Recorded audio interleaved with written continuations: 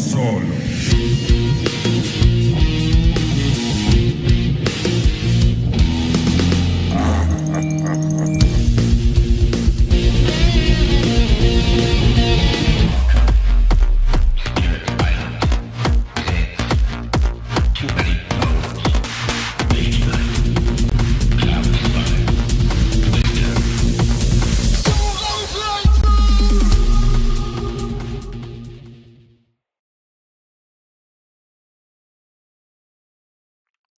And hello! Welcome to Solo Playthroughs. The headset appears to be on. It's like I know what I'm doing sometimes. What a miracle.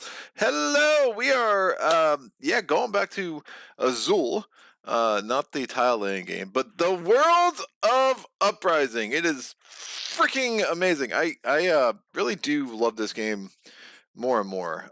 It's definitely the last game to crack my top 10, and it's gonna be a lot for for that to happen again anytime soon, especially since I am really not learning as many new games as I was. But yeah, I mean, you just look at, I mean, again, Maze Knight, Spirit Island, Uprising, Gaia Project, Dawn of the Zeds. I mean, that's my wheelhouse for sure. So I think I had Uprising at number 4, 5 in my last top gaming list, which might be literally my last gaming list, the way things are going with the channel right now, where I'm just kind of sticking to playthroughs when I can. But it is a worthy place for this amazing game. So I've been trying to get this game off camera. I've been trying to get this game on the channel again the last couple of weeks, because Dirk was like, "Hey, did you get all the bling?" And I'm like, "What bling?" And he goes, "Uh-oh."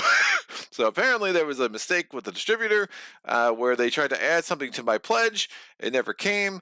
I featured Uprising a couple weeks ago with a patron challenge, and now all the stuff came in, and it's just been, between Thanksgiving and a little bit of travel and work and other stuff, and obviously Rogue Angels and 20 Strong and other games I featured. It's like, man, I really want to get back here. This bling is incredible, and I have not played with it myself yet, which makes me very sad. So I'm happy to correct that today in front of y'all. And we'll see how that goes. And when I say bling, I mean upgraded components. I mean upgraded markers for the Imperials. I mean upgraded like these little player trays. I mean, just all of it. I mean, we'll kind of, as we go, it's just really cool. And really fleshes this game out. I have no plan of what factions I want to be.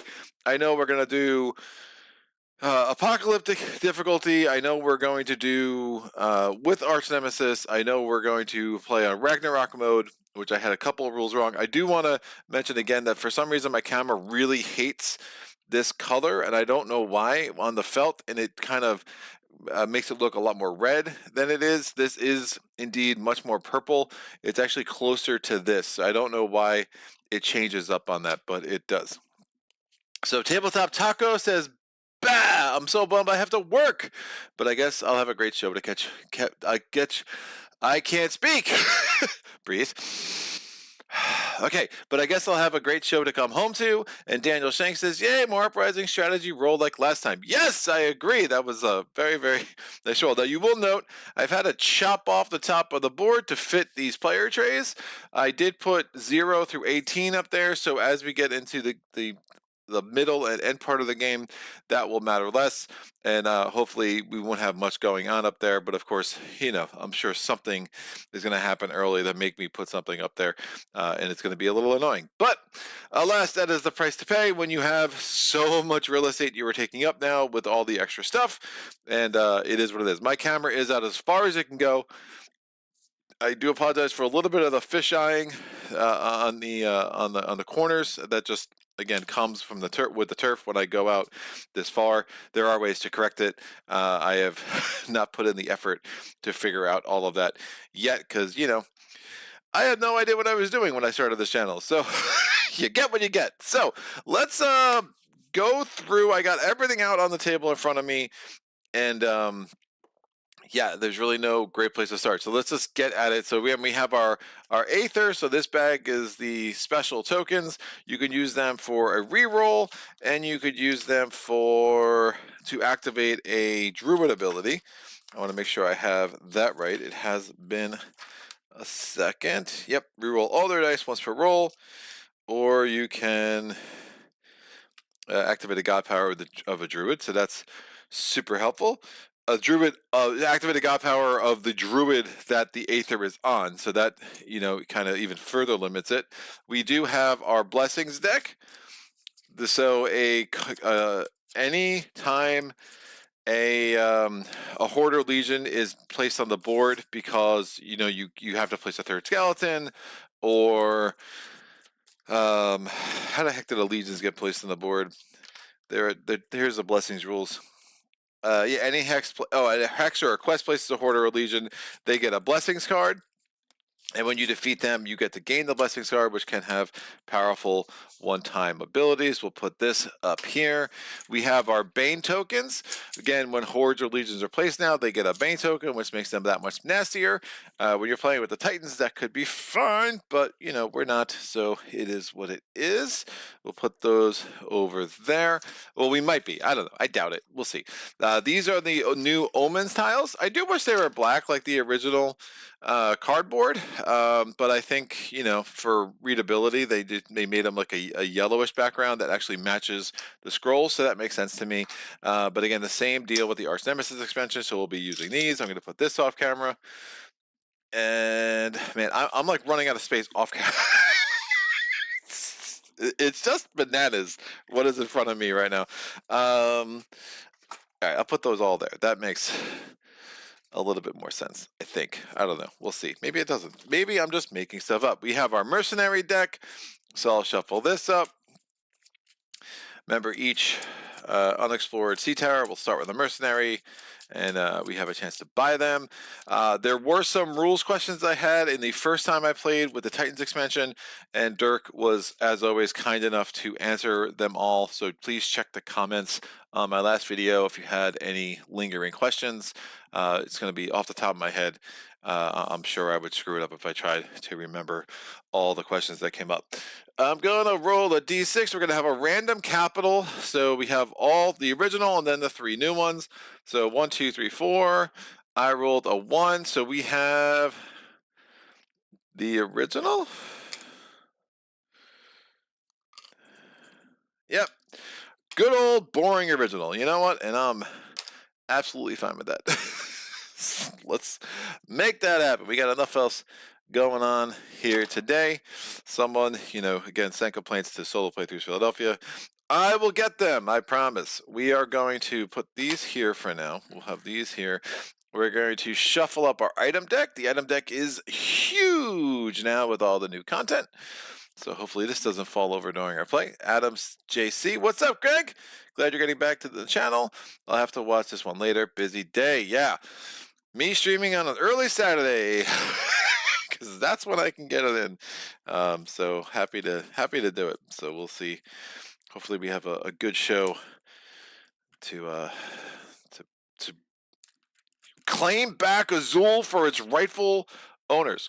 You will see. Oh, I forgot. So we have the painted curse tokens, which are freaking awesome.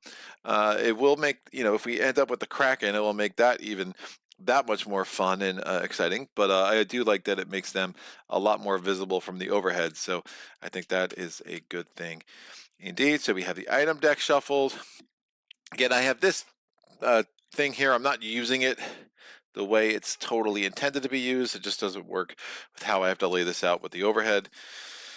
So if that's confusing, I do apologize for that. So we're going to need a chapter 1 event. I won't bother rolling a die, just whatever. So chapter 1, we need a chapter 2 event.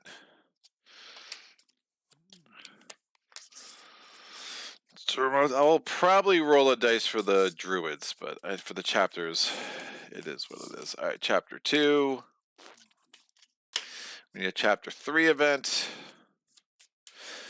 I do have all the eroded cards that are thrown in here again, and there were some more clarifications than rule changes, but there were some clarifications made on future cards. Also, when they did make the rule changes of some setup stuff and how the Druids start face up, they clarified some cards to make them still kind of be as effective as they would have been with the old rules. So again, having all the new cards in here is super nice. But shuffling up the chapter 4 events, bam, that will go like that. These can go back in the box, and I'm gonna make myself a little bit of a draw pile here with the chapter cards. Excellent. Quest cards, we'll shuffle these up, get these just placed on the board.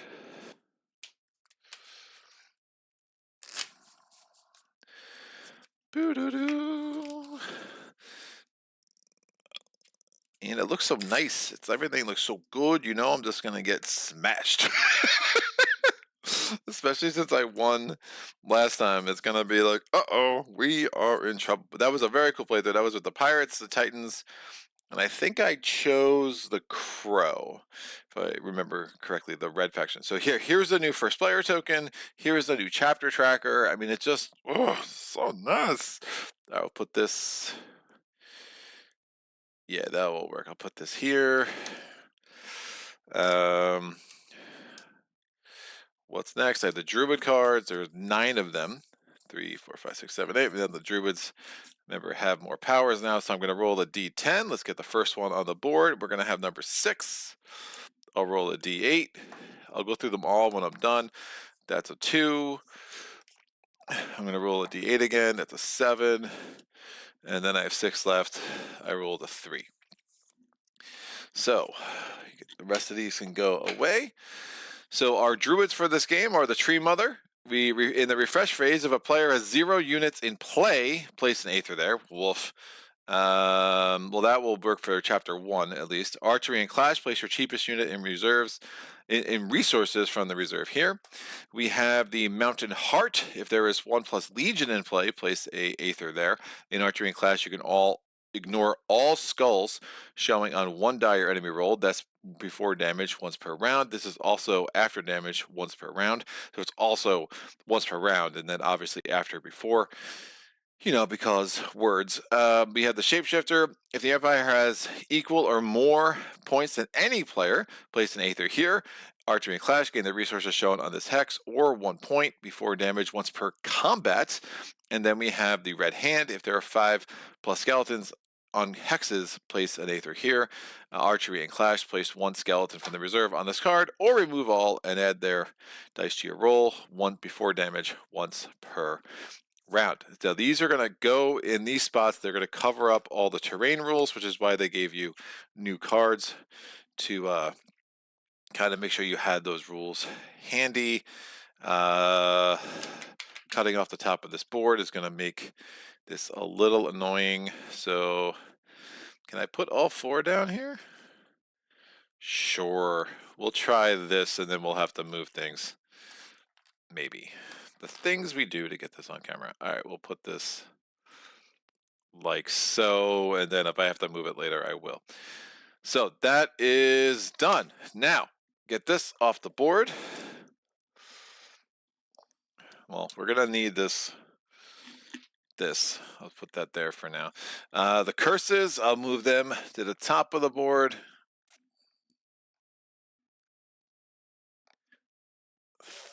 Two, we're going to start and play. There and there. We are going to have 2 sea towers. See, Adam says, I plan on bringing Uprising to the Level Up retreat in February. Try and suck people into this great game. Yeah. Yeah, Level Up looked interesting. There's another conference near me. I think I just don't have. I mean, I love PAX Unplugged. I'm always gonna go to that. But the other conferences is really hard for me to like kind of make the timing work. So I'm not sure if I'm gonna get to another conference anytime soon. At this point, again, and like my friends are starting to do like these weekend trips with just us, and in some ways. I love conferences just to play games that I like more than anything. So sometimes the weekend trips with friends are just a little bit better, and I am pretty fortunate to have that. So we're gonna put a mercenary token there and there. Remind me to place a mercenary card there when they are explored, and then we have the rest of these terrain. Oops, nope, I lied. This is gonna go here. Yeah. The Druids got in my way, got me all confused. So there's going to be 10 hexes. So this was pretty cool playing this three-handed. Definitely required a different approach. So I'm curious to see, like, going back to two-handed, what that does for like strategy and stuff. Because again, it's been a minute since I played this. So we have a food source there. We have a salt source, food source. So lots of food on the left side of the board. We have a salt. Here's a plunder. There we go. Nice variety for the faction up top there, which is great. We have a salt. We have another salt. Right. We have a variety pack for both of our factions surrounding their home hex, and I do indeed like that. All right. These can go in here. And as I went to the level up back in the summer, it's just all gameplay. It's a very good event. Yeah, that's Adam Radcliffe, right? From God, what the heck's his name? Board Game Co. Yeah, I think Alex Radcliffe. So yeah, it looked cool. I mean, it's close enough for me, but maybe one time. But isn't right now. Like, life is pretty crazy for me. So, as it is for everybody. So let's make this happen. I am going to just fully randomize this, right? You know what? I kind of want to play as the herd. I haven't played as a herd in forever. I'm not even sure I remember how they work. Let's do that. Let's play as the... I have no room for this, but I'm going to do it anyway. I'm going to play as the herd. And we'll randomize what side, right? Why not? Just to be really silly. So 1, 2, 3 will be the back of the card. 4, 5, 6 will be the front. I rolled a 6, so there we go. We got Flaka the Shepherd. And that will be fun. And then we'll just roll a d10. I'm going to be one of the other 9 factions.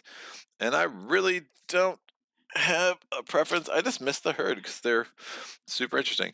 That's a 4. 1, 2, 3, 4. We got Yanni. I think I've played as Yanni on the channel recently. So let's go with Baronth. Oh, wow. They are super duplicative, but that's fine. We'll make that work. So we have Flaka the Shepherd and Baronth the Wall. Very defensive oriented.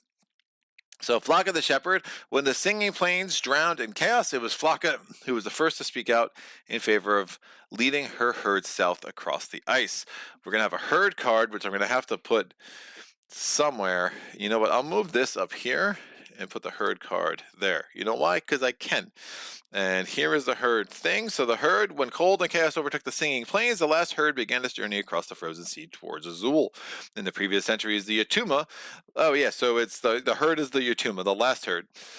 The Yatuma live with their huge flocks in the untouched nature of their plains. During spring and summer, they wandered to the sunny pastures and spent months there to celebrate the birth of their offspring.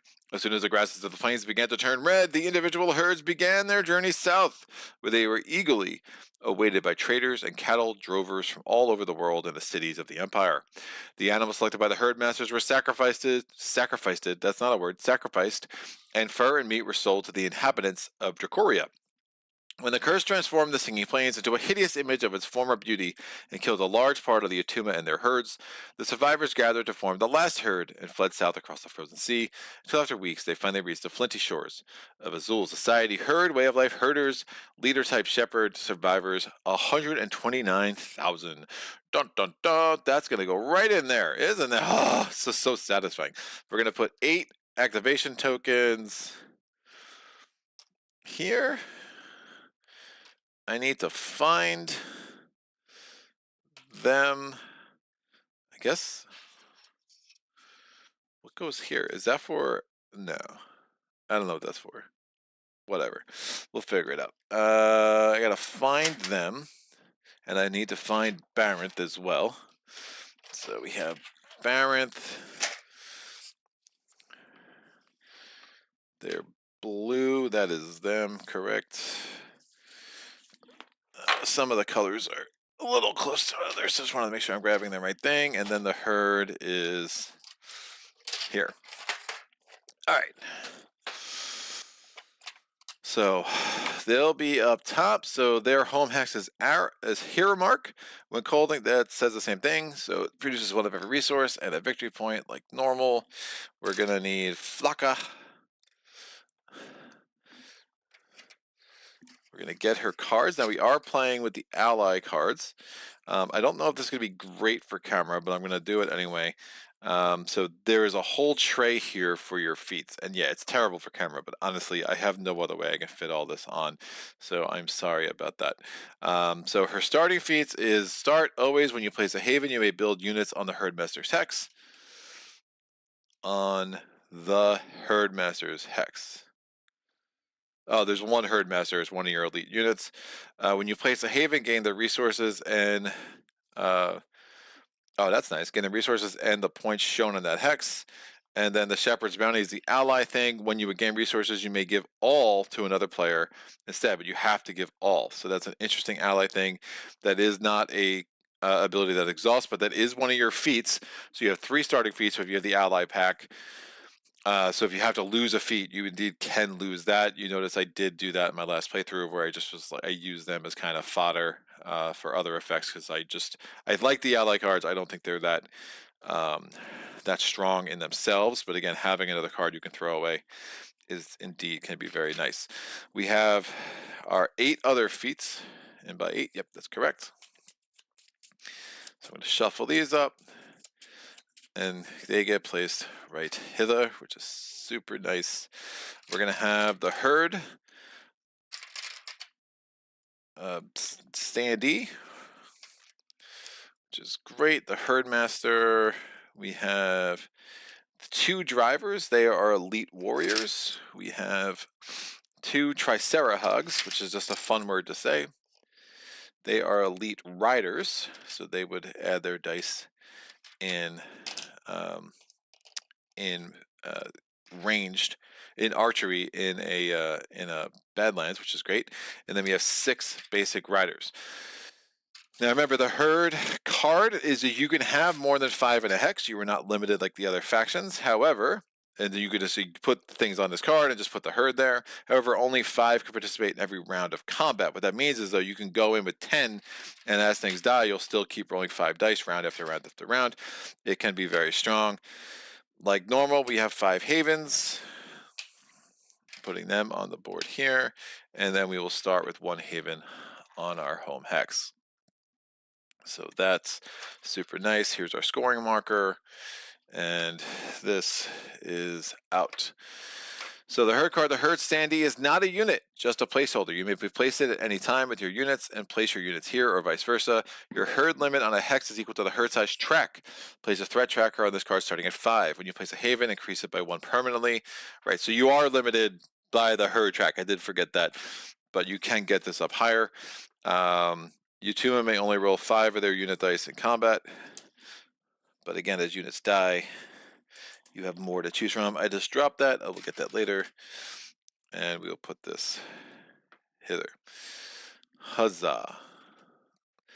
All right, let's go to the blue faction. They are the Durkar. They are a society of clans. Their society is clans, way of life of hunter and gatherers, leader type elder, survivors 80,000. The Dakar belong to the original inhabitants of Azul. Once they followed the great Kalath herds on the plains as nomadic hunters. But as a predatory Mayar raided the islands with their ships, the Dakar retreated into the hostile environment of the great mountain ranges. Untouched and almost forgotten, the Dakar established a new life there. The harsh environment formed the slender-statured people into an efficient and hardened community. The Council of Elders has decided since that time on the fate of each individual, and a strict code of honor assigns every member a permanent place in the community. There is little room for the individuality and even less room for missteps. There is little room for individuality and even less room for missteps. The welfare of each clan and its survival are the daily focus of the Dakar. And when the curse devastated the lowlands of Azul and caused the oceans to freeze, the Council of Elders decided to give up the isolation of the Dakar, since chaos threatened to destroy the livelihood good of all people there once and for all. The Dakar are unbending Highlanders. Dun dun dun. We have their home hex, which is Kathrak Katil. The Dakar belong to the original inhabitants of Azul. Again, same flavor text. 1 resource of every type, 1 point. Yeah, I think that will work pretty well. As things get crowded down here, we'll just have to find a way to make it work. We have Baranth is going to go there. We'll start there with a thing. We're going to get Baranth starting feats. We have this. This goes back. Sorry, Yanni. I'm kind of over you. All right, the ally card. When you build walls and or towers, you can also build them on other players' havens. That's nice.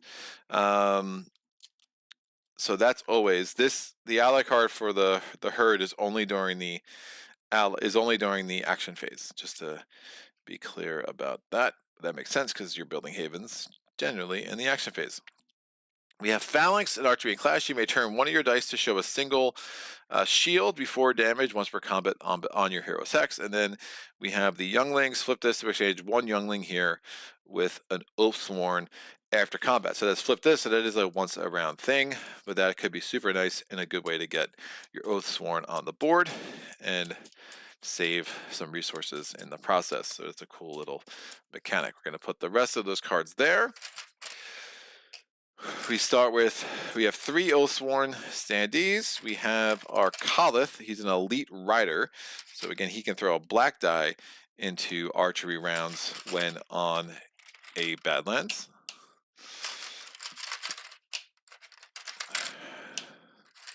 We have our score marker.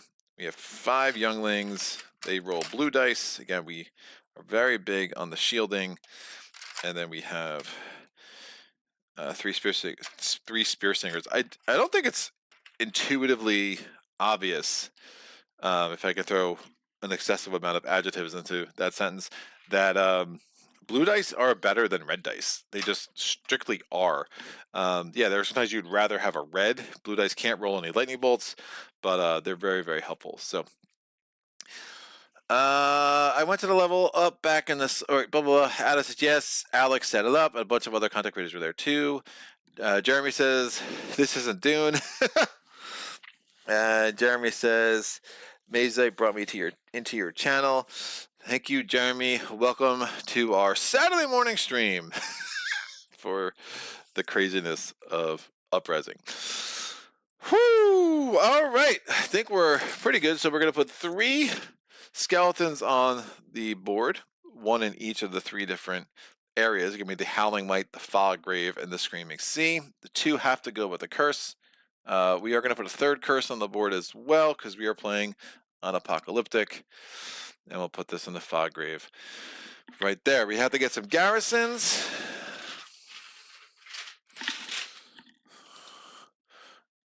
So we're going to have a level 1 garrison on the 7 central hexes. So the center hex and the 6 that surround it. And then we'll have a level 3 garrison on the capital. So we'll get 2 more garrisons. Again, each level of the garrison is the equivalent of every other. They just get smaller for the sake of stacking.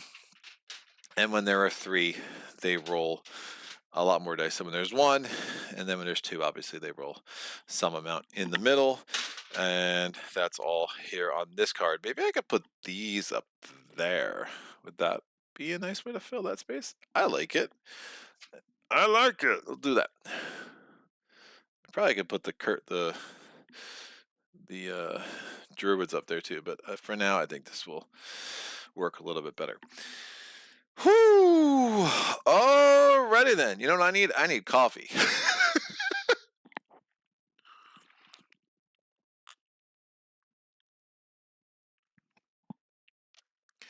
And someone's like, if this is you without caffeine, Greg, oh boy.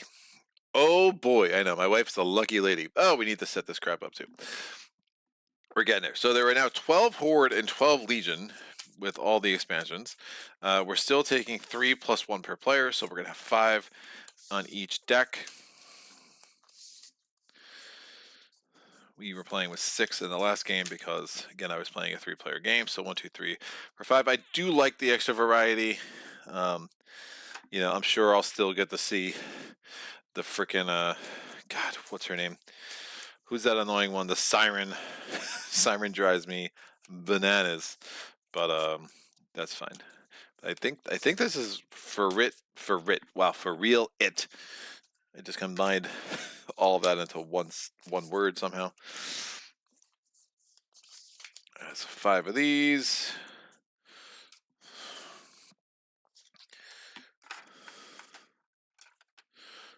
So here's the Legion deck. Here's the Horde deck.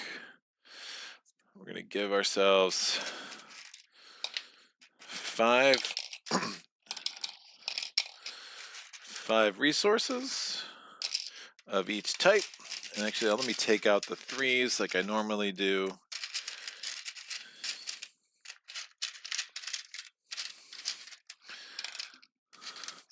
Makes this a little bit less cumbersome. That's a 3.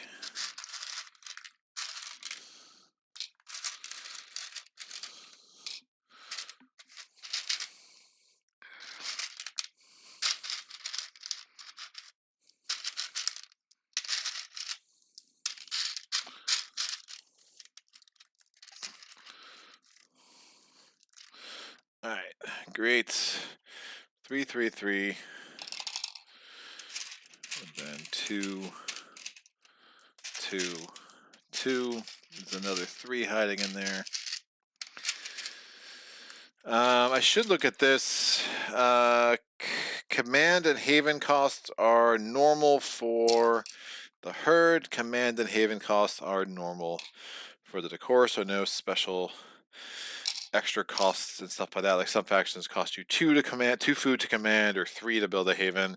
The Herd, the Yutuma cannot gain or use walls or towers, so this ally ability is distinctly useless because they cannot use walls or towers because they're a bunch of cows people. What are they going to do with a wall? That makes sense. And no special rules over here. Which is course, but that does mean the Herd thematically need to be migrating.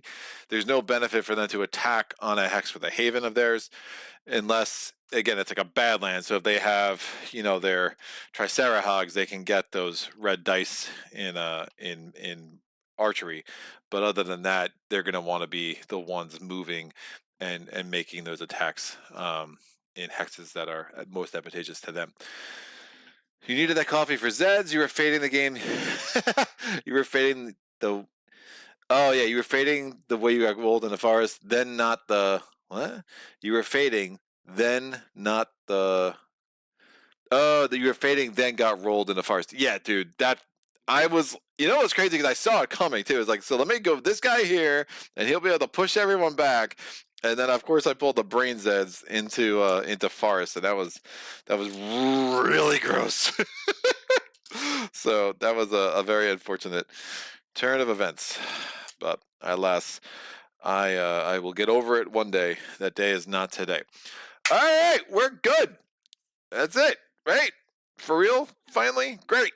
Replace one, reveal one Druid. Again, all Druids start revealed. That was a change from the first printing of this game. We have our 8 action points. We deal 3 new items. So we have another C map. Your hero is considered adjacent to any hex. You need 1 magic to buy that. I could get that with Flaka. We have the Traders Guild of Norngard. Flip this to use a trade action for 0 activation points. All heroes may trade resources and items. Now that's amazing. However, you do need to have 2 Guile, and neither of my factions are very strong in Guile. And then we have the Druid's Ale. Discard this to draw 1 feat. You need 1 might. It does cost. So you're basically spending 2 salt to get a random feat. That might be helpful with Baranth. He does have the 1 might to be able to take that. We're going to go down here. Draw 3 new quests. So our first quest is the Deepling Allies. It is a 3/1/2. A solve is 1+. If you do that, you take this card. You ignore the terrain effect of Highland hexes. You may discard this to reroll all your archery dice once. That can be super helpful. You will add a red die to that quest if you're on a Highlands. Again, that could be great for Baronth.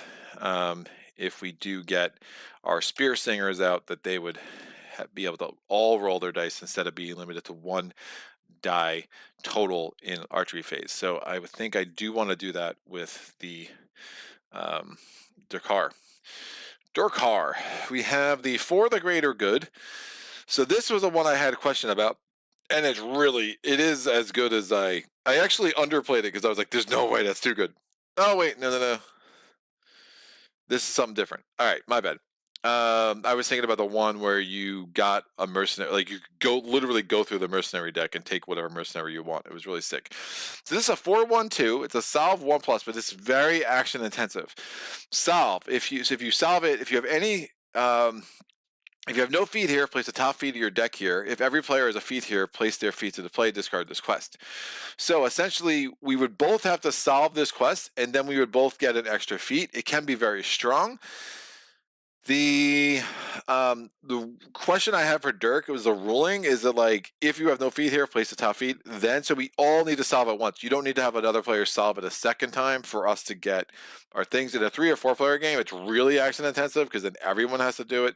But this might be something worth trying with Baronth and Falca, but we'll see. I don't know. It still does take a bit of time to get that done. But and the feats, again, the feats could indeed be really good. So, I'll consider that for sure. And then we have the Instruction of the Druids, a 4/1/1. It's a solve 2+. Gain any one of your feats. So a lot of things trying to give us feats. I probably won't try a 2+ in the first round, but we'll see. If we're on a swamp, we get to roll a purple die as well, which should obviously make the 2+ a lot easier because you just need one lightning bolt, and the purple dice have a much better chance of giving you a lightning bolt than other dice. But it's still only a 1/3 chance every time you roll a purple die, so I wouldn't go nuts. All right, plastic player token to the left. We're going to just keep it here with Flaka, or Faka, or however the hell it said. We're going to go to the event phase. Add 2 threat to all legions and hordes in play. There are none. We're going to go to the first player draws the first event. So chapter 1, here we go. Turmoil grips. Oh, something I forgot. So in the refresh phase, there was not a legion in play. Any player, both players had 0 units. Again, your heroes did not count. So we are going to get an Aether. Put that down here. We'll put an Aether on the Tree Mother. There were not 5 skeletons in play. The Empire does have equal or more than any player, so we're going to put an Aether on the Shapeshifter. Most excellent. This is once per combat. Everything else is once per round. Good. I like having the once per combats kind of a little bit sorted off to the side. All right, just kind of as a mental thing for me to remember. And here we go. So in the days following, so turmoil grips the land. In the days following the curse, the Empire initially barricaded itself in the capital, leaving the outer islands to a wave of destruction. Sorry, I was a little sneezy. Place 2 skeletons on any unexplored empty hex. The icy waste. Oh man. It's okay. I'm okay. I'm gonna be okay. Any unexplored empty hex. So I don't have many options. Oh, these all can go up here on the 0. I don't want to put a skeleton on an unexplored empty hex. Woof. Woofity woof woof woof woof. Woof woof woof woof woof. Woof woof. Alright, they're both getting a lot. Only getting plunder, he's getting food.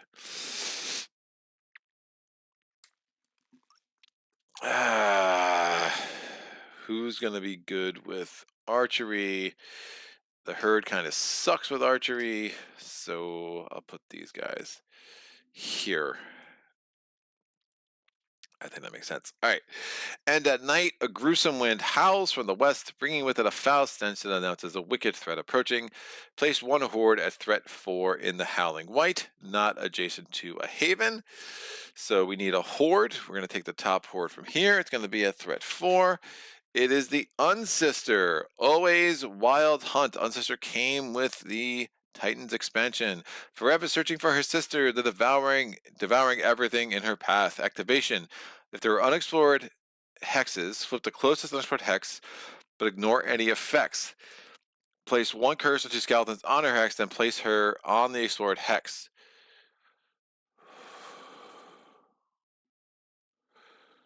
So if I put her, oh, that's not, but ignore any of the effects. It's going in the Howling White.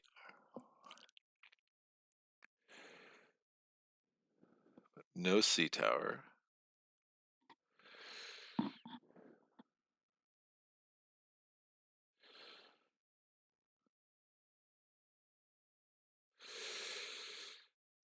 I think where I want to put her. She was a black die.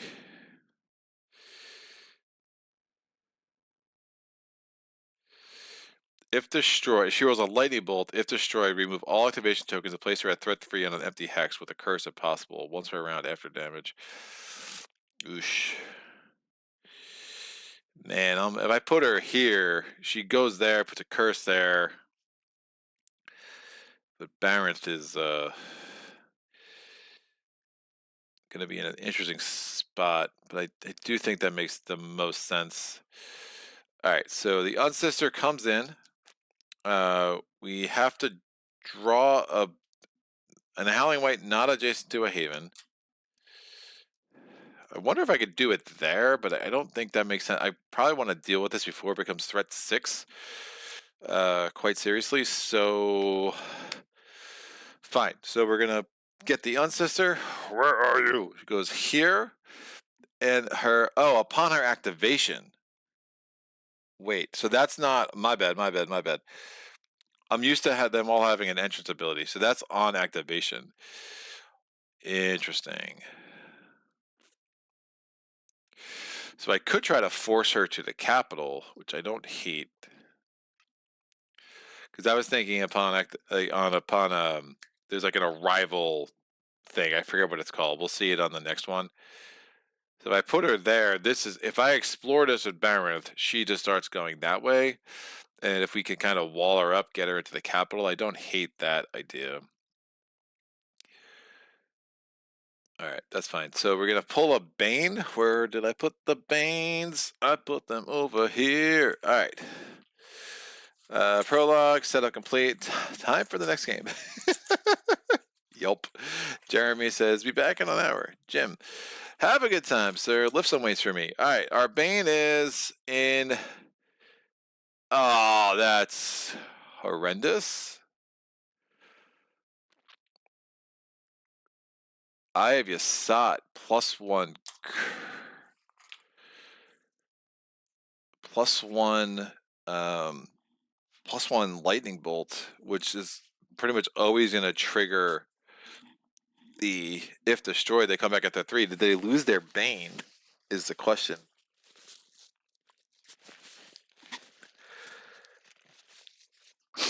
Let me look up Banes. I'm sneezing. My nose is running. It's a mess, guys. It's all a mess. All right, here we go. Sorry.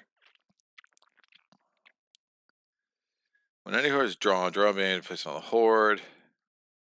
When it's destroyed, remove the Bane from the game. If you somehow empty a bag of Banes.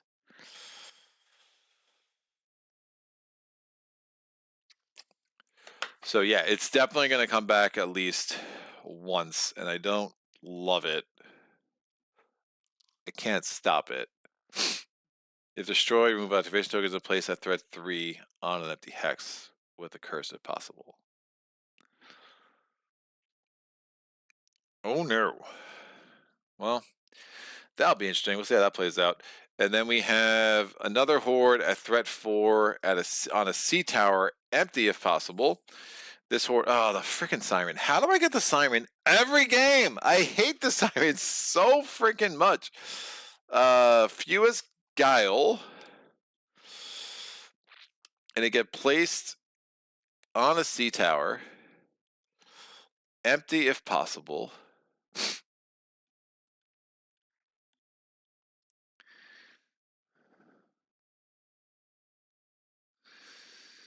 And everyone gets placed with her, which is really disgusting. All right, so she comes in. She gets a Bane.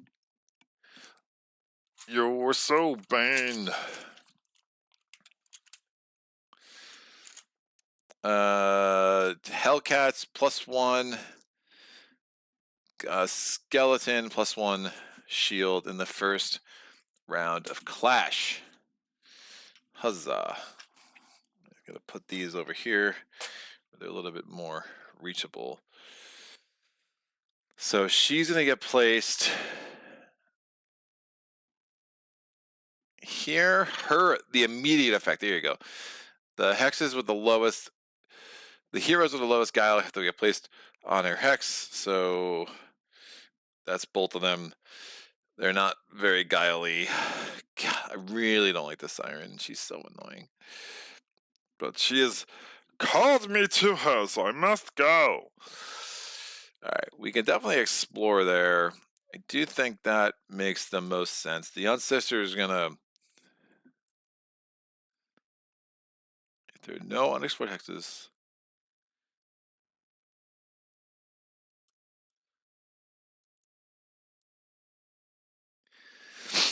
So when she activates, that's what she does instead of the normal thing. She just goes for unexplored hexes.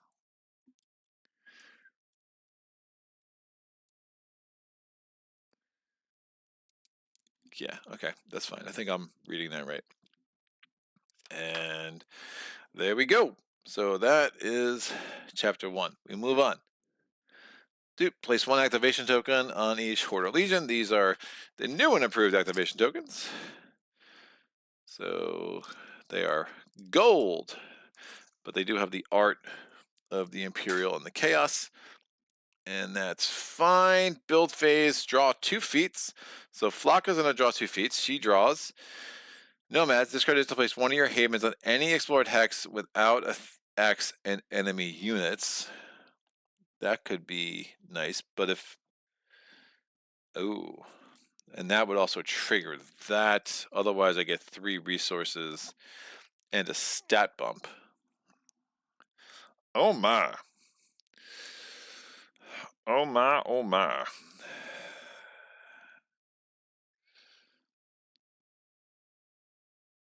They're both really good.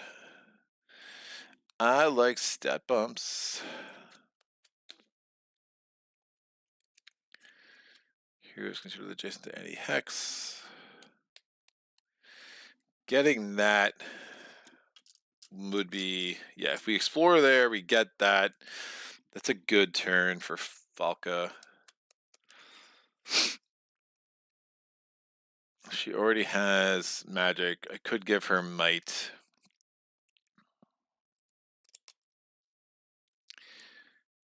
Or you do nomads. Nomad's going to be a minute to set up.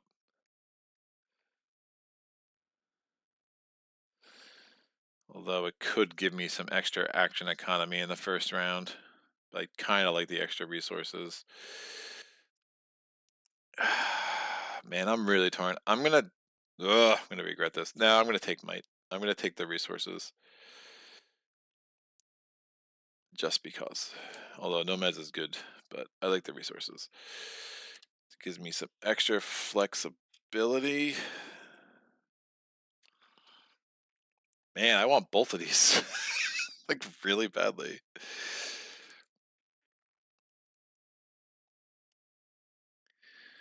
This effectively gives me 2 resources. It just gives me 1 less die in trying quest and stuff. No, I'll take Nomads. Again, it happens in the action phase. It itself is not an action, so I just think that having another action action point whenever I want, just to build a haven, could really help. So that's a really close one for me. All right, Baranth. What are we doing? Oh, I don't. Just looking at the top two. So archery and clash. Flip this to lose one shield and gain a lightning bolt. That's super interesting. I could give him a stat boost. Am I seriously going against stat boosts? I'm playing bad. That's what I'm doing. Great. Man, this game is absolutely won by the quests, but we're going to keep playing bad and do this. So flip this, lose a shield, gain a lightning bolt. That could be super helpful, especially considering how many shields I might be rolling here. Now, I might change my mind if I realize, hey, I really need 3 more resources, but let's go with what we got here. We're now going to build any units. We will build...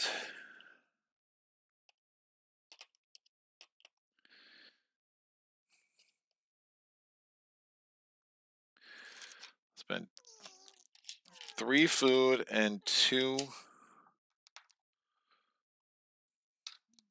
plunder. I'm going to try Sarahogs.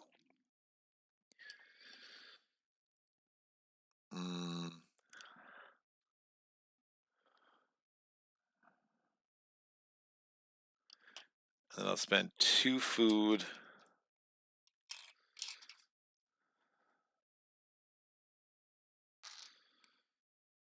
on 2 basic riders. And then I'll spend... I don't really need to save plunder because I have nomads. So I'll spend 2 salt and 3 plunder. Although I want the herdmaster. The herdmaster could be interesting.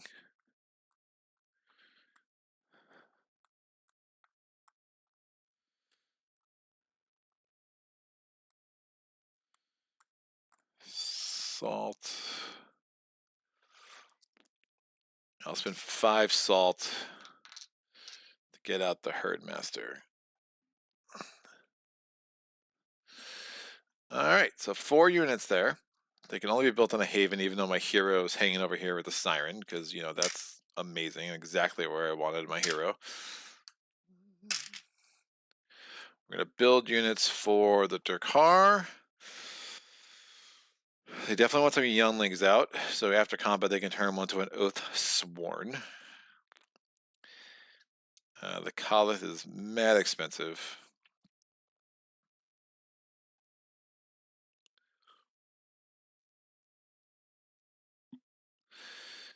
All right, we're going to spend 8 resources. We'll have all of the plunder left, or the food left. I could give some of that to the herd, which is, you know, thematically amazing. So I'm going to spend 4 salt and 4 plunder. And it's 2 or 2. I can't mix that. I'm going to be out of plunder. Oh, if we do a trade action, she can give me some plunder. That would be great. All right, done. And we have these 4 here. Let's see if this works. We now go to our actions. We are going to explore. Bam. There's no curse there. We can flip it, resolve its effects. And we'll see our first mercenary. These should go on Baranth. Baranth, take your thing. When Baranth's home was invaded by the Empire, he took command and became a hero and was imprisoned for his deeds by his own people. What? Okay. Well, he got out of prison. Good to see. Happy to know it. All right. Units and heroes here are just any hex. If your heroes here pay 1 less salt for items in the market, plagued by pirates, and even before the rebellion, the Empire fortified the sea tower called Wolf. Well, that's super interesting. Gain 2 salt. How do I want to do? I'm going to do it this way. So Falca's going to get 2 salt. 2 salty salts. All right, and then remove any skeletons here, place 3 garrisons here. We also have the mercenary token comes off the board. We get the top card of the mercenary deck, and the mercenary we can buy here is Zoya Bard. She adds a blue die to combat, to archery, and to clash. If you have fewer after combat, if you have fewer points than the chaos, you gain a point, or the empire gain a point. So she could be really nice. We're going to add 3 garrisons there.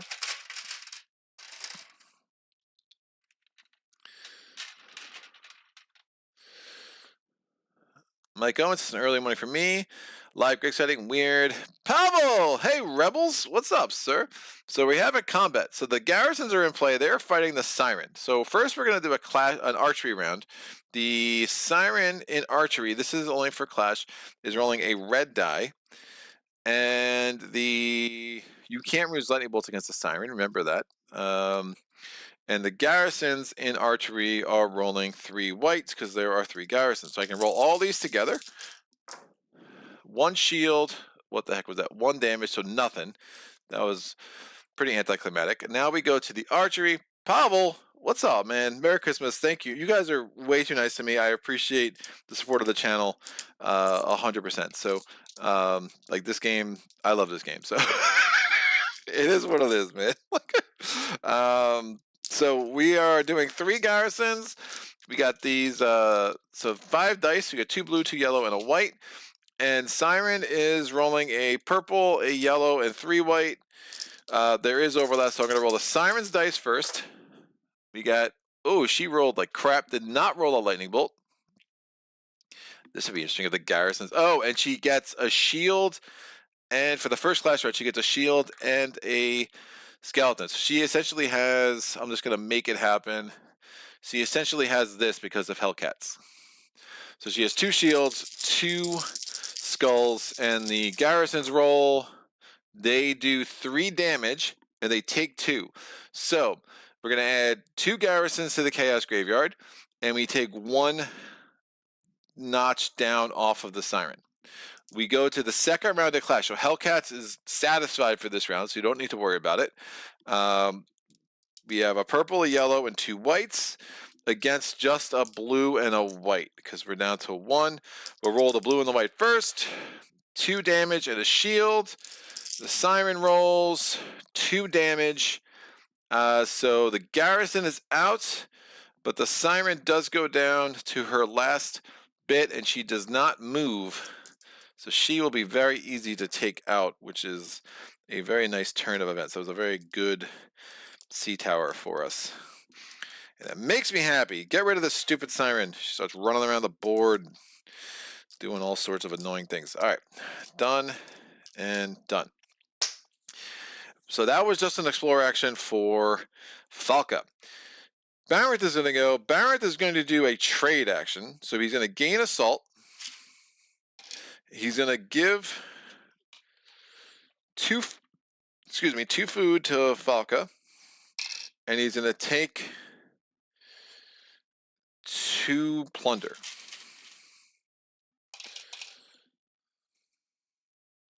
So takes 2, she had 1. So they can trade, they're on the same spot.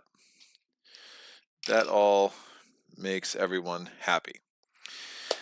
All right. Again, Falca's not going to need the plunder as much because we took the nomads thing. So bam, the trade does not end your action. So we have to do something. Does not end our turn. So we have to do something else. We are going to, for the greater good. I think it's going to be way too action intensive. We could move explore.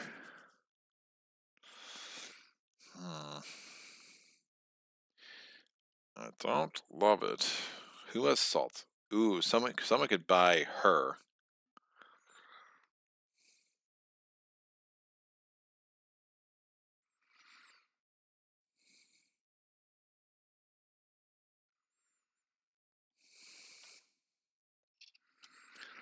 I could take 2 salt, buy her. That's another really nice archer. Oh, you know what I should have done? I was gonna, in the build phase, I should have spent my last plunder to build a tower on my home hex. So I had the one more plunder. I just got 2 from Falca. That works. So I would have taken Falca's. Ah, man, interesting. That's not even an action, right? You could just get them. Mercenaries. Ah. Hiring. Discount with action points. When the hero is on a hex with a mercenary, you pay its cost to hire it. This does not cost you HP. Give it to any player. That player now controls the mercenary. It may share hexes with havens and units of that player. The card counts against the 10 hand limit. Ooh, interesting.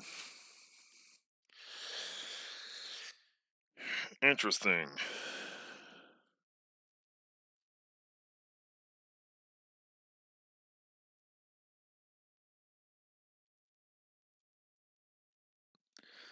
I could just take the salt, and that would actually that would give an archery person to the herd. I like it. I would have taken the last 2 salt from Falca as well. We spend the 4 salt. We hire the mercenary, and we can give it to any player. We'll give it to her. And now she has this elite archer. Booyah. And that has to get placed, I think, on her home hex. It does count toward the 5. It may share, blah, blah, may share hexes and havens with the units.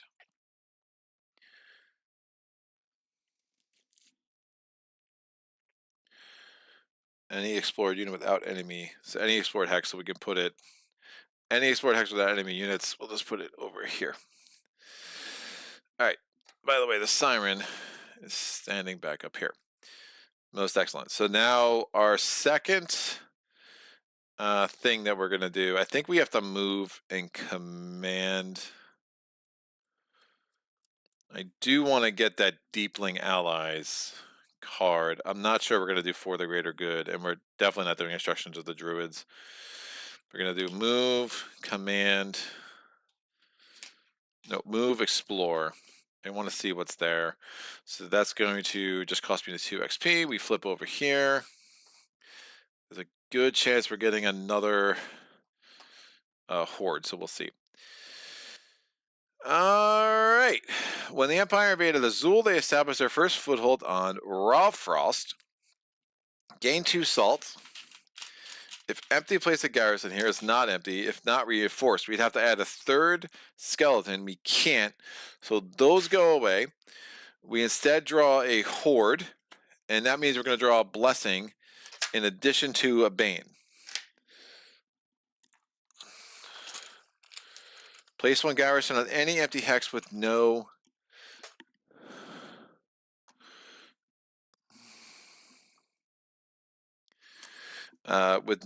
things. We're gonna actually put this line there. Place the garrison on any empty hex with no X. We'll place this garrison here, because why not?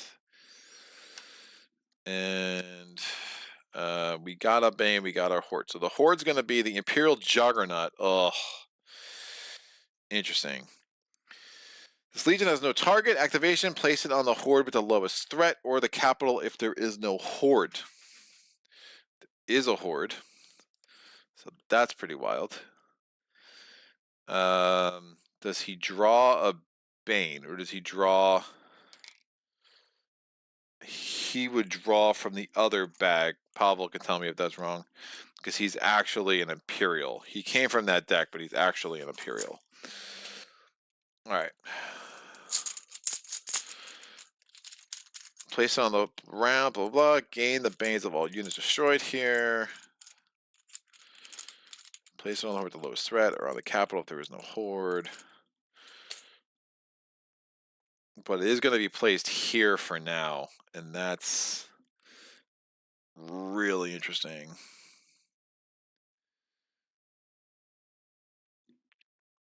He's only a 4. He has place this Legion on its target. Discard this. Nethersea Ambush. That's an immediate effect. Wow. So the Nethersea Ambush, it's an immediate effect. The Imperial Juggernaut, make sure I'm doing this right. Oh my god. So its target is, it doesn't have a target. Oh, it doesn't have a target.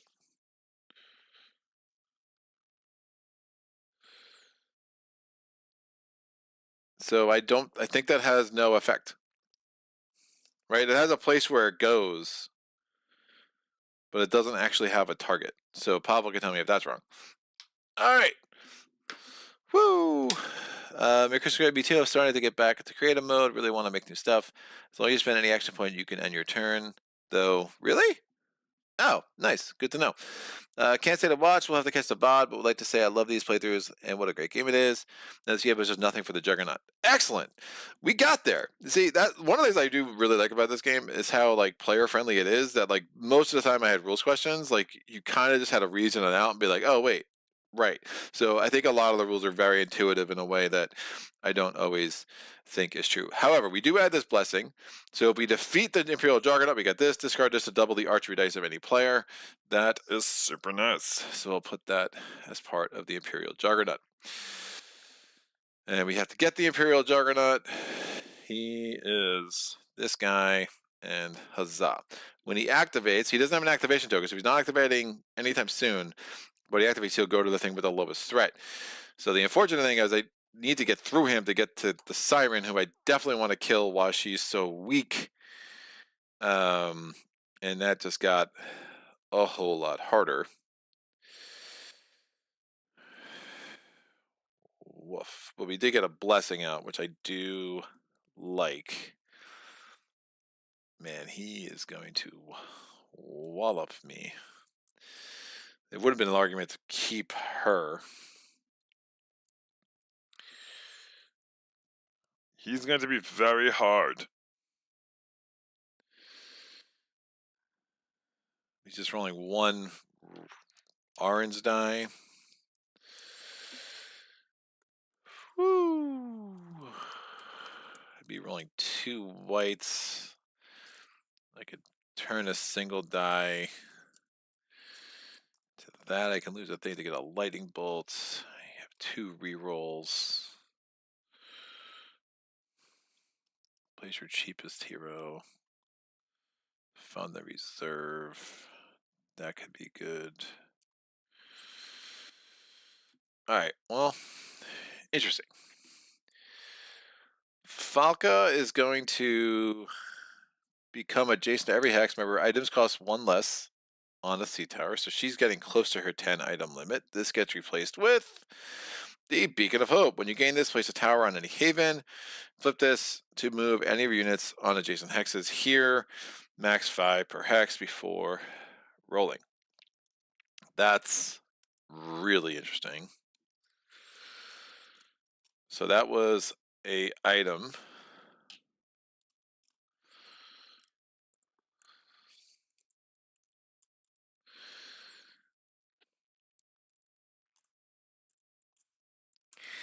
Man, this is a choice. There's a choice we're making. We're saving all our lives. Oh man. Yowza. I can command 4 units into there. It's gambly. But if one survives, I should be able to take out the Siren.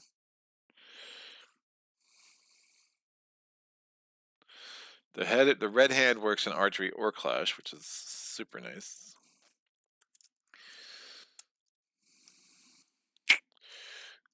None of those are super helpful.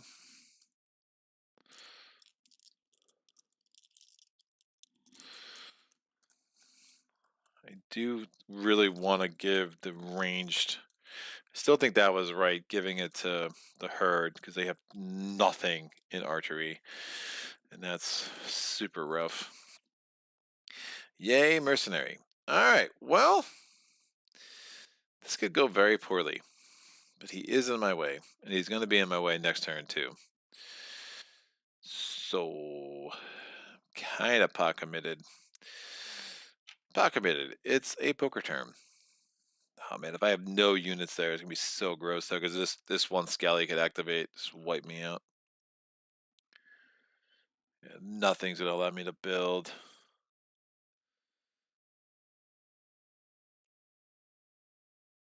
Well, here goes nothing. So I'm going to command, spending the food. I get 2 back. These guys are going in. So we're fighting the Imperial Juggernaut. I'm going to get the Rock of Combat. See, people forgot about that a second ago. And here we go. So the Imperial Juggernaut is just rolling the 1 bronze. I'm rolling 2 whites. And I can turn one of my dice into a single. It's once per combat. That's fine. Still think this makes sense. So 2 whites, give me 2 damage. Oh, squadoosh across the board. That's a really bad roll.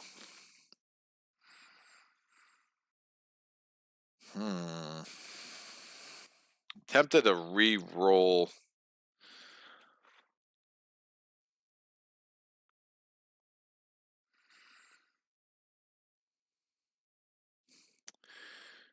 What do they get?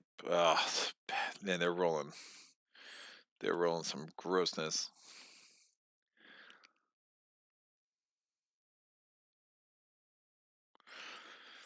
One third of a time, I'm getting a skull, and even just 1 skull would go a long way. Yeah, I'm gonna spend this Aether and re-roll my 2 dice.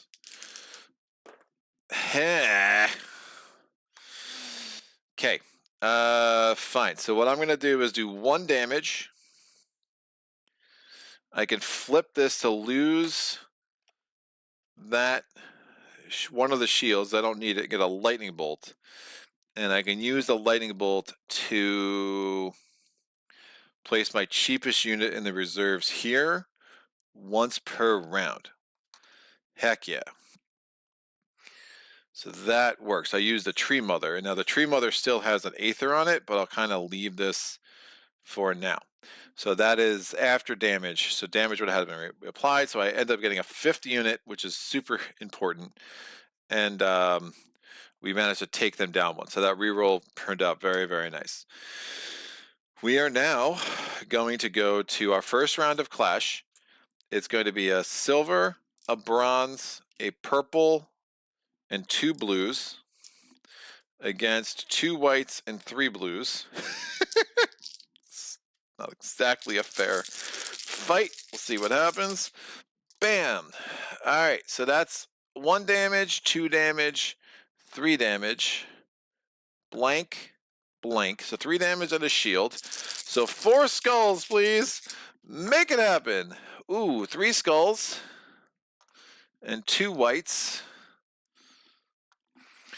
Once per combat, I will do this now. I'll show a single shield. So I can't do this again. I'm just going to put it sideways. Not going to flip it, because I did it this combat. And that's fine. So I did 2 damage gets through. And 2 of his damage gets through. I will lose 1 of these guys and 1 of these guys. They go into the Imperial Graveyard.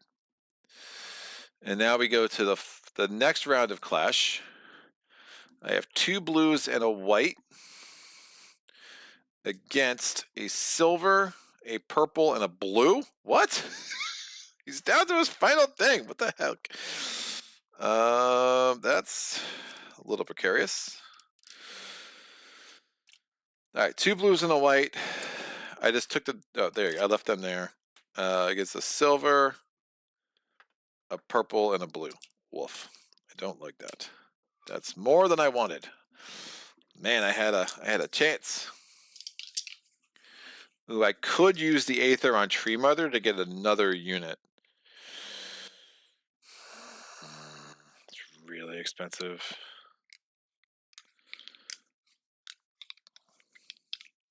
Yeah, I need to survive this. I'm going to use the Aether on Tree Mother to get another youngling and just give me a 4th die. I really don't want a 5th round of, and that's once per round, so that was absolutely legit. All right, here goes the Juggernaut. Just 1 damage, so maybe unnecessary panic by using the Tree Mother. 2 shield, 1 damage. So we've killed the Juggernaut. This Bane goes away. He's dead. If destroyed, get 4 plunder. I will take that.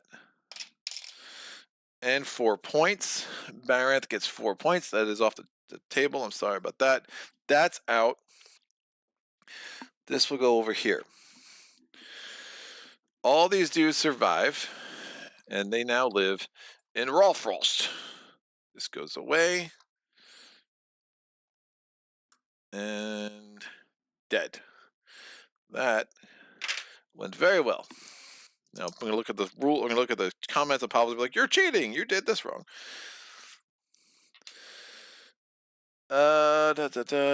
It's also so important to get everything right, rules wise. As long as you get the basics right, the game will work. It's also not so important. I thought you were being sarcastic. Aether was a good idea. Originally, every player would generate Aether, but it didn't feel right. So eventually, be the bright idea of sharing it among all players. Only took a few months. No, man, I love the changes to this game. It reminds me a lot of, again, the modularity. Like, it probably makes the game a little bit easier, but this is a game that could afford to be a little easier. It reminds me a lot of Dawn of the Zeds. Both of those games hit a very similar feel for me strategy-wise. Obviously, wildly different themes, but I absolutely love what you guys have done with this expansion. It's just a big home run for me. So this goes there. Now flip this to exchange a youngling for an Oathsworn. So that's even better. So I do need to protect my home hex. We get this blessing, which is just going to be super annoying, but I can discard this to double the archer dice of any player. That could come in handy later.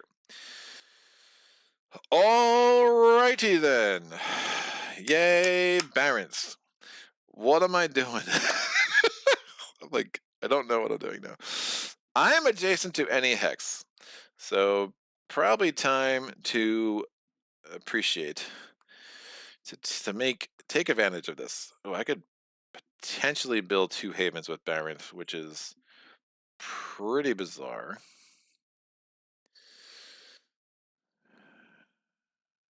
Deepling allies. I do need to get a dude back here. So if I build, command,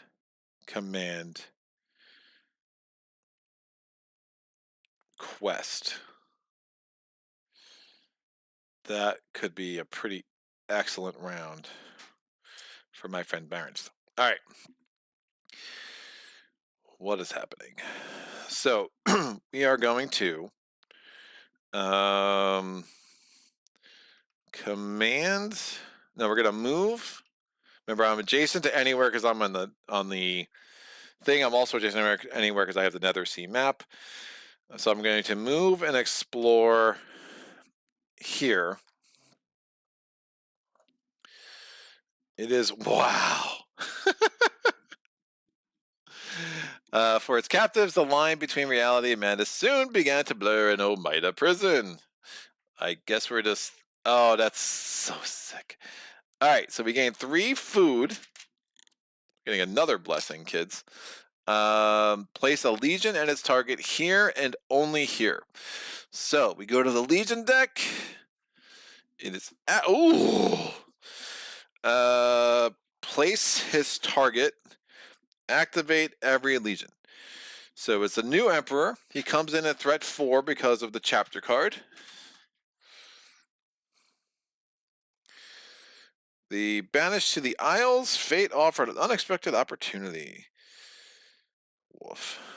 All right, we are going to put him over here.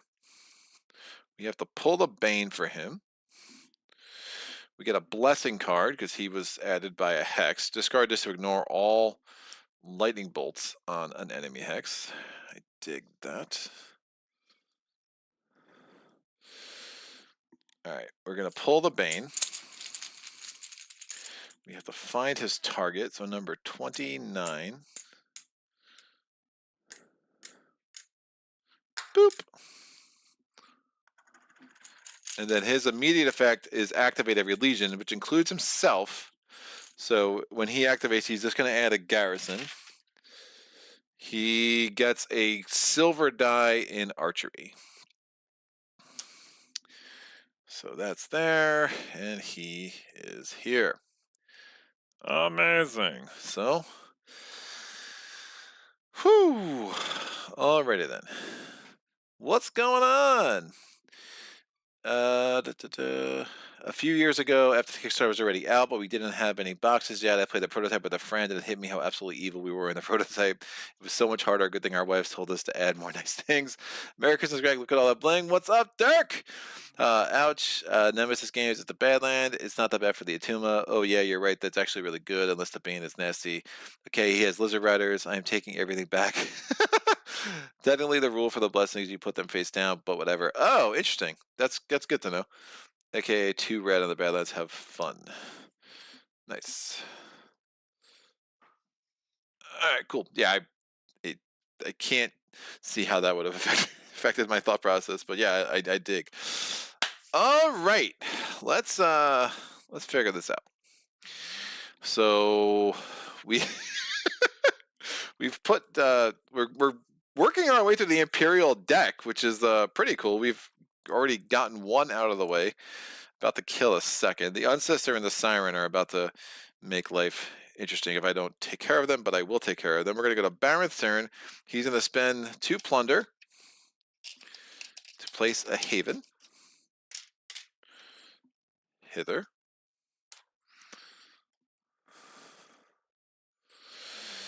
We're going to go back to the Atuma. I think we need... I feel the need for speed. Yeesh.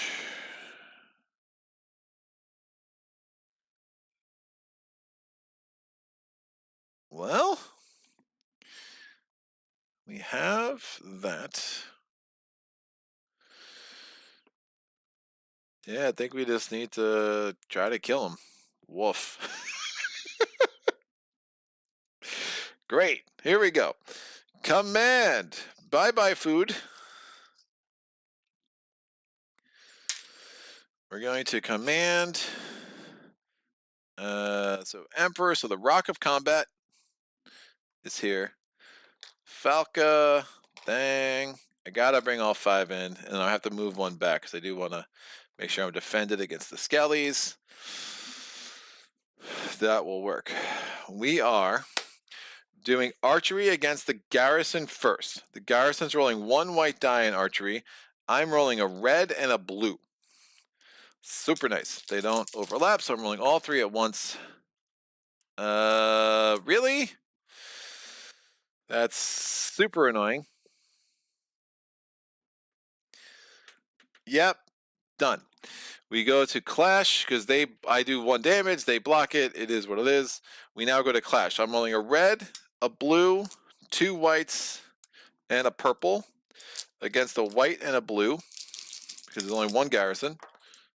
2 damage and a shield. Woof. Wow. That's a bad roll. I have no rerolls. So, how do I want to do this? I block 1. I do 0 damage. Well, I can ignore. Here we go. I can ignore the thing on 1 die, so I'll ignore that. I block the other one with the other lightning bolt. I'm unit limited, so my other lightning bolt, I can add a Skelly to the red hand. So that worked. We got there. That's the one that's one per combat, so that's fine. So we're going another round at Clash. There's one garrison, and here we are in our third round. One shield. Excellent. Super dead. So we've killed the garrison. That's 1 point for the herd. Done. We have 2 lightning bolts. I can charge the hand up again because I love the hand. I can't do the rest. I can just gain the, this is once per combat. This is a combat. I can gain a point or the resources on the hex. I will gain the resources on the hex. So 1, 1, 1. And now we enter a new combat against the new emperor. Whew. All right. New emperor. We're in archery. I roll a red and a blue against, what are you rolling? A blue and 2 whites. That seems excessive. All right, blue and 2 whites for the new emperor. Whiff! 2 shield and a damage. Red and the blue. 2 damage. Well, that's gross. So he gets 1 through. I can't do anything else. I will kill off one of my Razorbacks. So they go in the Imperial Graveyard. We go to the next round. I'm rolling a blue, a purple, a red, and a white. A little variety pack. Against lots of badness. A black, a purple, a blue, and 2... Oh, he gains... My bad. He had 2 in badness. He had 2 more reds. Crap. What do they have? 2 damage and a shield. Hold on. I have to roll 2 more reds for him.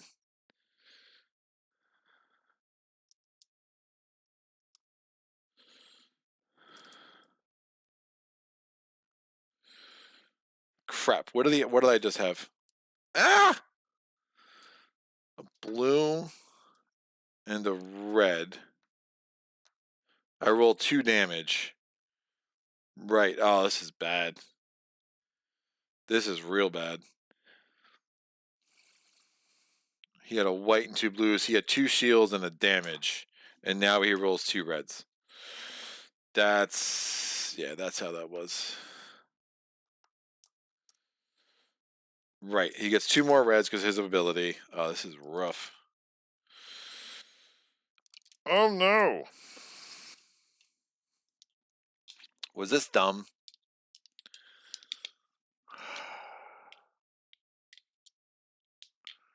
If I get a lightning bolt, I can add these. But I could be very out.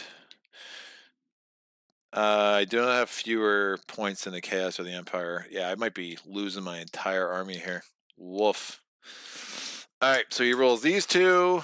It's just 1 more damage. Alright, so that's not terrible. So good roll for me. I'm sure someone's like, oh, they also roll archery. Yeah. The boars are basic riders. They also roll an archery on the Badlands. Oh! Great. So alright, I'm really screwing this up. They are riders. Look at that. So I had 2 boars, so I roll 2 more whites. So this actually might change things too. So they roll 2 reds, I roll 2 whites. I'm going to get there. There we go. A shield and a damage. So this actually works out really well.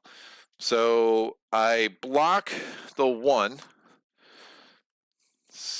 And I actually do 1. I do 3 damage total, so I actually do 1 damage to them. Oh, they also roll a silver. Woof! 1 more damage, so yeah, we got there eventually. So they actually rolled 6 freaking dice against me. I rolled 4.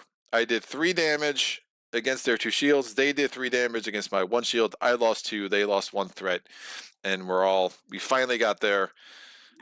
So welcome to Solo Playthroughs. We get the rules right eventually. It's one hell of a tagline. All right, let's go. Next round. I got a blue, a red, and a purple. And whoa boy, do I want a lightning bolt. And I am against a purple, a blue, a red, a yellow, a white. Talk about a variety pack. So I'm going to roll their 5 dice first and cry. Oh, 7,000 damage. Count it. Wow. Do I need a lightning bolt? Just give me 3 damage. Oh, no. That's so bad. Oh, you're kidding me.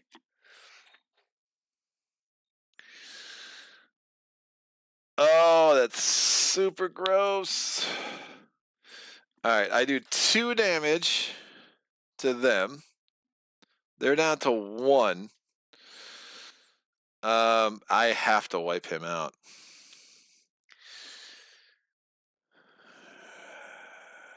All these guys are dead. Mercenary out. Thanks for playing. You were useful. And he's got 1 left, and he's chilling here. Falca's like, uh-oh. Lightning Bolt would have been great, because then I could have done the red hand and definitely killed him. Potentially negated. Double Lightning Bolt, I negate that, roll 2 of those things. I have at least 1 thing that survives.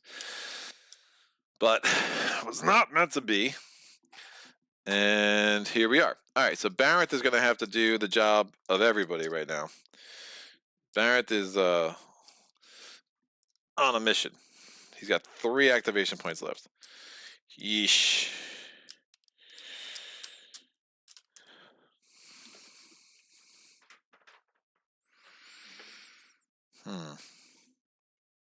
It's such a waste. We can move and explore.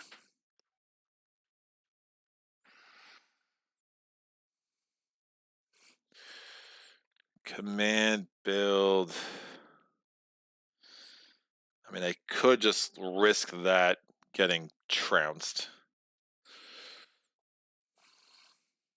I think if I command build, command, wipe out the new Emperor. The only thing left is the Unsister. Unsister will go here. Curse and 2 Skellies, whatever.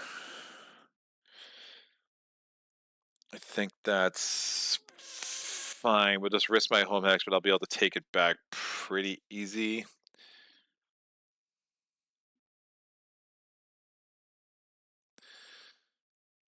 So we are going to command food, having the Rock of Combat. I have 1 ranged dude left. So I'm rolling a white die. The Hellcats apply it later. White die against a blue die. A shield and a damage versus a damage. The white die represents, kills the Siren. So the Siren's out. No curse on the no curse on the, what is that? No curse on the tower for you. None of my guys die.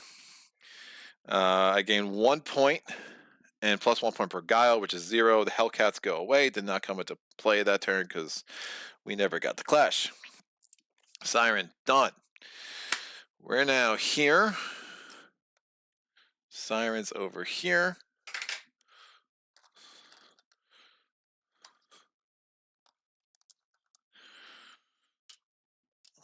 We're going to go to Falca's turn. She has 3 activation points left.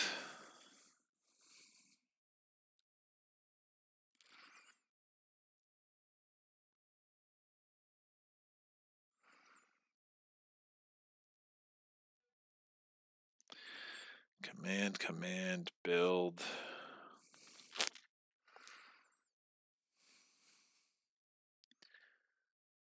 On any explored hex without an X or enemy units.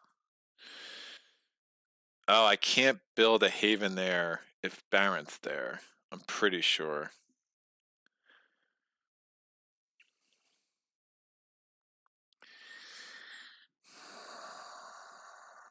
So maybe I don't build a hex on that. It's the equivalent. Yeah, maybe I don't build a haven on there. I can command half my army there, half my army back here.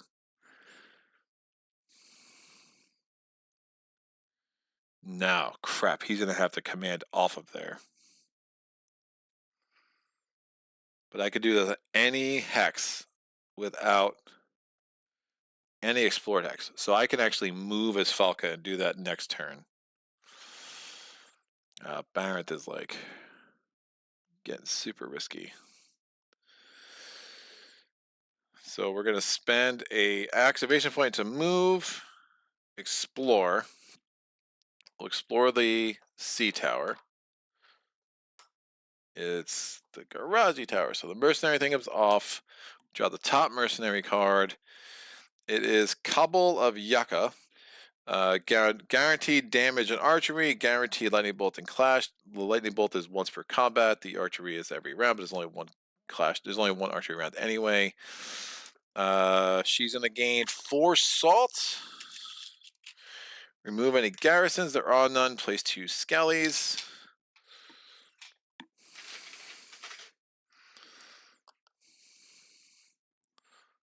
Done.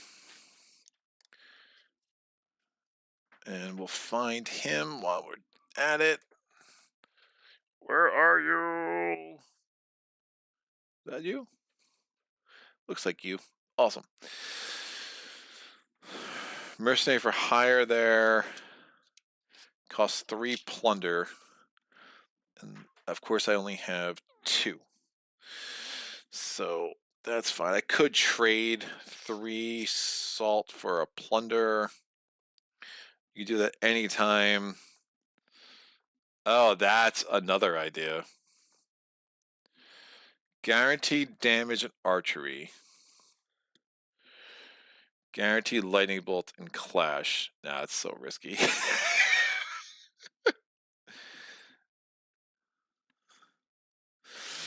I do think it protects my home hex though, so that's probably smart.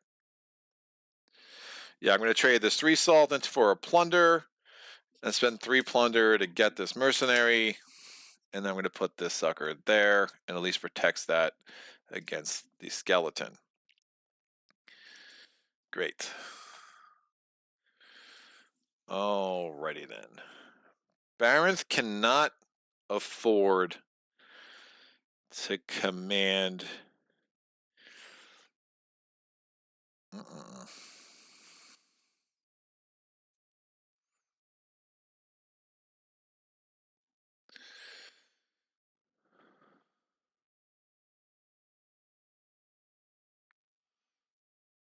Barons could not afford to build a haven there because they won't be able to clear out. I do want to. Oh, you know what? That's super interesting. When he clears out of there, I can build a haven with Falca there. That's dirty. I like it. So Barrett is going to spend a command action with his last food. All right, I wanted to be able to command again anyway. So this is this works out. We're all going here against the new emperor. Let me get the Rock of Combat. The new emperor has a silver and a white. Barrett is rolling just a white.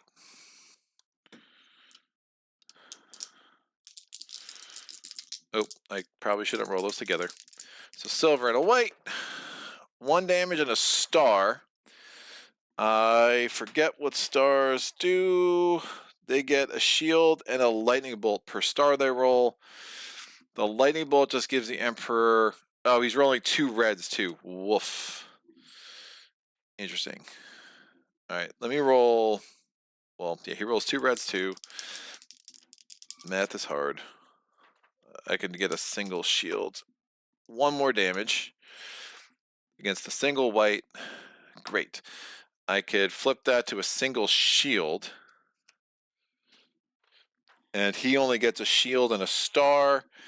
And that means they get 2 points.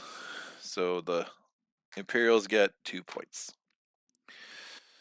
And I take no damage because I used my Phalanx ability to prevent that. Now, again, that's a once per combat thing, so I lose that. But now we go to Clash. Yeah, none of those are riders, right? Yeah, I don't have my Colith on the board.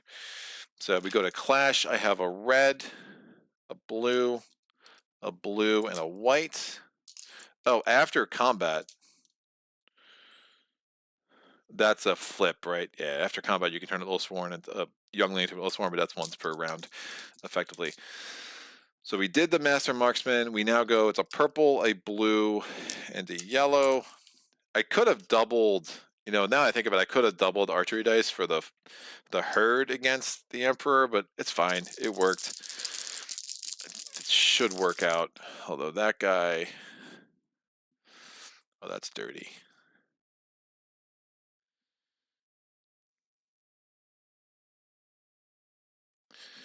He would go there if I put a Haven there.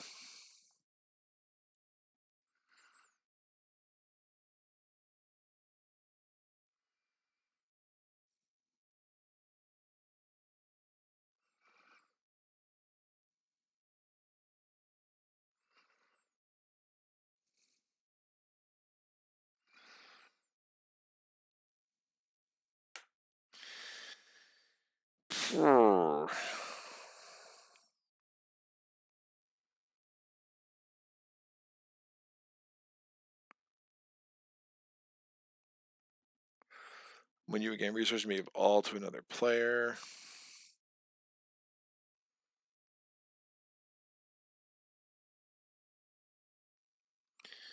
Yeah, if skeletons activate, I'm going to lose some things.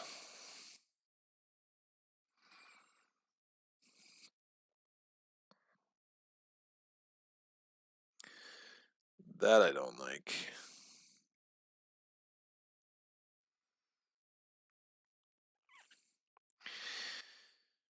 That I don't like. Let me kill the new Emperor first. So he's rolling these 3 dice. 2 lightning bolts and a skull. And so his 1 skull is going to take out my shield. His other lightning bolt, his one lightning bolt takes out my shield. The other lightning bolt gives them 2 points. Again, that's once per round. He does 1 damage to me. So I'm going to lose. Doesn't really matter. They cost the same. I'll lose this guy. And then I do 2 damage to him. He's super dead. This Bane goes away. We get the Ghostly Fog. Discard this to ignore all lightning bolts on enemy dice of any player. This comes in. We're going to get 5 points as Baranth. Gets us up to 10. Just on, he's a 1-man wrecking crew right now. And when he's defeated, place 2 garrisons on the capital. Now, if you would place a 4th capital on the capital, garrison on the capital, placed on any empty hex with no garrisons. So effectively,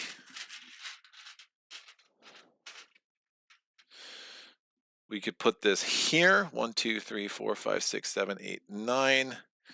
Is there a 10th? There's only 9 of each. Oh, there's 1 of the characters. So I can't add a second one. Or if there are none, there is an empty hex with no X, which is here. But I can't add a second garrison, so I would instead, Ragnarok mode, add a threat to a Imperial. There are none, so instead they just get a point. So we go back to, we default to the original roll. That was a question I had for Dirk after my last playthrough, and he confirmed that I was cheating. But we've managed to wipe out 4 of these dudes? No, I lied.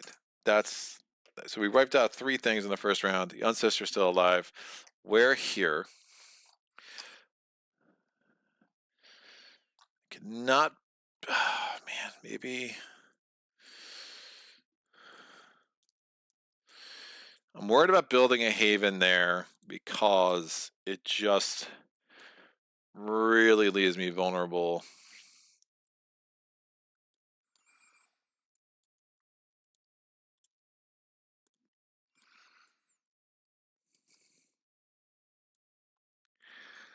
I don't love not building any havens with Falco.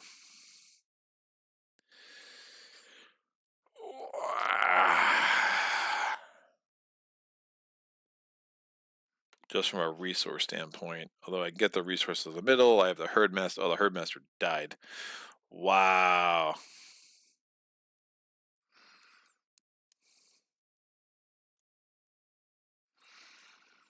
Herdmaster died.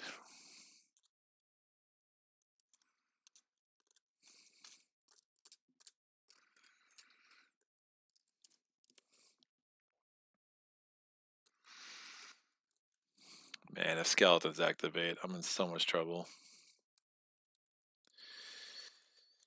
If skeletons activate, I'm in a lot of trouble.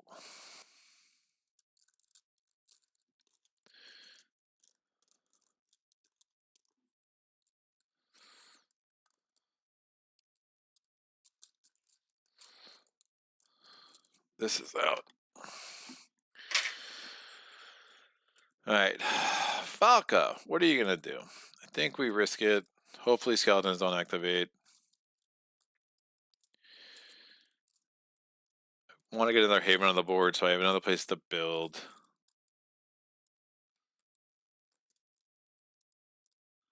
So I can build here, and then I can command over. Oh, you can't build there. Wow, you could never build there. Because there's an X. That sucks. It's a sea tower you can't build on. Woof. No likey.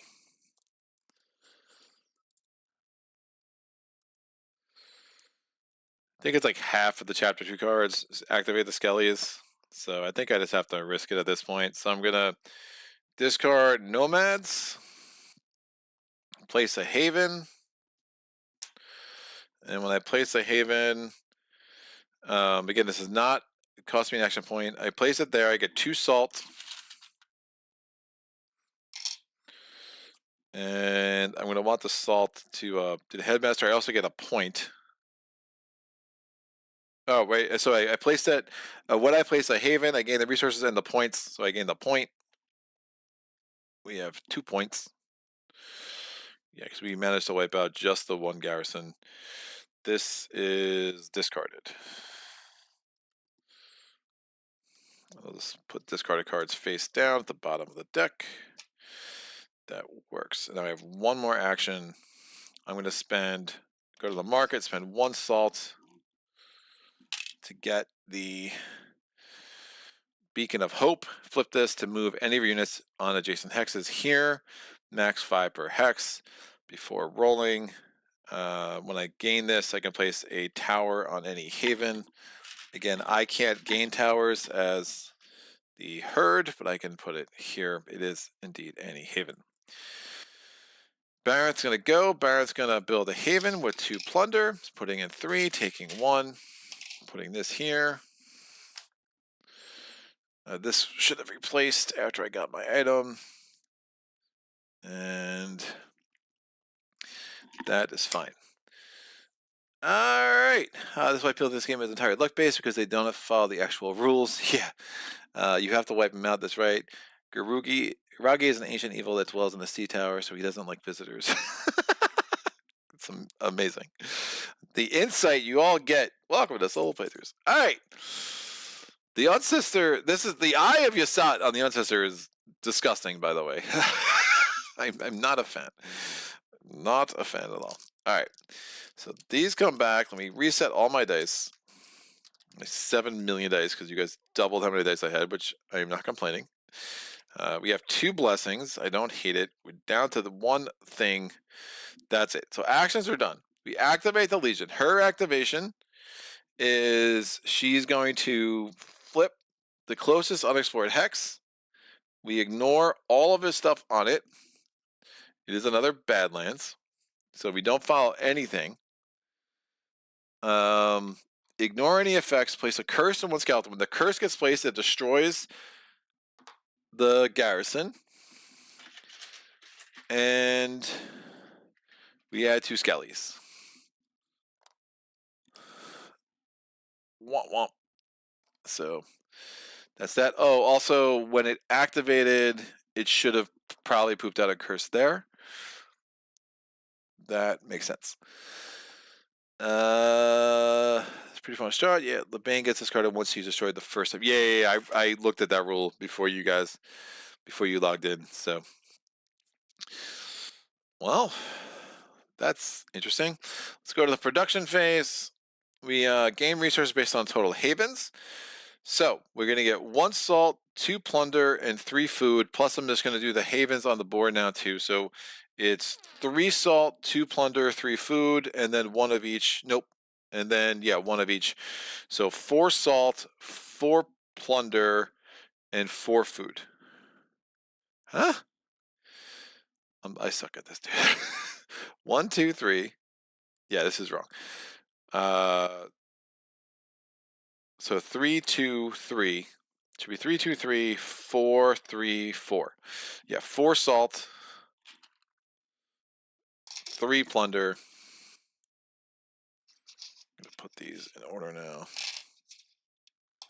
And 4 food.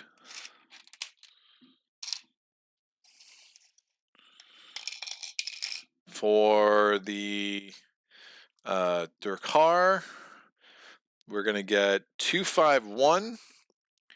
And we have 3 havens on the board, which is absolutely sick. 1, 1, 1, 1, 1, 1, and then a 2. So this is gonna be a 4, 7, 3, 6, 7, 3. So 6, 7, 3. Nice. All right. Gain the resource. We did that. We're gonna Empire's gonna score 1, 2, 3, 4, 5, 6, 7, 8. Plus 2, plus 2. So 12 points for the Empire. They go from 5 to 17. We're gonna empty the graveyards now. While I'm thinking of it, my horde is like, what happened? That was pretty gross.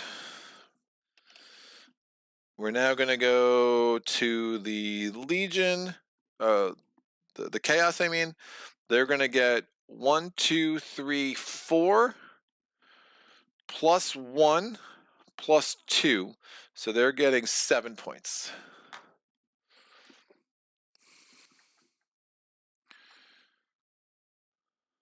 Five hexes with curses. So 5 plus 1 plus 2. So they get 8 points. Because 1, 2, 3, 4, 5. All right. Return all units from the graveyards to the reserve. Did that already. Player score. So the herds in the score 4 points, 5 points, 6 points. So they go from 2 to 8. And the barons in the score 6 points, 7 points, 8 points. They go from 10 to 18. Obviously, the Legion is a bit of a problem right now. All right, by the way, the killed Merc also goes to the Imperial Graveyard and would have given the Empire 2 additional. Excellent. Thank you for the reminder. I did forget that. Since it seems you're having a Imperial problem, let me add to that. I appreciate it very much, sir. All right. Let's make this happen. We are going back to the start. At the beginning of the refresh phase, there is not a Legion in play. The herd does have a unit in play that does count as their unit, so that doesn't count. There are 5 skeletons in place, so we get an Aether on the red hand. And the Empire has more points than any player, than at least one player, so we get an Aether there. We are going to take a 5-second comfort break. All right, I'll be right back.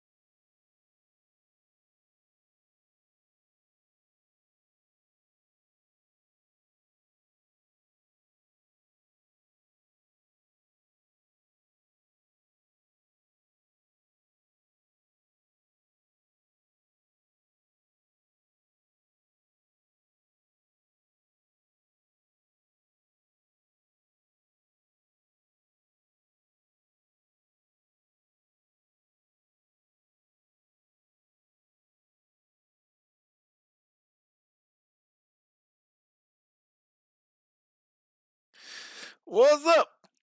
Greg is a smart gentleman taking the mandatory break after each chapter. Yeah. And I did remember that I forgot to do the Omens phase. So I'm rolling my dice for Faka, which is just 3 blues and a purple. Not a white. So again, Omens phase, hoping for 2 shields, please. I did not. I didn't. Yeah, what a crappy roll. So I needed 3 skulls. I needed 4 skulls. I got 3. I needed 2 shields. I got 1. I needed 2 lightning bolts. I got 0. So I am stuck with the top omen. I'm going to pull it out of the bag. The omens. What do we get? Tell us what we won, Bob. We get the Kraken. That's in German. Remove 1 hex with no curse except the capital from the game. Place 1 curse there.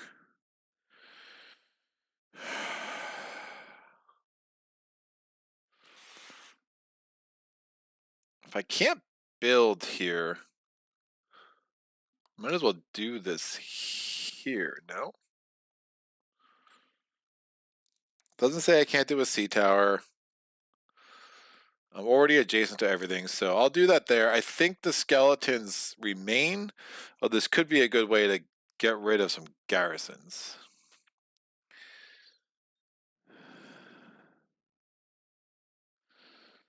Man, the Unsister is going to be woofy.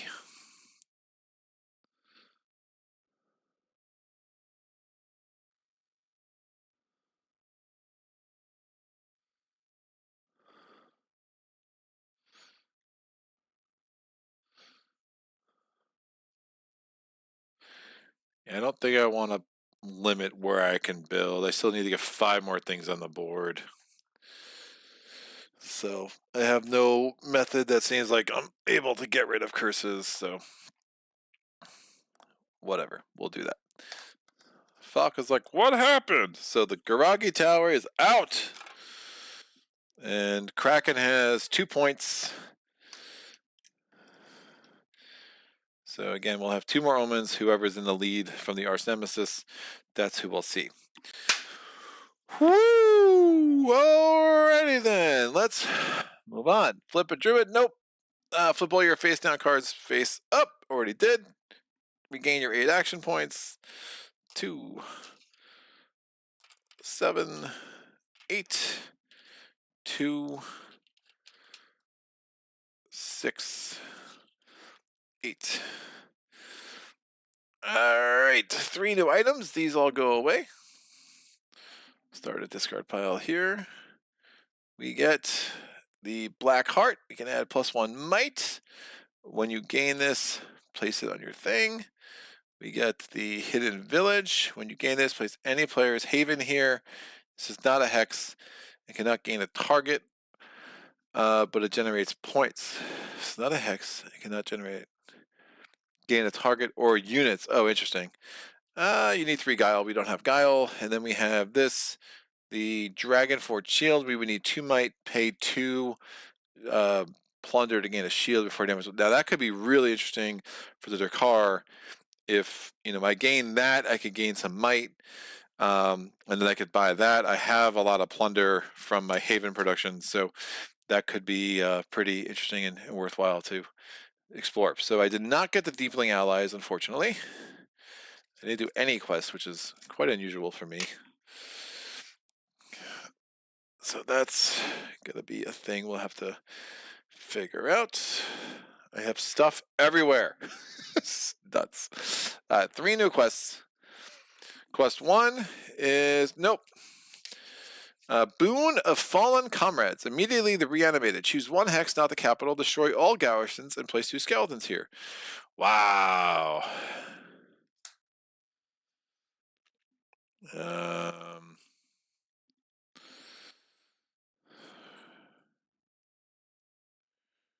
Do it.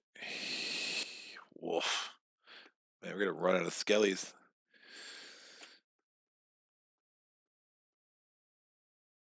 I definitely don't need any more. Oh.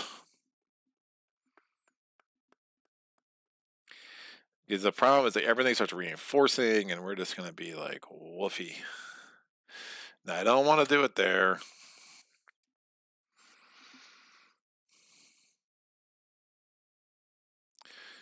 Let's do it here.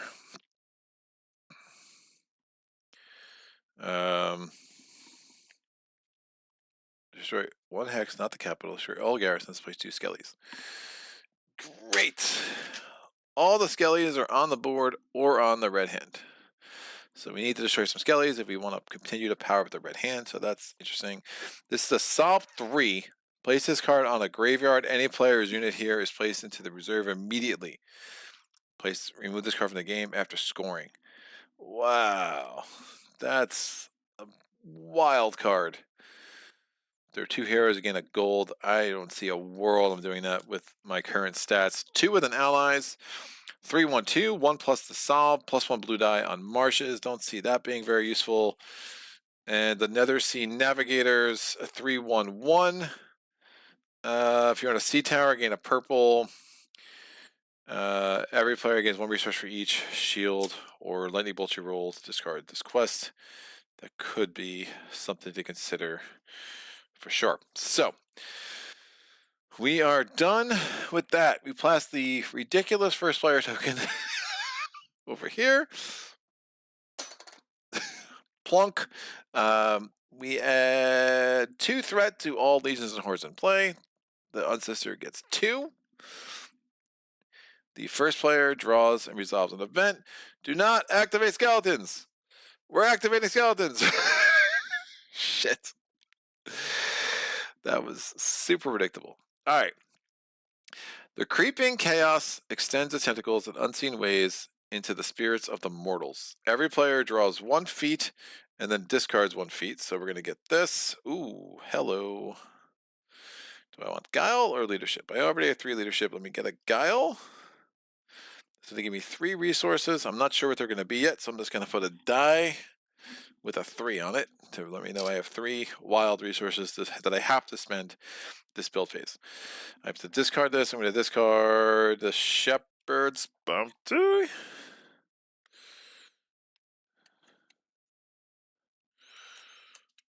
Yeah, Shepherd's Bounty out. I'm using the ally feats. Again, I use them as fodder. This is definitely going away. Draw a feat for Baranth. So both ally feats I'm just discarding.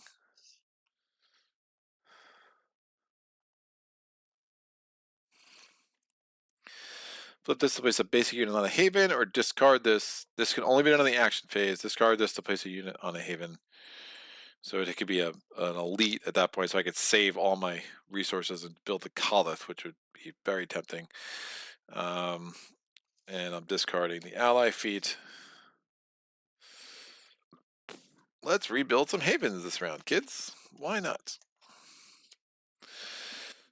All right, and while many survivors are being driven insane, the Empire is trying to restore order with brutal force. Place 2 legions at threat 4 in the capital. The one thing I realized too during my little comfort break here was that I thought I had gone through 2 cards in this deck, but remember, I only went through 1 because one of those Imperials was indeed from the Horde deck. The Butcher.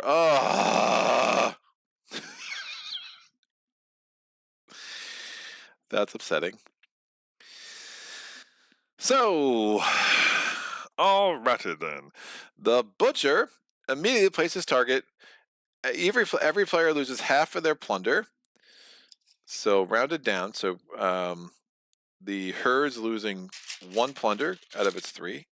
Gets 2 back. Baranth is losing. Baranth had 12 plunder. Nope. 9 plunder. It's like 12, just different. And is losing 4. And archery on Badlands, really bad.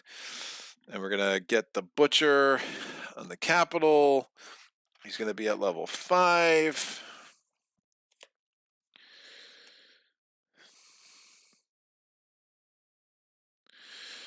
He's gonna be number 15. We gotta get him a Bane.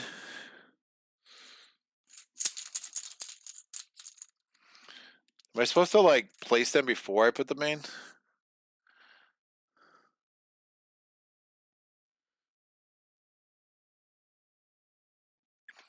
Can I do this in this order? I don't know. You guys have to tell me, because I have to place this target. Do I have to choose a target first? Something I don't know. I love these new targets, by the way. They're very hefty. We'll put him... What's his stats again? Yeah, that's too much archery badlands. We're going to have to send him toward Baronth. It doesn't matter. He's going to retarget pretty soon. So he's going to go on one of my least defended, which is one of those two. And, oh, in archery, he gets 2 lightning bolts. Oh, come on, man. That's ridiculous. Remove a haven here or an adjacent hex. Yikes.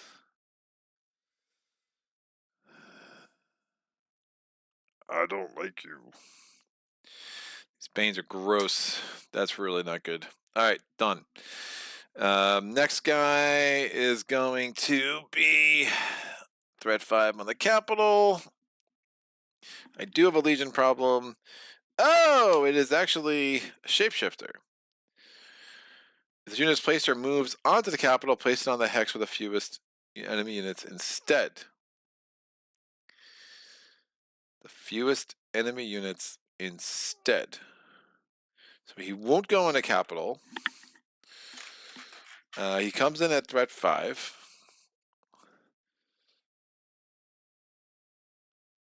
He's rather annoying. Draw a feat and gain 3 points. Fewest enemy units, so 1 garrison location is fine.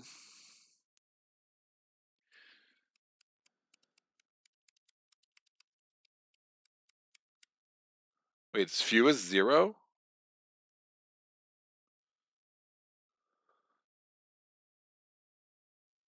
No, it has to be at least 1, right?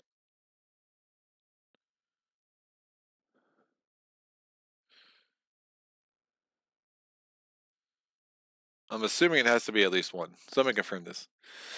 Add on the fanatic, especially necessary when you're narrating for an audience. Make sure to know, keep hydrated on those breaks. I'm assuming this is at least 1. Otherwise, I'd have to put it on a haven, but that would be...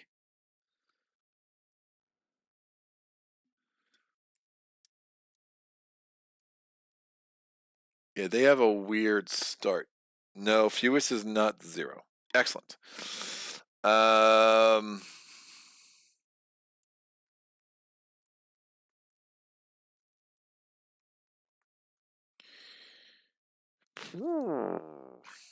I could have the butcher. I'm gonna get, man, the butcher is gonna be destroying my havens. Oh, it's so gross.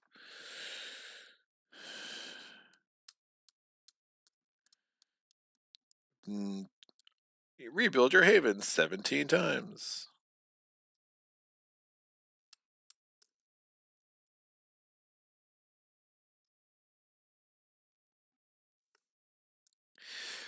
As long as these are unexplored, the Unsister is going to go either one of those directions.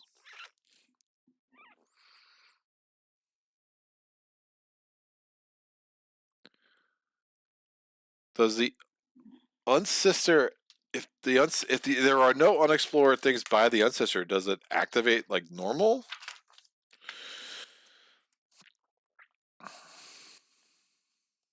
Or does it just stay still? I'm assuming it still poops out a curse every time. Is there a section about the Unsister? God, dude, I love some of the new art. It's so good. It's so good. Yeah, Dirk or Pavel, if you can let me know about that. If the Unsister is surrounded by explored hexes, does it not move? Or does it then trigger its normal movement? It does. And can the Unsister go backwards? Because it seems like both the Shapeshifter and the Unsister don't necessarily have to move back. Yes or no, she would just act normally. Got it. Man, I really don't want her to move backwards.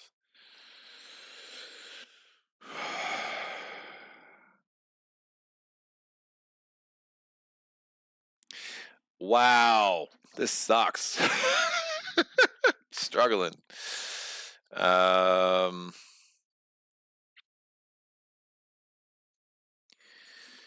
Butcher would activate first. Guaranteed 2 lightning bolts. I mean, oh boy. Those havens are toast. I'm glad I have the Dakar over there. This haven's toast. This haven's toast. Ah, it's really sick.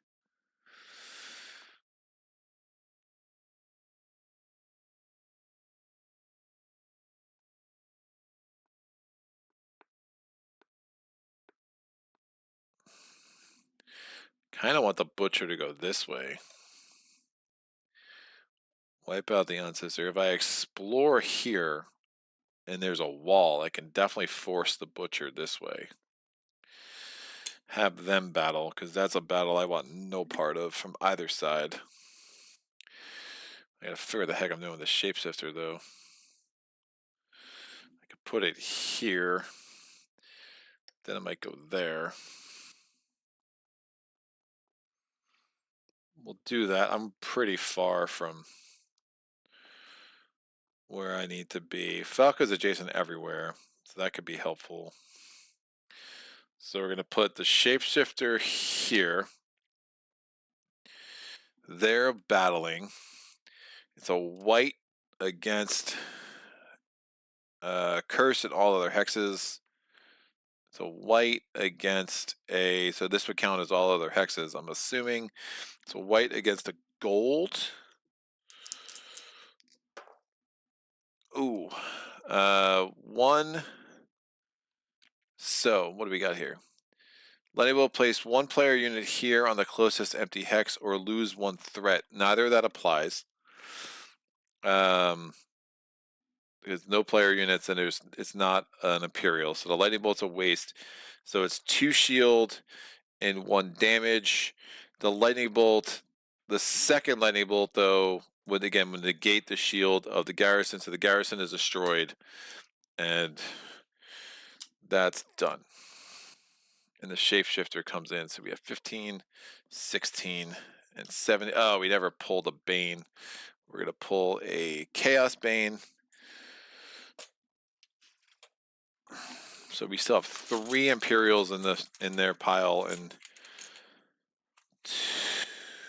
2 hordes. 2 hordes? Yeah, 2 hordes. This is Trail of Bones. Activation. Place 2 skeletons with the curse here.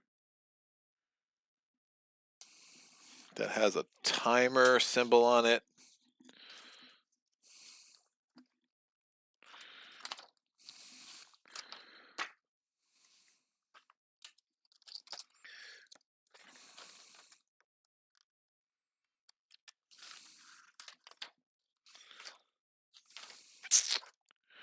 Come on.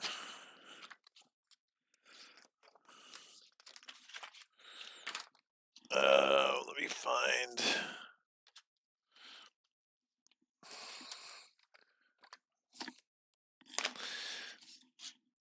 The timer means always. So when it activates and it puts a curse out, it will also put 2 skeletons, which we're out of skeletons, so that's going to be a problem. All right, place 1 skeleton adjacent to a haven on a hex with a curse, if possible. Sure. I cannot place. I actually cannot. Wolf. So instead, we're going to give a threat to the Shapeshifter because I'm out of skeletons. And now activate all skeletons. How are we going to do this? So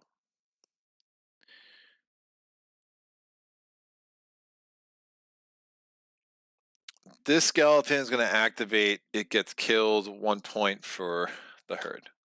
Because in archery, I have 1 damage. Done.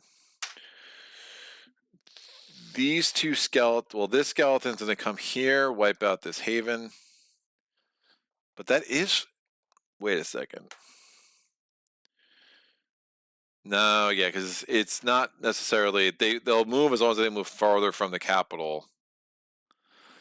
I mean, it's technically farther from the capital in that the wall makes it now 1, 2, 3 to get back, but I think you just evaluate. Derek, is that farther from the capital? I think it's gonna kill me.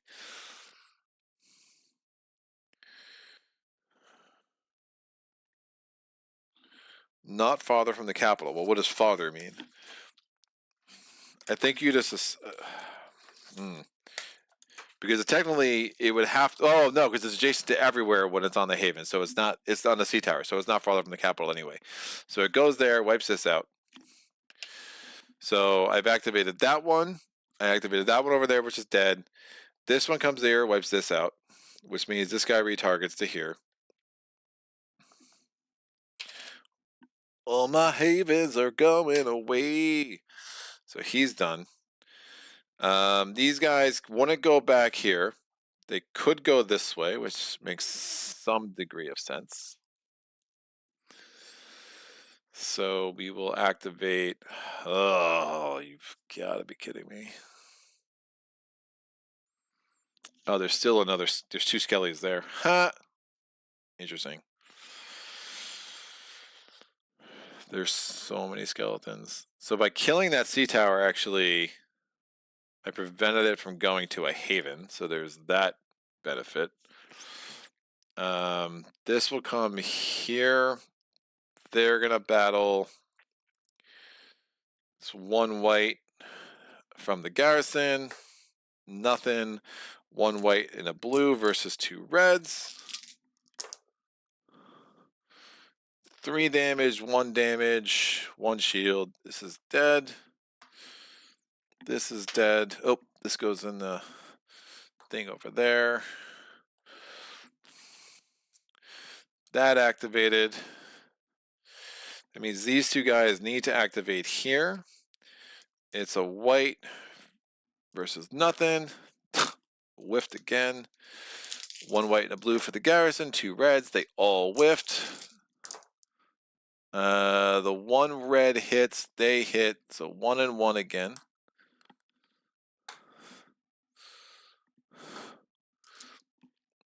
And then these 2 would have to go here. The 1 white. 1 damage. And then it's a white and a blue versus 1 red. So I haven't rolled any lightning bolts for the red dice. 2 shield and nothing. And 1 damage, 1 damage, mutually destroyed. Assured destruction. They're all out. And now we have still no skellies. We have 1 skelly in the thing because it was killed by that. All right, we'll stand these up. All skeletons that were activated. We still have the 2 skeletons on the red hand. We have 4 in the Imperial Graveyard. And we have 1 there. So my Imperial problem seems to be alleviated to some extent.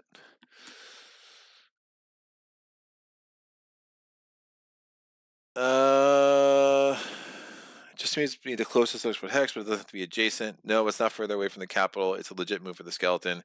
It would still just be 2, even if it weren't be a sea tower. Cool.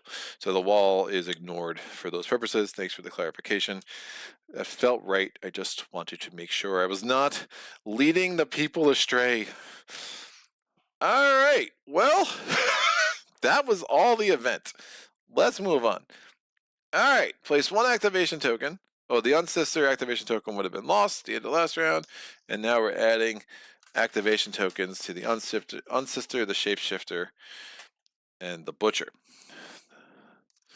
The Butcher is about to butcher my havens, and it makes me rather upset. Oh boy. Draw 2 feats. Let's make this happen. Archery and Clash. Discard this to double all skulls from you and your enemy this round. Or Migration. When you use the command action, you may command a 2nd time without paying activations. Oh, that's really sick.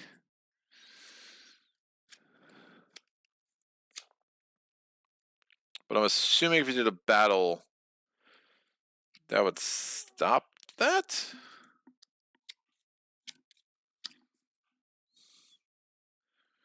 Can I do 2 battles in a row?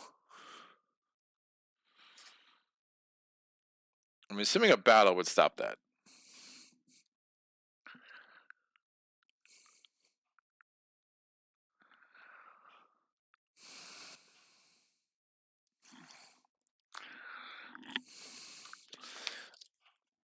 I'm so glad Dirk's here.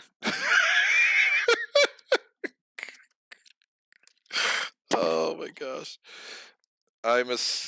Dirk, can I command battle and command again immediately using migration?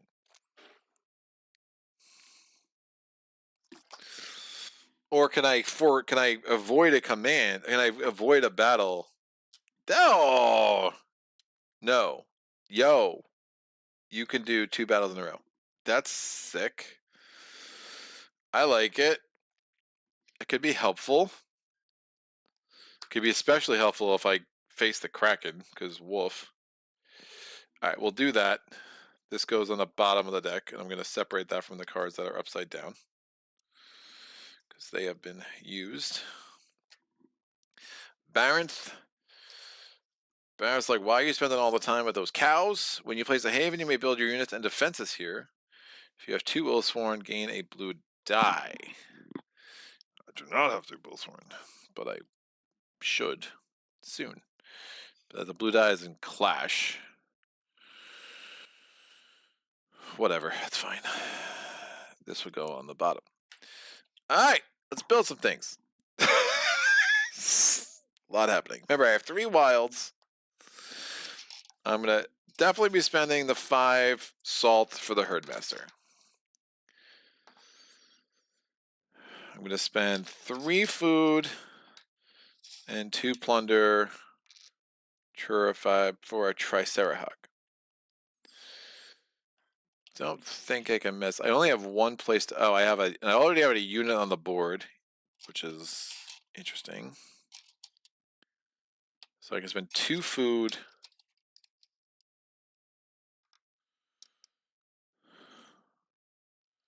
For these 2. Oh, when I build a haven, this went up to 6. When I place a haven, yeah. So this is at 6. So I dig that. Another reason I really needed to get that on the board. So I can spend 2 salt. Oh, man.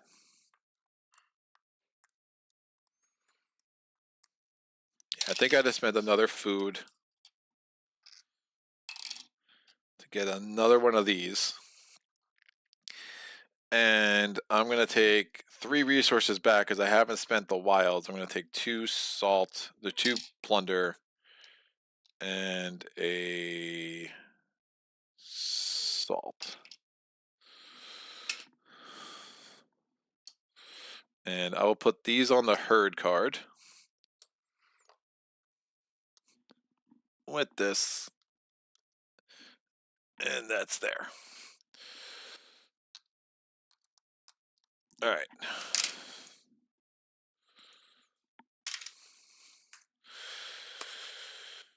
Whoo. Man,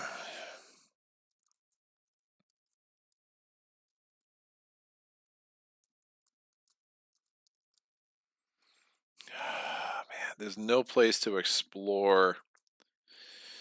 I guess I can get food there, but woof, that's far away.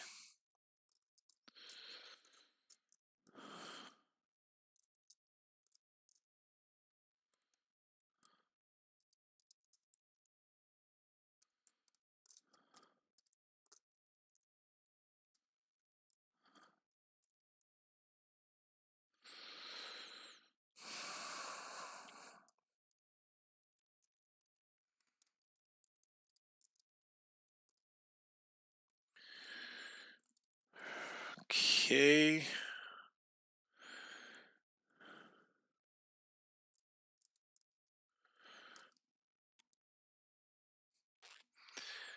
And the reality is, I don't even. Ah, man, if this could be a wall and I could send him this way, that's so clutch. It's like my whole game comes down to that.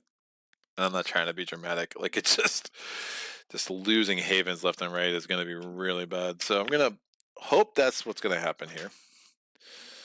Put this here. Doesn't mean I need to make sure that guy's wiped out. So I spent 1 plunder to put a wall. But what's the point? No, there's no point. Getting the plunder back. Taking the plunder back. All right, let's go now. Think, Greg, think. What do you want to do? I want more food. I want more food.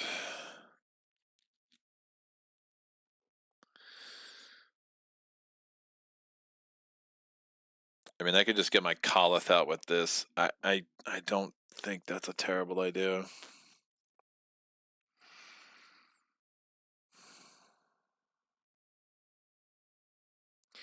Do I try to regain?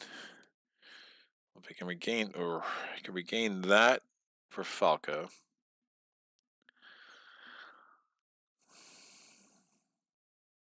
That's going to be hard though, because she's not going to be able to get her herd in there.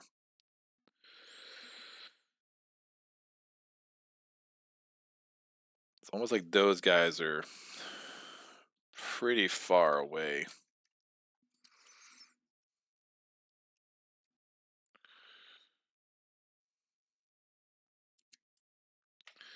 Yeah, I'm not sure that feat's going to do much for me.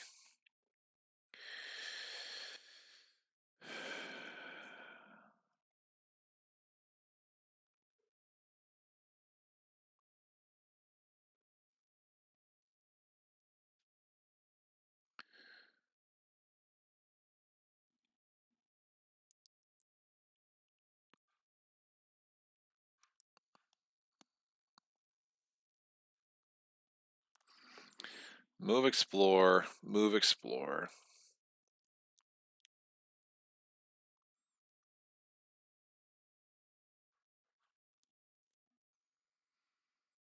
Try to regain my home hex. Just really hope for a double shield there. They're 6 and 6.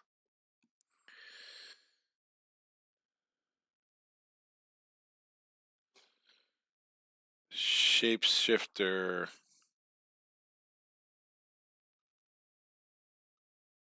Activates after.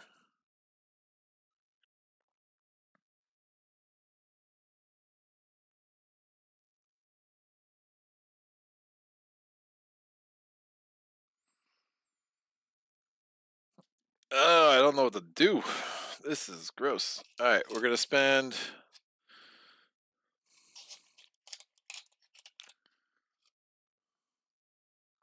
6 and 4.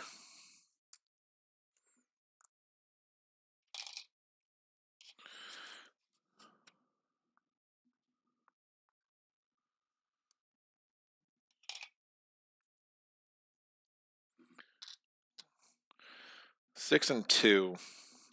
I get 2 and 2 out.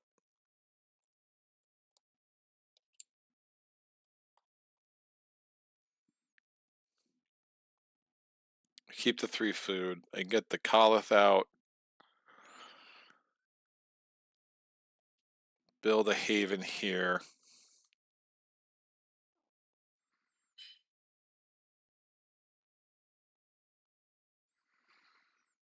The Barrett is really far away. And that's the downside of taking away that sea tower.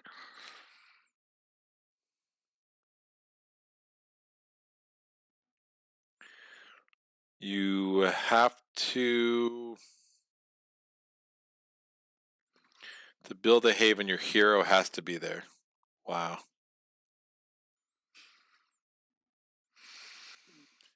That's a problem.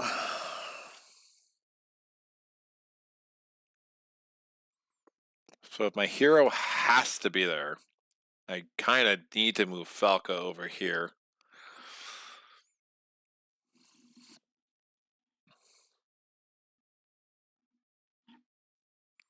She can command twice, but yeah, I'm separated.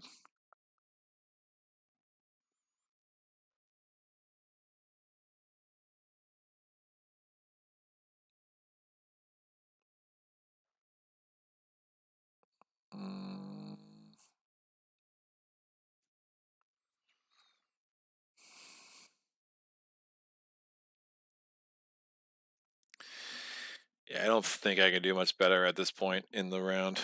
So I'll have to see how it starts playing out and kind of make some decisions based on that. Having an Aether on there is nice, because then I could just trigger that whenever I want.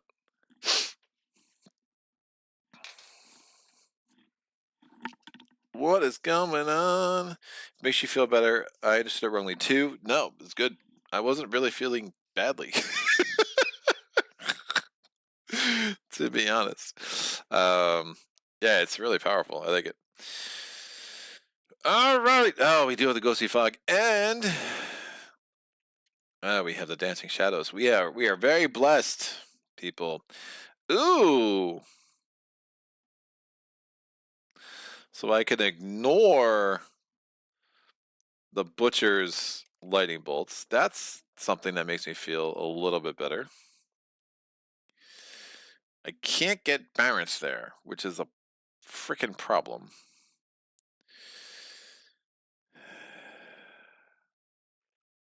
And I don't like them taking over my homeworld like some jerky jerks. So, all right, I think we get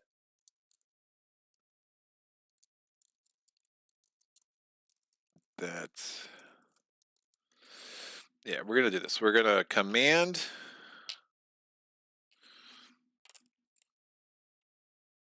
I'm gonna discard this call to arms. I'm getting this Kolith on the board.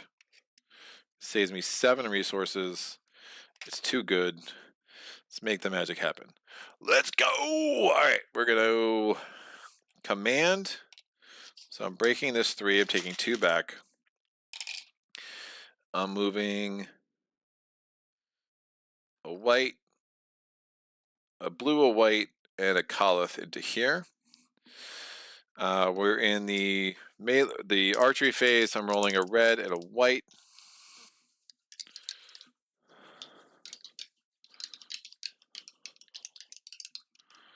I mean, a black and a white. They kind of. Oh, I could just do that. Yeah, I think this is smart. All right, do a black and a white. 3 damage. What a waste. Dead. 1 point for the Dakar. This goes back here.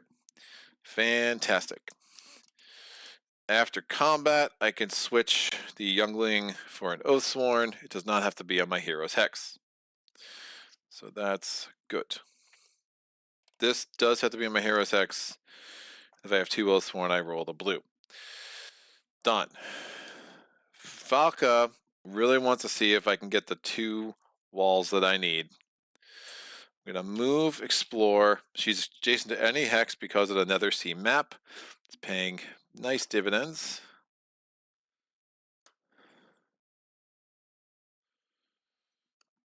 Yes, that's what I'm talking about. We're going to do this.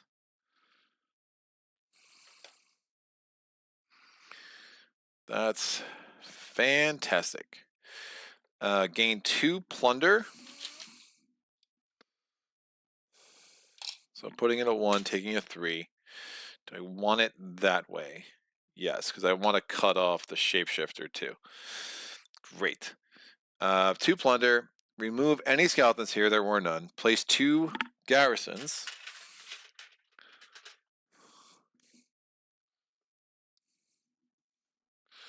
Each player draws a feat that discards a feat. Dunkelholm.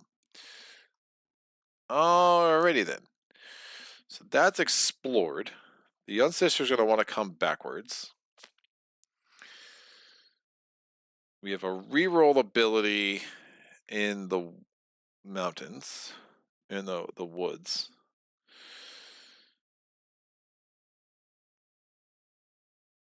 We could do, try to get Baranth. How am I going to do Havens when you're all the way over there? So bad, dude. All right. That's fine. So that is done. Oh, draw a feat, discard a feat. So draw a feat. When you use the market action, your attributes are +1 to each item, and you may pay any resource. Oh, well, now, not sure.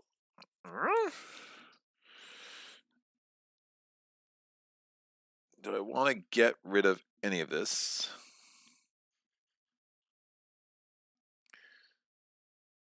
Nope. Nope.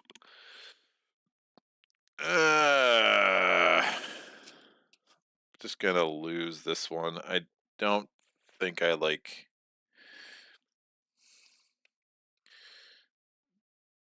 these anymore. I don't think I like this any more than what I already have.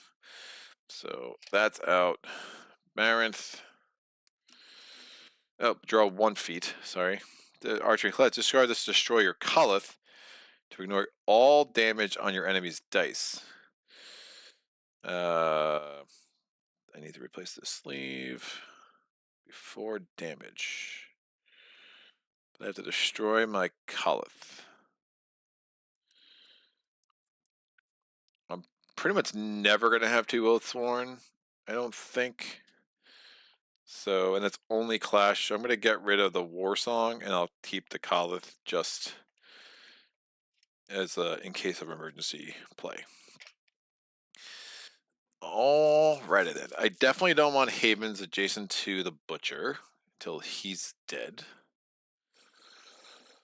And now we go back to Baronth's turn. Baronth is so far away. He's so far away.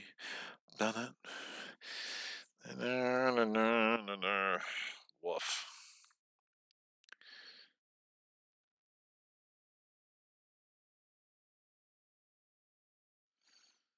I think we start trying to just set up his havens on that side of the board. I don't see a better way. So we're going to move, explore. Yeah, let's explore this hex. It's in Torment. We gain 3 salt. If empty, place a skeleton here. If not, reinforce. We get a second skelly. Place 2 skeletons with other skeletons.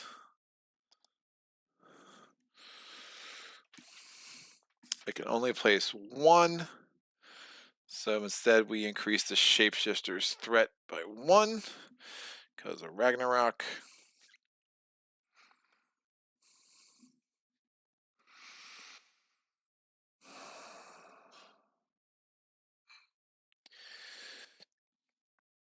Falca.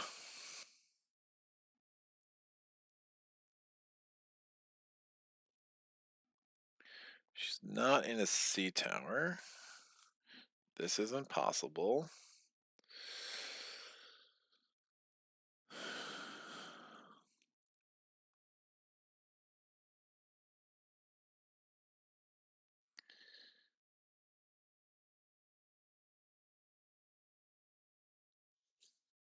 Yeah, I want to send her. She's adjacent everywhere.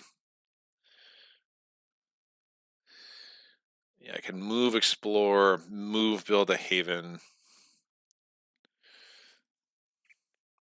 Give my herd something to do. Move, explore, command, build a haven, move, build a haven. Move, explore, command, build a haven, move, build a haven. That's the rest of my actions. So I guess that's what we're doing. So try to get 2 havens out from her. So move, explore. Gonna go over here. Womp womp. It is the Frosthold Pass. We get 2 plunder. If empty, place a garrison here. It is not empty. If not reinforced, we get a second garrison. We are in the Highlands, so only 1 die. Place 2 garrisons on empty hexes with no X. We place 1. Did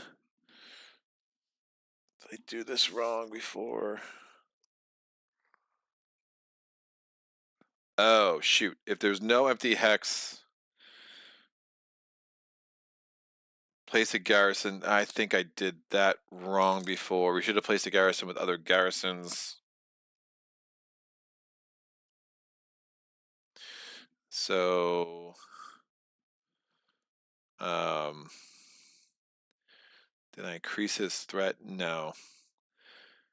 Did I give them a point? I think I gave them a point. I shouldn't have given them a point. I should have placed a garrison with other garrisons. Woof. Which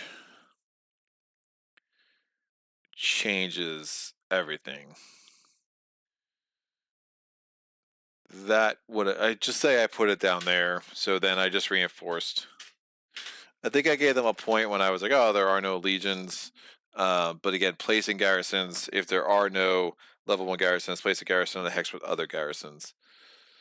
And now there are no empty hexes. Then I'm going to place a garrison with other garrisons again. And I will place it here. So sorry about that. All right. So yeah, at one point, I forget what did it. It was when I killed the new emperor, and it was placed 2 garrisons on the capital. And then it was instead place an on an empty hex with no X, if not reinforce. Yeah, I should have I just gave them a point, and it was just wrong. So, so that should be right now, because if I added there, they just reinforced. Now there's 3. I do want to move that alignment, and we're good. So if I incorrectly corrected that, someone can let me know. But again, I don't think it matters all that much. So we're gonna go the Durkar. Man, we're definitely not playing an item and quest game, which is weird. The car are going to command spending of food. We're clearing out of this place. So 1, 2, 3, 4, and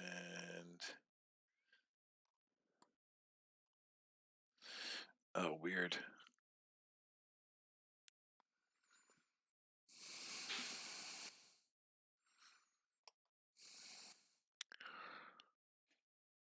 And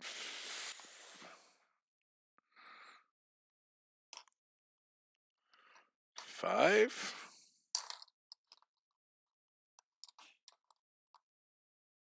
Oh, I rolled a black die over here. That was dumb. He's a rider. What the hell am I doing? All I could have rolled was a white. There was only 1 skeleton there. Yeah, he's a rider, but he only gets his die in archery. So 1 skeleton. So it would have been a white, a blue, and a black against a red. Shield and a lightning bolt. I could have. There's no more skellies. I could have added my cheapest unit. So then I would have had. Sorry, I'm redoing a lot, I know. Sorry, I would have added that.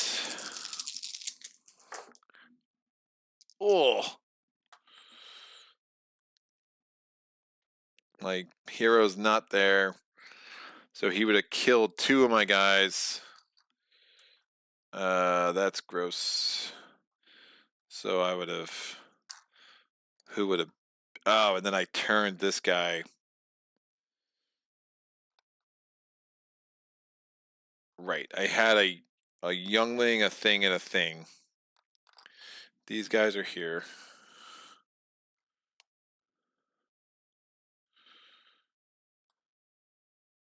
White, blue, black, white, blue, black. That's fine.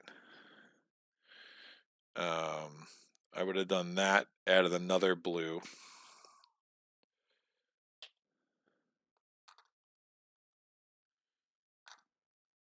He wouldn't have been on the board yet. So he kills 2, I'll kill these 2. Then I converted this guy to this. That's fine. Sorry about that. I just realized that I had rolled for the Koloth in a land that was not a Badlands. Stop cheating! Alright, now we're good.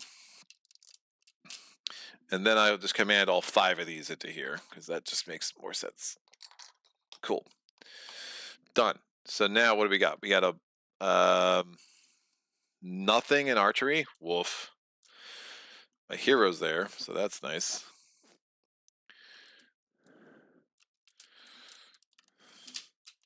Yeah, because my other archery guy's here. I only have 3. 1's dead. 1 I didn't build.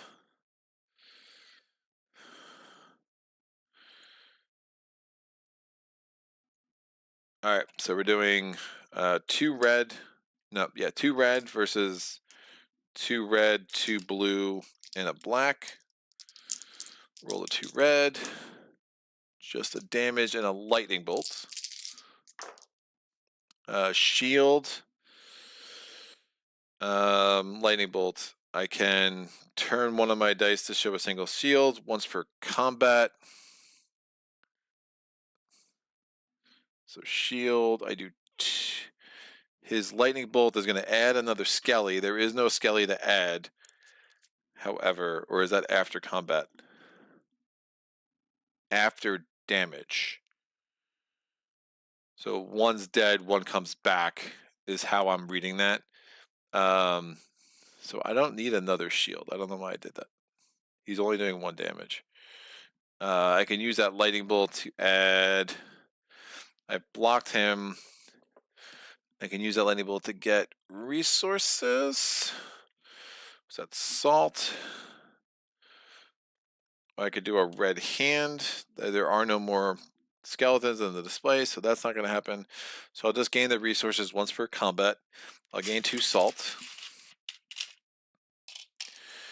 These 2 are both dead. I gain 2 points. And then after damage, one of these guys comes back. It starts a new combat. I have no archery. This one's in here. So it's a red, 1 red for them. They did another lightning bolt, because of course they did. I'm rolling 2 reds, 2 blues. Am I missing a blue? Yep, it's still in there. 2 reds, 2 blues, and a black.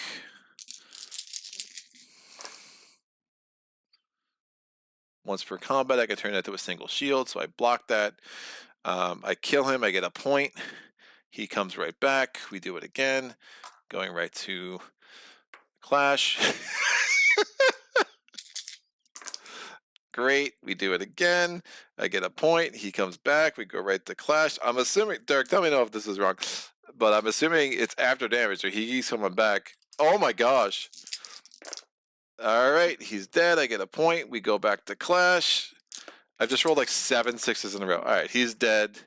I did not roll a lightning bolt. That's out. That was bananas. All right. That was really funny. I did knock over my herd. They're very upset, as they have every right to be. So we are now here in Torment.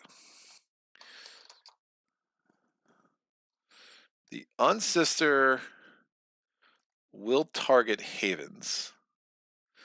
So I build a haven there. It will try to take me out. I don't know if that's a great idea.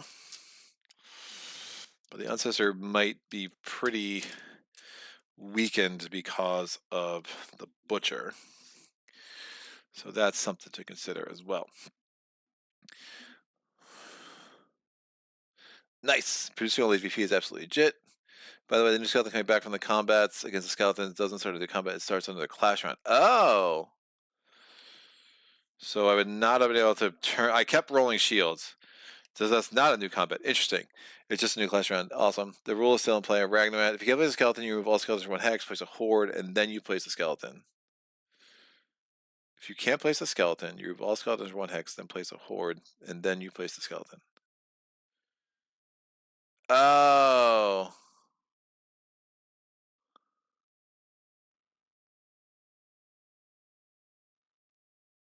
Then place this.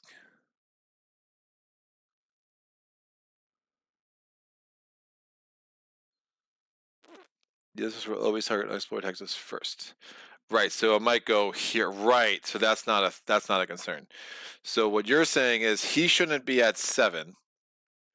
When I couldn't add the skelly,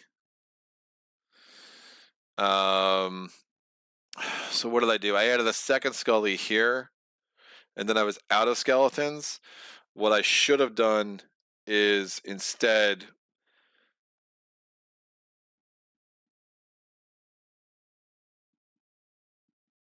Oh, you're saying so I couldn't place the one, like, oh, I'm out of more. What you're saying is I should have. What had 2 skeletons, though? Oh, that I don't remember. I think it was 1 and 1. How did I get to 2?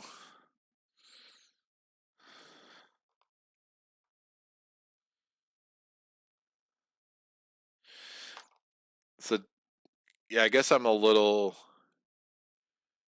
confused. Because I only had 3 places with 1 skelly. So you're saying I should still pretend? Because I had 3 places with 1 skelly, so it wasn't like I could have placed a 3rd skelly anywhere.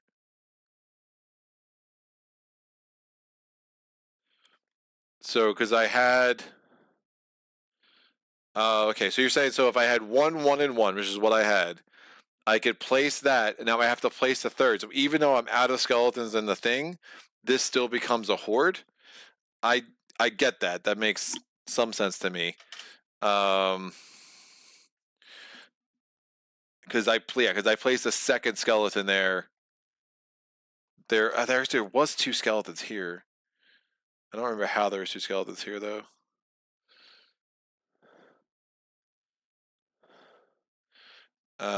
So I don't know why I'm flipping this. I'm supposed to place a horde there. Great. So yeah, I must have had 2 there because something added skellies. But that comes down. So that goes from a 7 down to a 6. And we have the false messiah. What the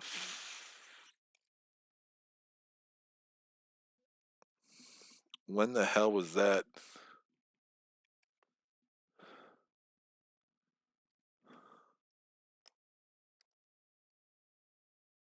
Right, because I reinforced here. That's why it had 2. So I should have. I reinforced there. If I place a skelly there, that becomes a horde. The most units is obviously hero mark, so that's fine. So this would have placed. That would have become a horde. This becomes there. That goes down. Because it was 1, 1, 2. I placed that. That becomes a horde before I moved in there. But if I do that, then I wouldn't have gotten all those points. No. Because that would have been 2, 1, 1.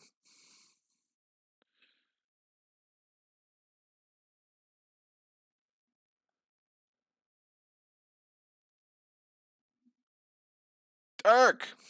So I just want to make sure I did that because all of that might have been invalid with the skellies. If I'm 2, 2, 1, can I choose to say I have no more skeletons, but I can say, oh, I'm supposed to place a 3rd, and that becomes a horde because then I'm fine. But if I'm like, no, you literally have to place the 3rd and then remove them all, that's going to be a different mechanic. But that changes way too much. I don't think I'm going to bother with that. We'll just pretend I had 1 more skelly. So these go away. That becomes a horde. It's a new Messiah. Immediately place a full Messiah in a haven with the most units. That's going to be hero mark.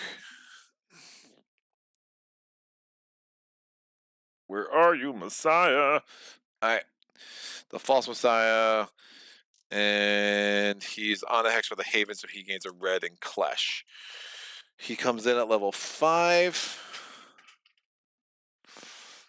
We're Badlands. I might actually do this double thing because I definitely don't want to lose this. Falca's not there.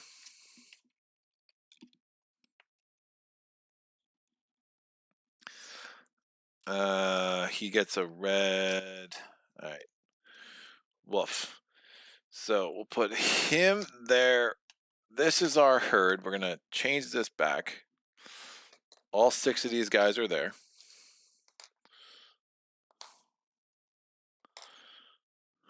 It is a Badlands. So in this round, I can choose all my riders. So I have a red, 3 whites, and I do an auto damage from that.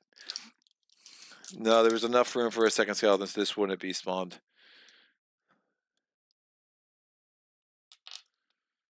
So there was enough room for a second skeleton.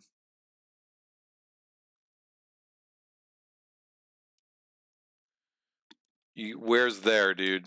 Like where I did it? There was enough room for a second skeleton.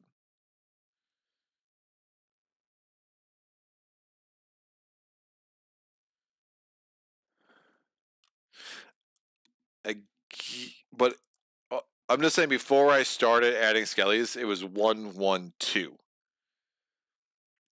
And I had 1 more skeleton in the supply. So could I have added that last skeleton there, and then just I have to add another skeleton, even if I didn't have any. The idea of a third being placed, because otherwise I would have had to place the horde here, which in theory is fine, but then the reality is, you know what I could do? That's fine. What I'll do is I would have commanded there. I'll pretend that battle. Technically, the new Messiah should have spawned here, which is forcing it there. So that's totally fine. All that battle we played that battle out ahead of time. I'm going there next. It's not a big deal. And then that way, no matter what the rule confusion is, like, it still worked out the way it's supposed to work out, because that battle was already done. So these skeletons, I would have placed a third skeleton there. It turned into a horde. They went away, and then I have another skeleton, which I'm going to put there, and I'm going to wipe those out before the end of the round. That's just the best way to kind of move this along. Do I want to double my dice? I have to pull a Bane for this jackhole.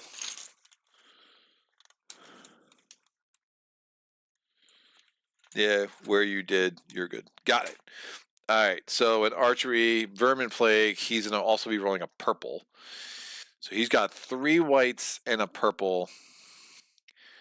I'm going to double the amount of archery dice, because this is definitely not something I want to lose.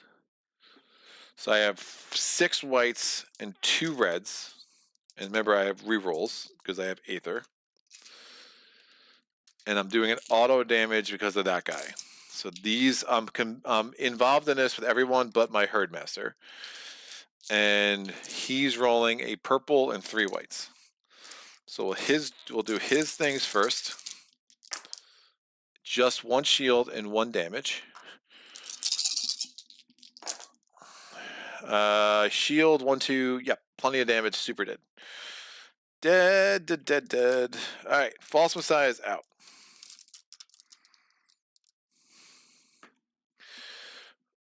False Messiah, you suck. I did not roll a lightning bolt, I don't think. I didn't pay. I got an extra damage from there. So yeah, False Messiah made quick work of him. They've destroyed. I have not placed another Haven, so I cannot gain my unit, and that sucks. So 3, 1, 2, 3, because I'm at my unit limit of 6.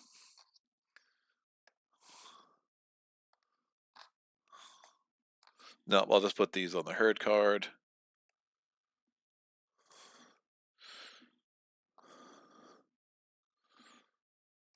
And we'll have the herd over here. False Messiah is out. done. And he was technically would have a blessing attached to him because he came out because of the 3 skellies, so that's even better. This card just add a red for each horde or legion in play to any player's roll. That's great. So our 3rd blessing today. I feel blessed. Excellent. So that all happened on Baron's turn.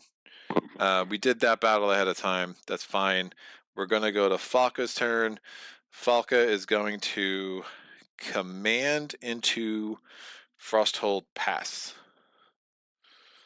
Spending a food. I have 2 food left. 2 food left. Some 3s still hanging around in here.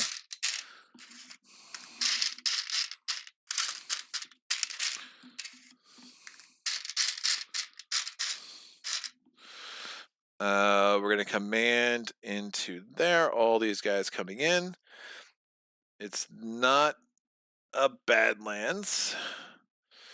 So we'll switch these up. The Rock of Combat.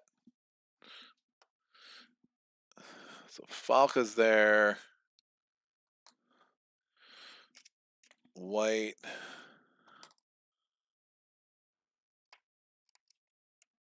To any player's roll. Wow, that's really sick. So these, I'm not on a Badlands. I'm doing 1 guaranteed damage, and I have no other ranged.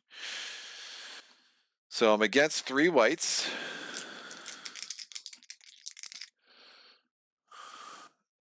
All right, 3 whites.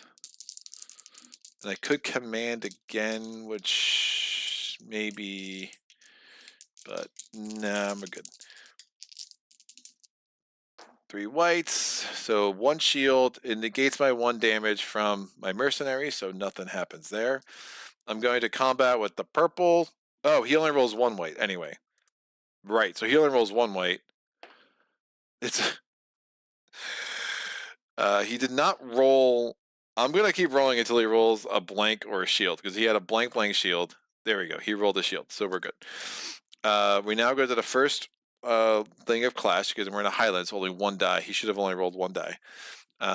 So we're going to be rolling a 2 blues, 2 yellows, and a white. I'm going to roll the purple. What do you give me a lightning bolt in Clash once for combat? Purple, a red, 2 whites, and I'll use the mercenary. So one of my guys isn't participating. So it gets him to give me a lightning bolt. So here's from the garrisons. 1, 2 shield, and 2 blanks. Two skulls, a shield, and 2 blanks. Ooh, 3 lightning bolts. This is once for combat, so I did this. I shielded 1 of these, so I'm not worried about that.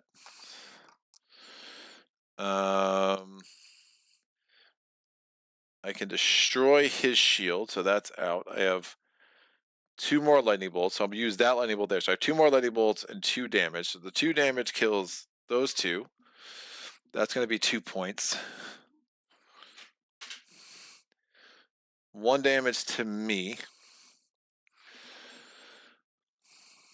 Now I'll negate the thing on 1 die. I have another lightning bolt left.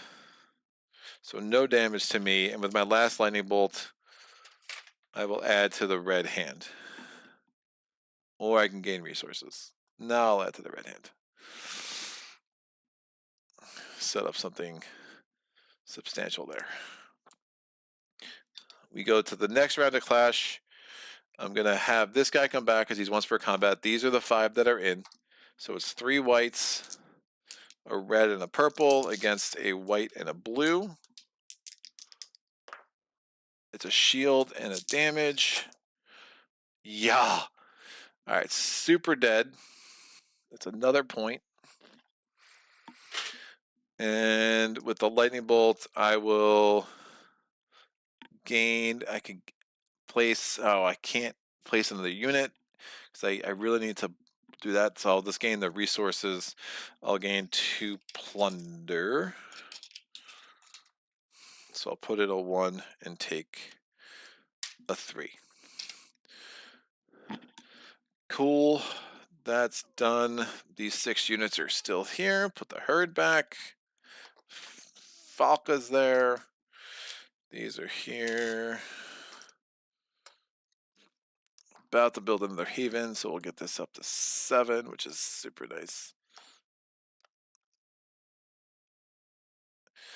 And good. Red. Man, we just destroyed the false messiah in a way that makes me happy. Great. Baranth. Now, he's going to move explore.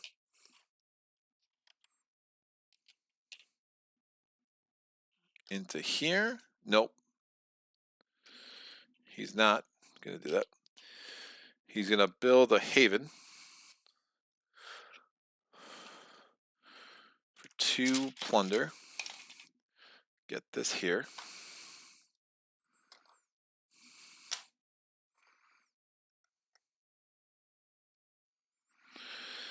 Falca's gonna build a haven. When she builds a haven, she'll get 2 plunder.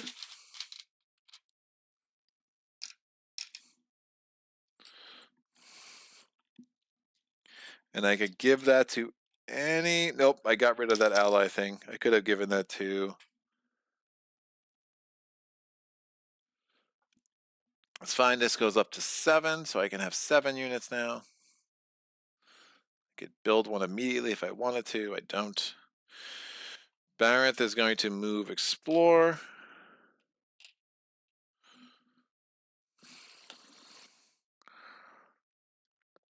Flip these out. Shriek of the Abyss. Gain 4 salt. So many resources. Remove any garrisons here. Place 1 curse here. Place 2 skeletons here. Interesting. So, we are going to place a curse here. Place 2 skeletons. 2 skeletons become a horde. We get our last horde off the deck. Place another skelly. Move every horde to any adjacent hex. Ignore impassable terrain. What? Move every horde.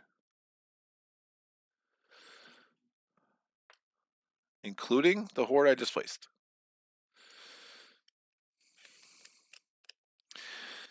The Coven of Yasat. Ugh. Yikes. So the Coven of Yasat. Every player immediately places 1 oh, that's super bad. 1 unused thing in this card. You do not regain them in the refresh phase. Flip. Number 9. It's going to get a Bane. And... Alright, we have to... we've got to destroy this dude. Might be good for the Khalith.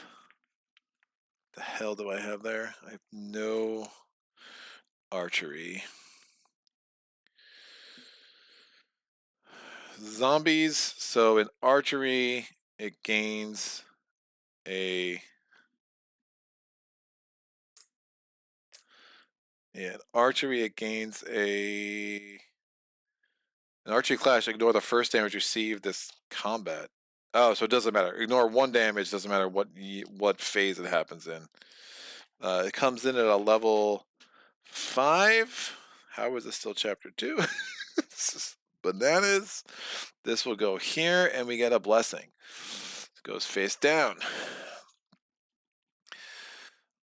The Coven, I keep saying that wrong.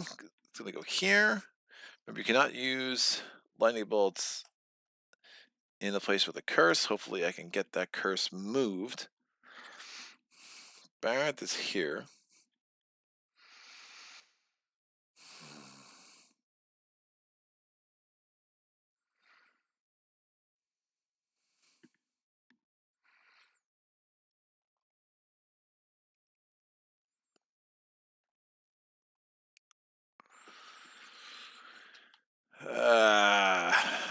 Well, I can't build a freaking haven there now. Which is that stupid curse. So move every horde to any adjacent hex, ignore impassable terrain. That's crazy. He can't move there. He'll move to the thing with the fewest hexes instead, which would actually move him here. And then he would activate to move there.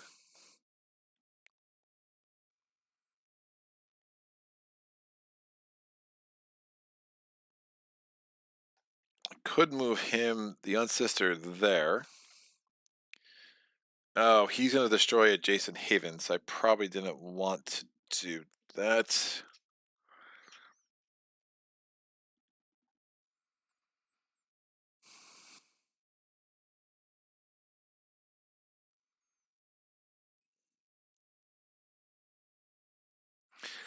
We moved and explored.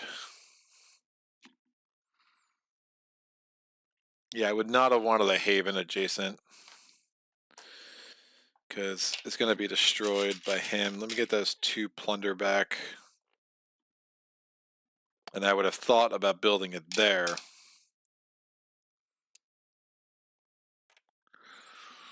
So I should have done this last turn. So technically I just didn't build this. So this should have happened last turn. So technically she didn't build a haven yet either. So I get the 2 plunder. Well, I just wouldn't have gotten the plunder that I got. So we're going back around, because I should have remembered I'm not building a haven there, because that was guaranteed to trigger, because he has 2 lightning bolts in archery, which is insane. But now I'm moving all the hordes to an adjacent spot. So I think I move the Coven here. That curse is annoying. So the Coven, we're having the herds back in play.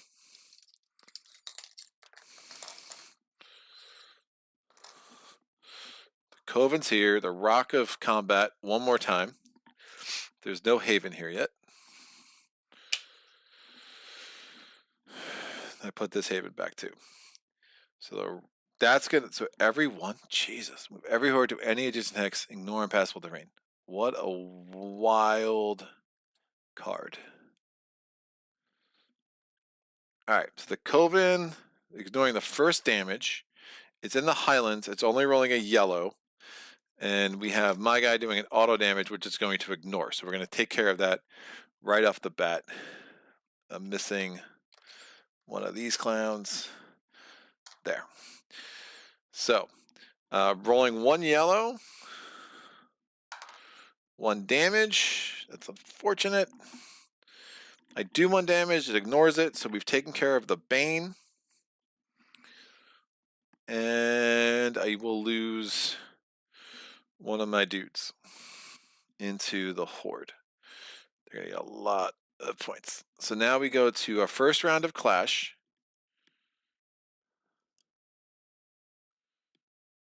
It's going to be a purple, a red, and 3 blues. And it's going to be against a purple, 2 whites, a guaranteed lightning bolt once for combat, and a red. So this is for the Coven. That looks like a lot. All right, so that's 4 damage and a shield. Again, I have a guaranteed lightning bolt because of my mercenary.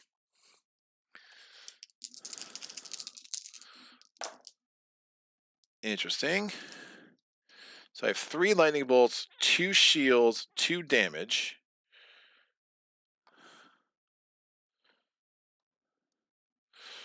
So 1 lightning bolt can ignore this. So that's done.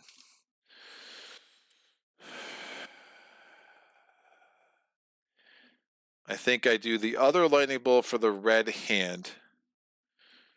Oh, I could do another lightning bolt to get a cheapest unit after the fact. So that's going to happen. And the last one, we'll do the red hand. So I'm rolling 3 more red dice and adding them to my dice. So all my lightning bolts are accounted for. So it's 2 more damage and another lightning bolt. This is once per combat. I'll get the resources. I think I did all 4 of those. Excellent. Great. Total, I'm doing... I already negated the 1 die.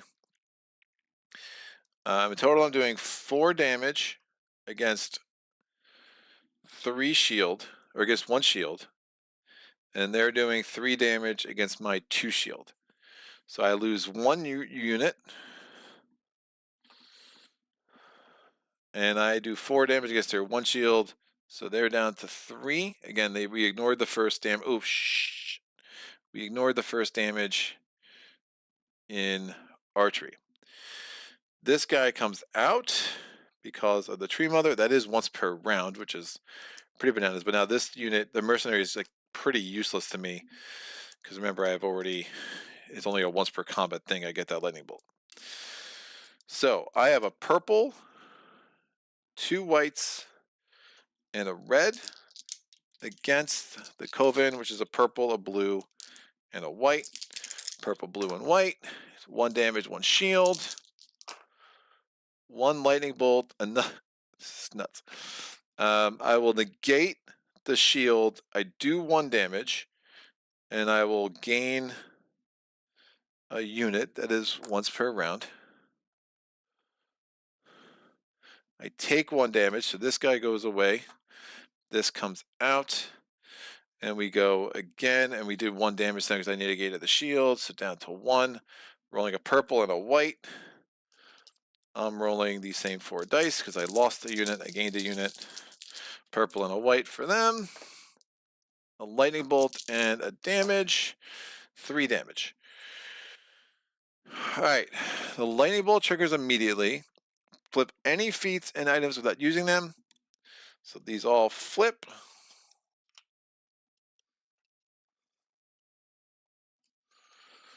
I take 1 damage. This is out.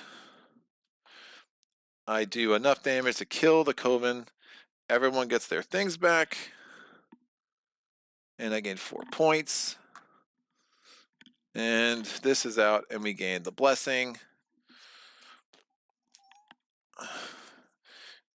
Discard this to add 2 shield to any player's roll. These blessings have been huge. Alright, so now I only have 4 in my herd.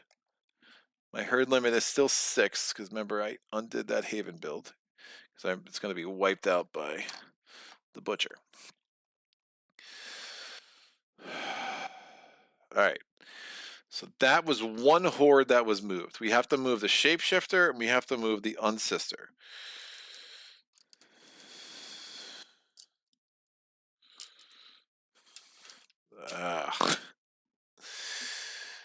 The Shapeshifter and the Unsister. Shapeshifter is just going to keep going around. If it goes there, it's going to go into the capital. It's just going to get wild. We're going to have it move into the capital. They can go anywhere. I kind of want the Unsister to go this way, but I think they're not activating. They're just moving. So Unsister's going into the capital. Coven's out. Those guys can North Pennsylvania. You can move them wherever you want. You don't follow the activation rules. Yeah. Hey, Driver Kid. What's up, Saget? We'll play some games shortly on our end too. Hope you're slowly but surely failing in a completely disheartening fashion. Nice. 3 whites. Oh, the Butcher wouldn't have been able to use the curse there at all. Oh, maybe I would have built a Haven there. That's crazy. Right, because he can't use his lightning bolts where there's a curse. But it would have been safer to not do that. Alright, so the Ancestors in the capital. It needs to go. It's got to go. Alright, so 2 lightning bolts off the bat. Remove a Haven here or in an adjacent hex. There are none. So lightning bolts is going to negate the Ancestors. Shields, the Ancestor is rolling a black against the Butcher's 3 whites. 3 whites, the 1 black. Ooh, 2 damage to the Butcher. Oh, wait, I lied. 2 damage to the garrisons. They go here. Alright, now we go to melee. It's a white and a blue versus a gold, a silver, a bronze, a purple, and a yellow. The white and the blue is 1 damage. That's negated. If destroyed. Oh, it also had those 2 things. So it just would have negated shield. Oh, it would have negated shield. And I rolled 3 damage. So that would have been destroyed. Anyway, so the white and the blue is actually not relevant. It would have been, this would have been the first round of archery against the Butcher, which is a white and a blue. Hilarious. There was a white and a blue somewhere. All right, so now we're in the first round of archery here. So actually, this is their first clash round. We're actually in an archery round, so I'm going to roll a black. It's 1 damage. So 1 damage to the Ancestor, 1 damage to the Butcher. We're in now. The Butcher also has 2 lightning bolts, which, again, one of them mattered. This lightning bolt, one of them mattered. So they get a lightning bolt and clash. Oh, crap. I lied. They get a lightning bolt and clash. They get 2 lightning bolts in. No, we would have had to do it this way. So this is the archery roll. This is the roll. This is the first round of clash against them. A lightning bolt. They have 2 shield. The star gives them a shield and a lightning bolt. So yeah, they take no damage. They killed that thing officially. And now we go to the first round of archery with the Butcher. The Butcher would have been at 5. The Butcher is rolling a white and a blue. 2 damage and a shield. So 2 damage to the Ancestor, who's down to 4. And the lightning bolt, yeah, whatever. So now we go to the first round of clash. Sorry, this is crazy confusing. We get a lightning bolt. We get a silver, a bronze, a purple, and a yellow. The gold comes back. And the black can come back. Against 4 reds and a blue. There's no overlap. Rolling all 9 dice together. The 4 reds. The lightning bolt's irrelevant other than to negate shield. The star is a shield and a lightning bolt. So we have 2 shield. 1's negated. The lightning bolt means that if it dies, it's just going to come back. So let me figure this out. So shield and a lightning bolt is the star. This lightning bolt cancels out 1 shield because it can't do anything else. So this is now just a thing. This lightning bolt means if it dies, it comes back.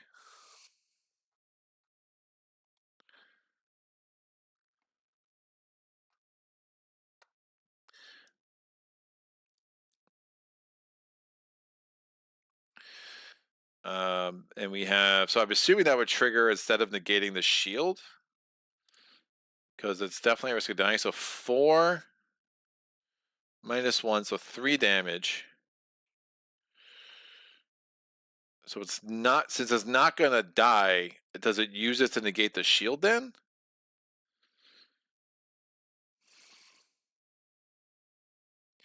Because it's not destroyed.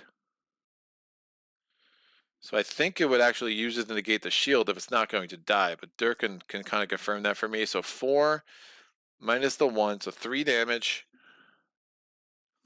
We're doing 3 damage and negating the shield, so the Butcher's down to 2. We have our next round of clash. It's a red, a blue, and a white versus a bronze and a purple. No overlap.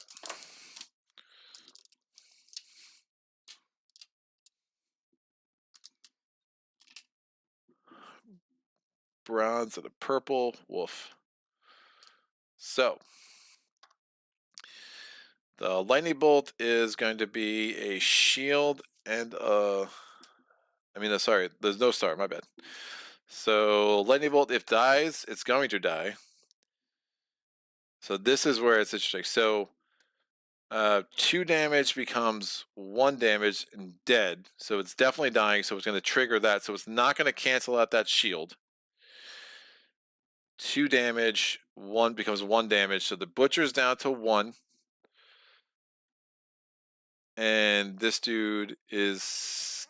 It has another lightning bolt and clash. Never mind. It always has another lightning bolt and clash. So it will negate that shield. So that will actually kill the butcher. So the butcher's dead. That gives 4 points to the horde. This target's removed. Right, the Bane made it irrelevant, but it's an interesting question in case it mattered in the future. The Coven of Yusat's, the Unisister's dead. It loses all activation tokens, and it loses its Bane. And gives 2 points to the Legion. And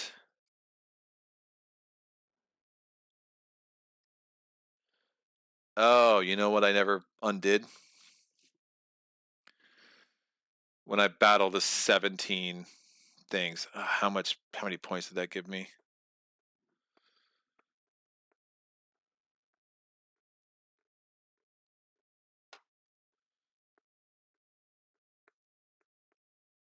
I think it gave me 5. 4 or 5. Because that whole battle never happened because the new Messiah came out. So I was like 1, 2, 3, 4. Let's say it was 5. I don't know. Someone could tell me how many points I got from that, but that all went away. So 2 points for the Legion. If destroyed, move all and place a threat 3 on an empty hex with a curse if possible. That's interesting.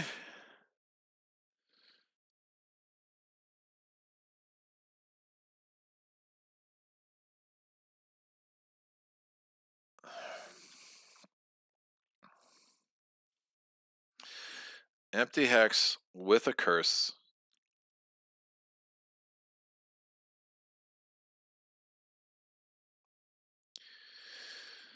And so she comes back in, and I'll put her here.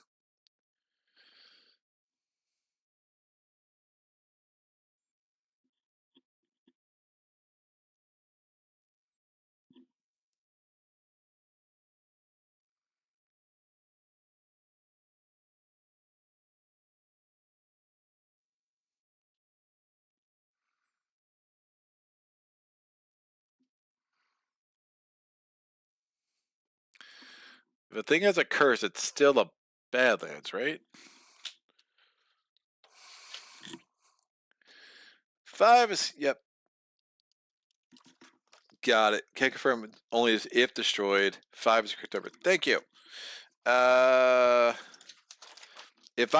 Is that a Badlands for the purposes? Because I know Sea Towers remain Sea Towers, or do I not get the benefit?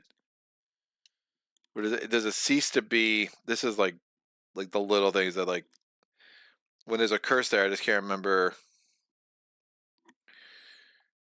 Own terrain type loses all the properties except impassable terrain. Got it. So I would not be able to use riders there.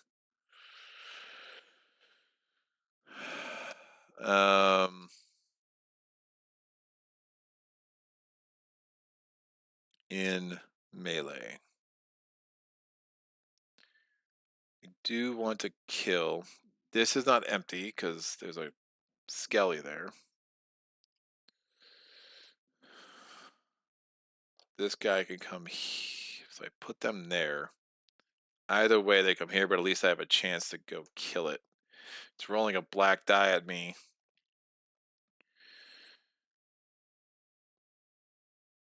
And it can keep coming back because that's super annoying. All right, so the butcher's out. The capital, if there are only non-imperial units there, there are no units there at all. So if I move there, some crazy stuff's going to happen. We still haven't moved the shapeshifter. And that's a thing.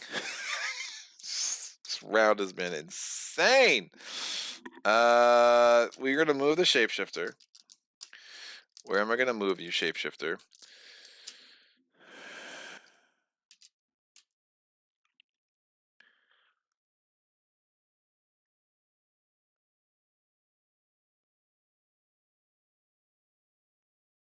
I'll move the shapeshifter here. They're going to battle. It's a gold versus 2 whites. The gold, woof. 1 damage.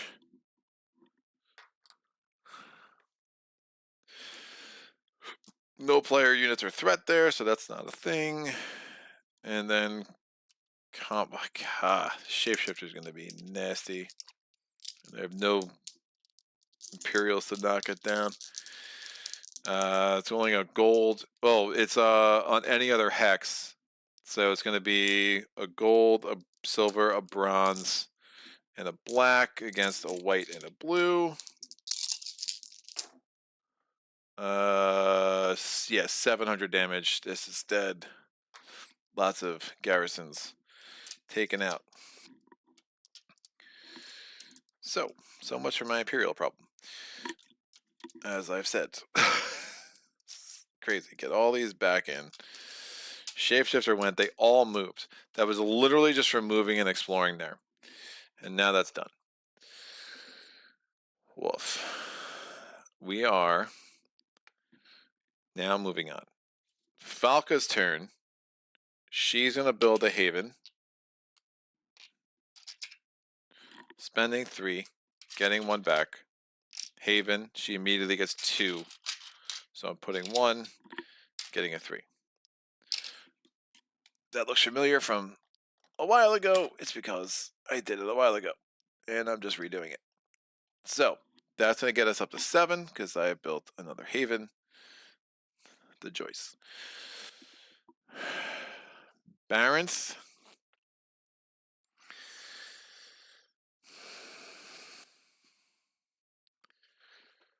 Do I try to kill the Ancestor?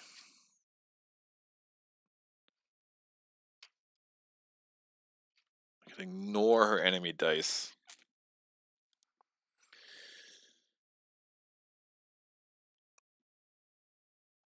I have the obsidian skin. Yeah, I think we get rid of the Ancestor because it's just adding too many curses, and especially if we have to face the Kraken. Well, we already got a million curses out here, but I really don't want that to become badness.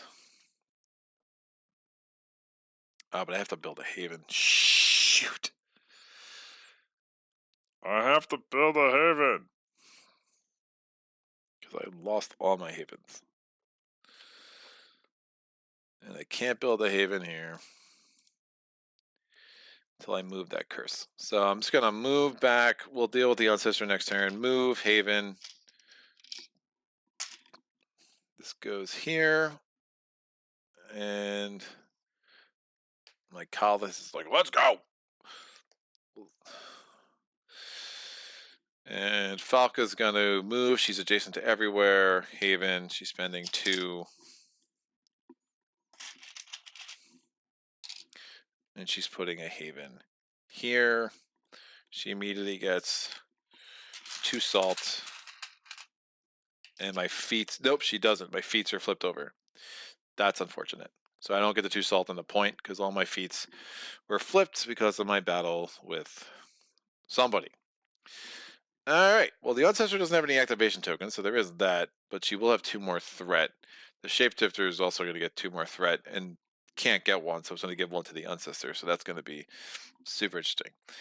Nemesis phase. The only one that activates is the Shapeshifter, which is going to, oh man, poop out a curse. It would move here. It can't. Fewest enemy units is here. They battle a white versus a gold. 1 damage. I get a shield and a lightning bolt. That does nothing. We're going to go a white and a blue versus it's any other hex. So a gold, a purple, a bronze, and a black. And a shield is here, so this is out. The Unsister does not activate.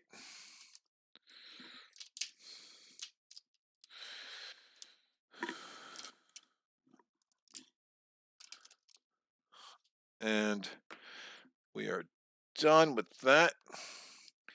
Gain resources, so 2, 3, 3 plus 2 plus 2 plus 1. So it's going to be 3, 4, 4, 5, 6, 4. So 5 salt.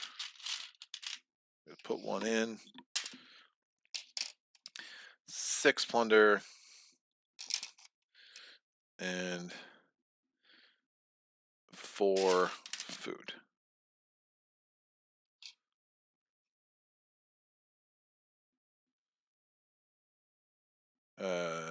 Yeah, that's right. For Barrett, it's going to be 2, 5, 1. It's going to be 4, 5, 1. Is that one of every? Yep. And that's 2. So it's going to be 3, 6, 2, 7, 6, 2. So 7 salt, 6 plunder, and 2 food. Curses on terrain, says manual. I need to head off now, but good luck against the invading hordes. Bye bye, Adam. Thanks for stopping by. Amazing. Woo! All right. Scoring. Empire is going to score 1, 3 points. Who said I had an Empire problem?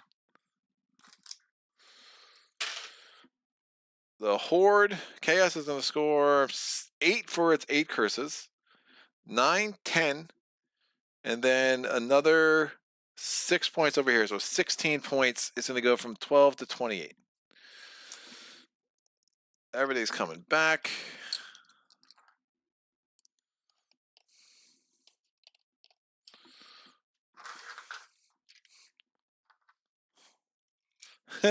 Yes. 8 curses. Yeah, we got a problem. We got a big problem. Woof. All right. Player score 6, 7, 8 for Falca, 27, and 6, 7, just 7. I still lost my home, so 7 for Darkar gets to 27. Somehow they're tied. And now we do Omens phase. Darkar rolling 3 blues and a red. Again, I'm 1 short on every single thing that matters. So we're just pulling 1 from the bag. And Kraken, it currently has 2. And the Dracolich currently has 2. Place 1 activation token on the Legion and Horde decks and every non-Nemesis card. Woof. Rolling good. Rolling. So, there is no Horde deck, but I'll put 1 there anyway. There is a Legion deck. And non-Nemesis. The Dracolich. Interesting. Done. Up. Refresh. Get all your items back. Yo, the Coven has bewitched you. But she is a dead Coven. Get this back. Yeah, I did not use my abilities much. That's once for combat. I definitely use that. I still have that Khalith card. That's fine. Gain my activations. Yeah. A little worried we're going to have the Dracolich and the Kraken. That doesn't make me happy. These all go away. Assassin's Dagger, the Druid Witcher, and the Rune Strings. Flip this to gain 1 shield for each of your havens with a wall. That's interesting. Remove 1 activation token. That again, I have no. Oh, I do have a Guile here, so that could be helpful. This could go back. We're gonna draw 3 new quests. Again, I have not been doing quests. It's not good. Not good. Over here, 3 new quests. Strike at Dawn. We need. It's a 2+. 1 Legion of Horde loses 2 threat. It's a 4/1/2. This is a 4/1/2. It's 2+. Gain 1 mark from the item, even if you cannot use it. And we have the Imperial Sky. For every player, place 1 garrison on a hex with a garrison.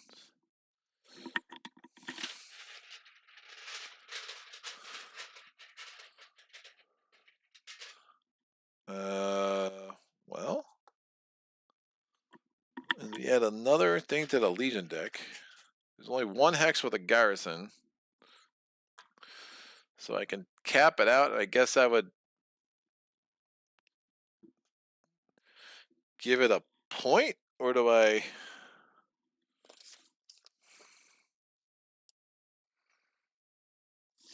Yeah, so I think at that point, because it's supposed to be, if it's empty, then you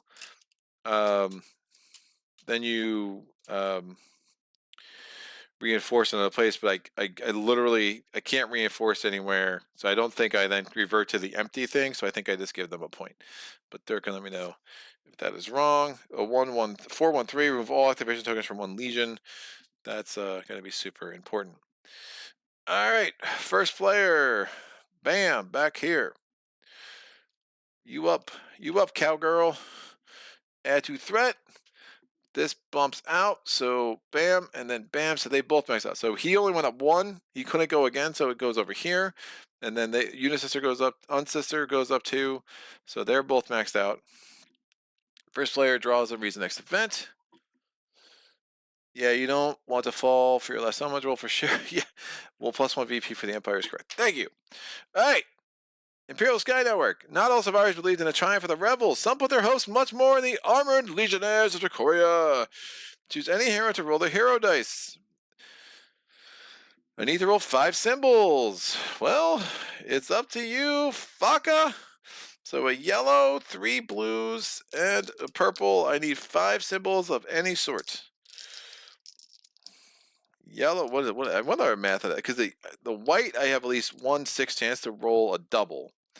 So maybe it makes more sense to roll the white and the yellow, even though I'm 2/3 of the time going to roll at least 1 symbol from the yellow. But I think we go for the white. And yep, I did the right one, but it did not work. I have to discard 2 cards.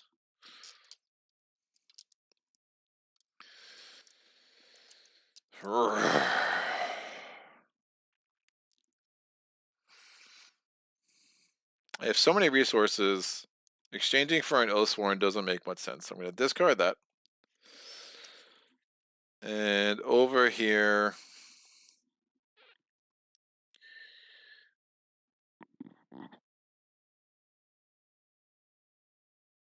pretty much nah.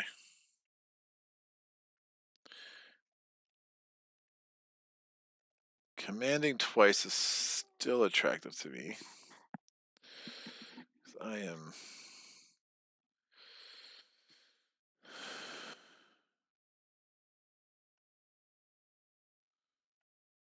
Yeah, is it?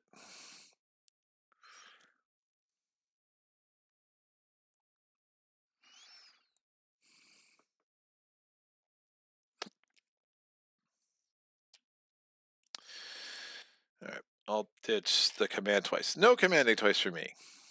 It is what it is. It's a small board.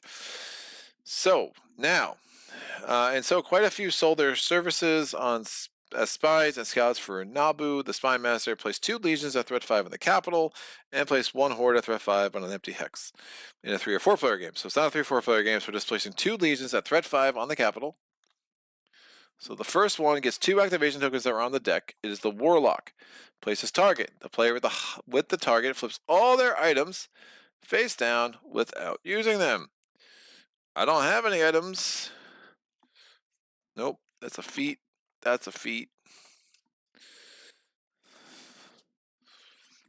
That's an item. I need the map. Hells no.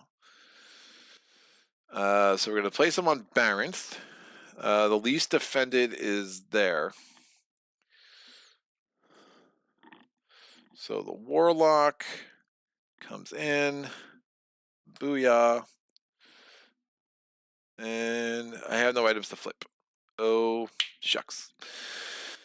We get another Legion. It's the last one, so both of these decks are empty. Ah! Place your target. That player discards the thing for the rest of the game.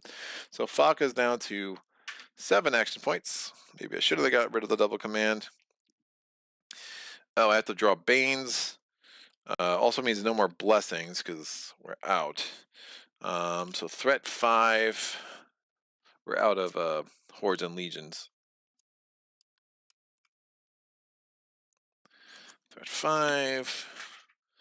Threat 5. 2. The Courtesan. Hello, Courtesan. Where are you? Why not you? Ugh. Alright, Courtesan's here. And the Warlock's here. And what's up? We are going to draw Banes.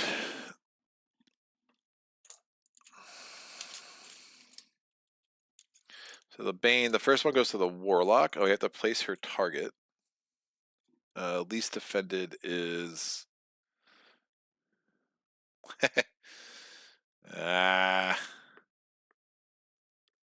here.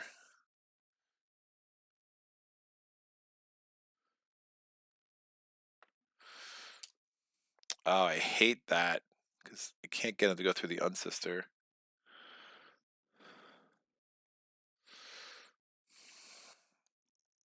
Yeah, there. Remove one wall, tower, haven, or threat here. That's fine. I can... Wow, they're both going that way. What a weird game.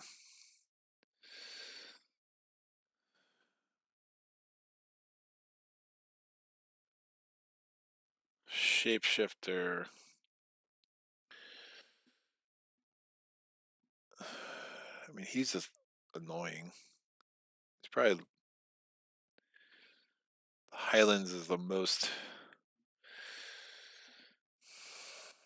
If I build a haven here with Falca, he'd come in.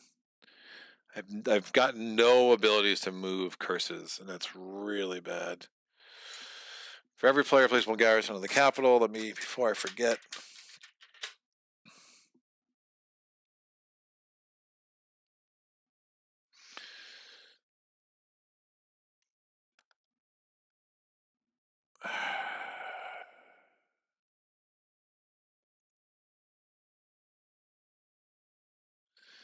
I mean, I could try to bombard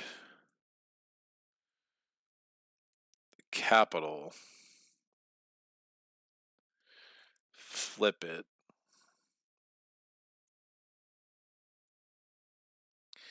I mean, the Unsisters are to go for an unexplored hex. So if that stays unexplored, whatever. They're running out of curses to place.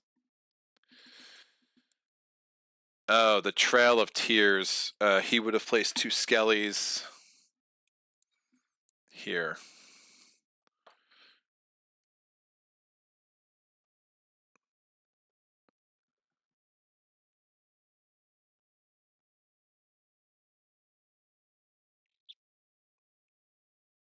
I forgot about that. I forgot about that. Cursicav is a wall unit. Wall and tower dice, but not items and feats.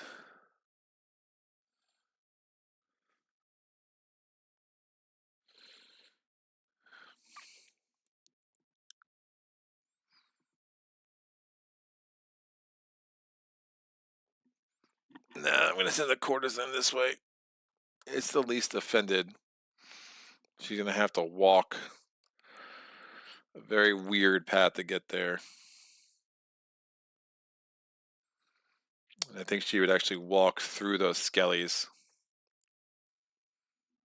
Alright. The Warlock gets, when not destroyed, and this hex has no X, remove it from play, discard this. After combat. So if it's not destroyed in combat and there's no X, remove it from play. Okay. Interesting. The Corazon is going to get. In Clash, it gets a bronze. Alright, that should be the end of the Banes. The end of the Banes! Alright, place activation tokens. Oh, I did not! Yeah, I have a way to get rid of activation tokens. If there was one Legion in play, there was not. Neither had 0. There were 1, 2. There's only 4 skeletons in play. You gotta be kidding me! Come on! Woo! Look at that. 1, 2, 3, 4. So that doesn't happen. Empire did not. So I don't get Aether anyway. I get no Aether. Thanks for the thought, though. I would have liked Aether. I wanted Aether, but I did not get it. So this is a lot of activations.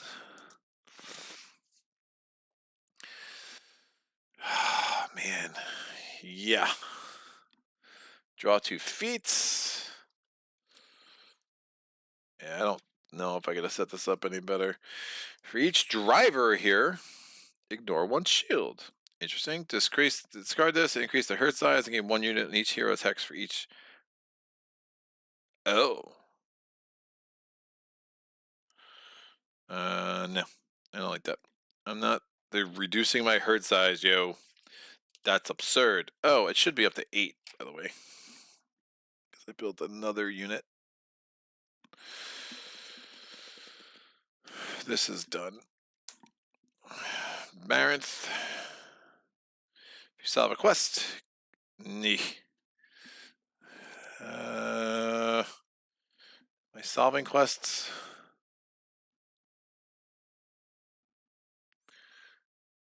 Nope. Don't think any of that really matters. So we'll gain a Guile. That's going to give me 3 wild resources. And this goes on the bottom.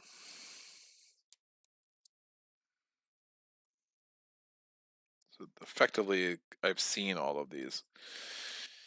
Yeah.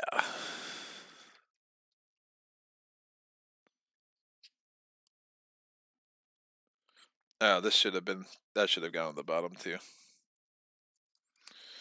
Not discarded.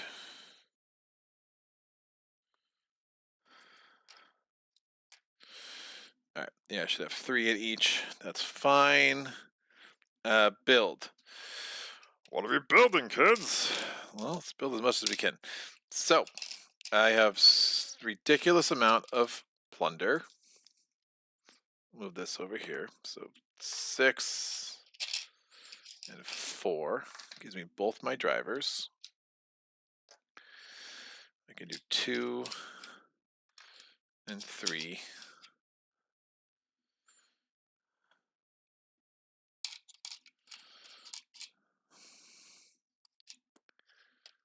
You know what? I could get that out for free with the Tree Mother, so I'm not that worried about it. I'm just gonna spend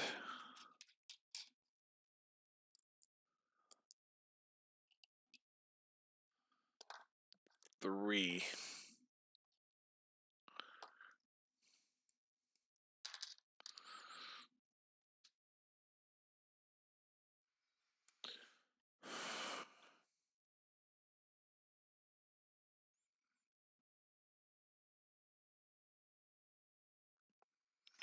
I think I go for the capital with the Horde.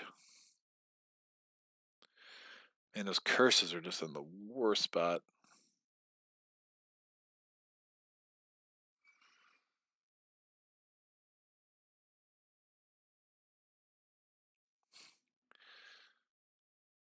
Yeah, I could have moved that guy off instead of moving him over there to take out those garrisons. That probably would have been a smarter play.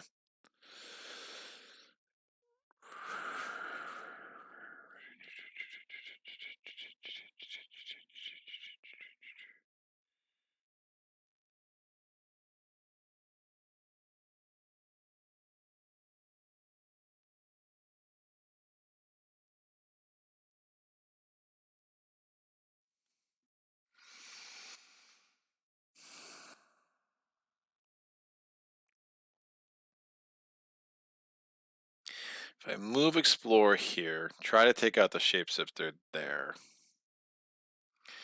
That means the Unsister will go there. We not be able to flip the capital, but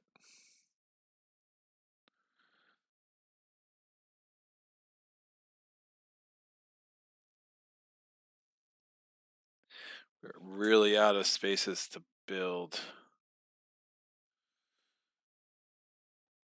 Yeah, I think I go this way with Falco, because then I can try to get a haven there and a haven there.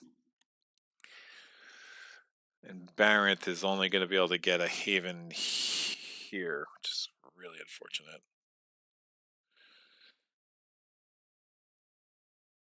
Nothing to move a curse.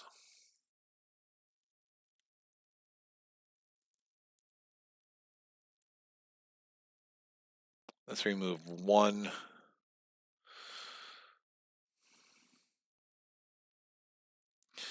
That's remove all. That's better. All right, so I will.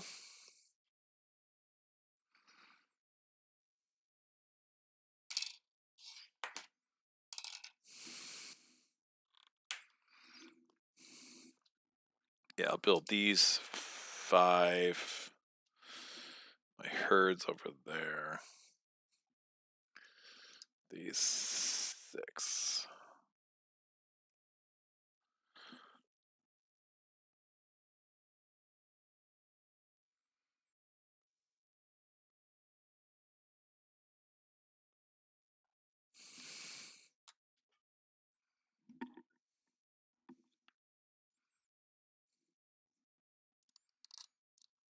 All right, I'll spend another. I'm actually going to spend another to get another one in. Alrighty. So now we come over here to Baranth. Baranth has 1,000,000 resources. So 3 and 2 gets me the Oathsworn, and then 8 salt gets me all these guys.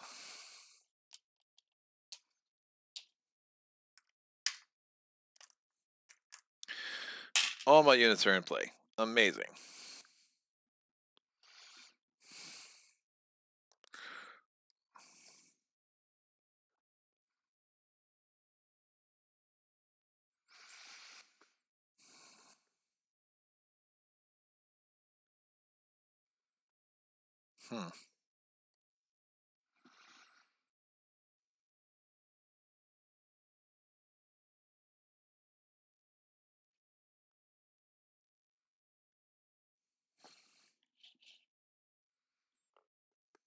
We're going to spend 2.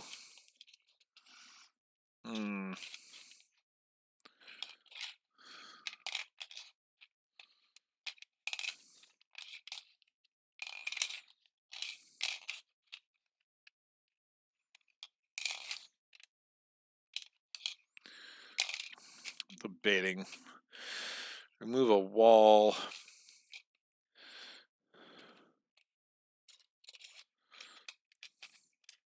We bring the fight to them.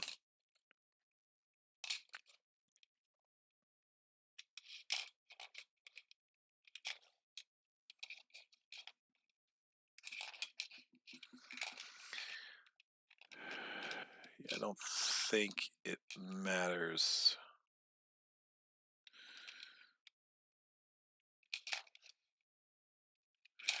I just don't like not getting another haven out with Baranth.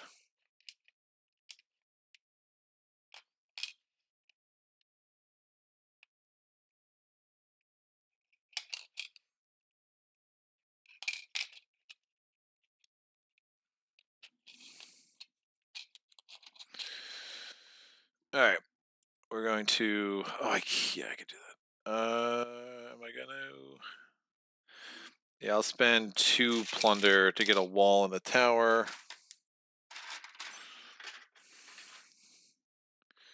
Here.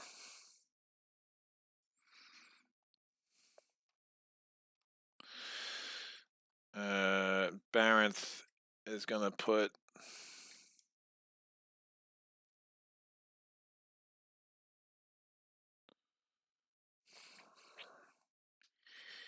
yikes.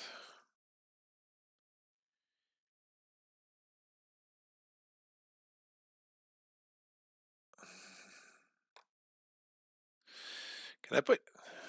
I could put units where another player's haven is, right? Can I?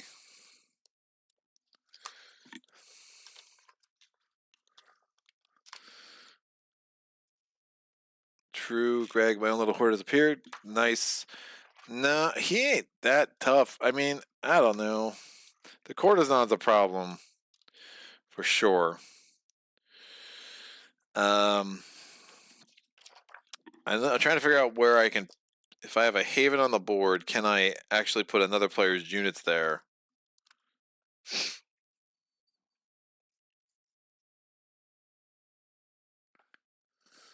Explore, move, command.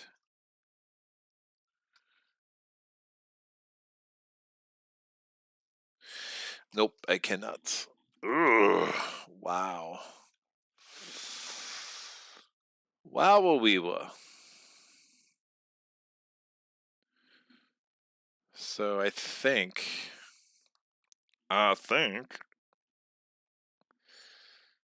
all my dudes are on the map.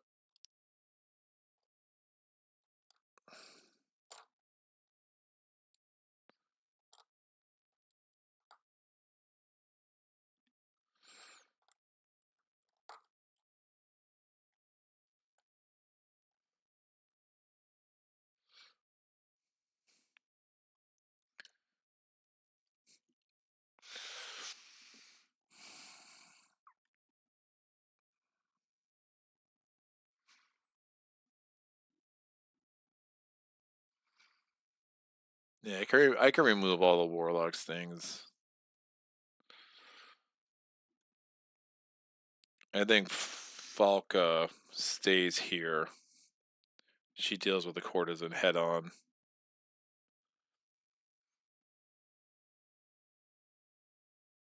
Get rid of those skellies. Baranth can try to. Yeah, the Unsister and the Shapeshifter are pretty annoying. If I build a thing here, that's going to be a problem. But alright, we only have 7 activations, so remembering that. I'm going to move and explore.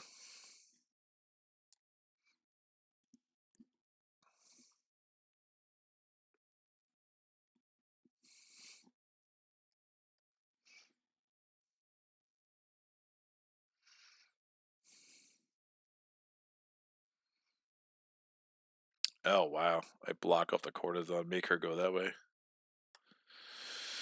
If empty, place a skeleton here. If not, reinforce. It is empty. Roll your hero dice. Gain 1 salt per thing. Each other player gains 2 salt. Nice. Salt, salt. Oh, I had 3 extras. I would have just kept 3 plunder. Yeah, fine. I forgot to spend my wilds. Rolling my hero dice as cup, blah blah blah, 3 blues. Yeah, great. For each, I need skulls. I roll 2 skulls. I get 2 salt. Very like resource rich, which is a weird thing.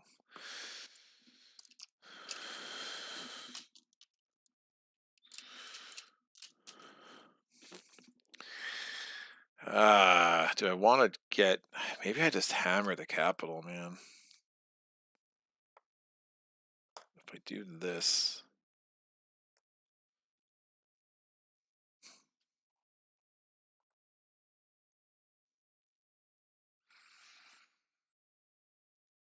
I can't explore there.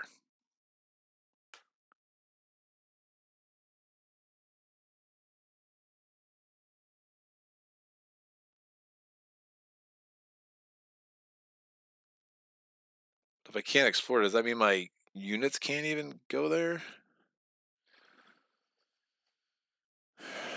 I can move these units into here. And I could do a mega attack on the capital. Oh, that's super interesting. Yeah, Faka's attacking the capital, which means Baranth has something else that he needs to do. So, Baranth is going to... Yeesh. Don't love that.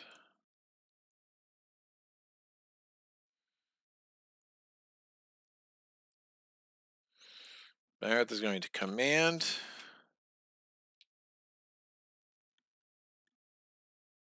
If he moves, commands.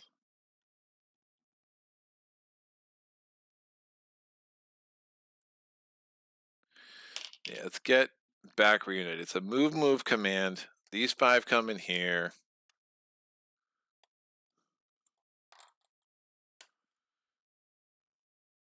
Spending the 1 food. I have 2. We're at Highland, so I can roll 1 white die. Dead. Point. Skelly out. Alright. Falca is going to command. Oh, I'm out of... How am I short on food? It's fine, I can always trade. We're going to bring these 5 guys in here. Oh, I accidentally put in 6. One of these has to go over there. Because that's where the horde is. So... we are... Oh, it doesn't matter. Is equal to... Yeah, the unit limit is equal to the herd size, so I could do that anywhere. Great. We have no ranged attack, so it's going to be a red for the Skelly. Whiffs. I'm rolling 2 reds, 4 whites. No lightning bolts. Dead. Point.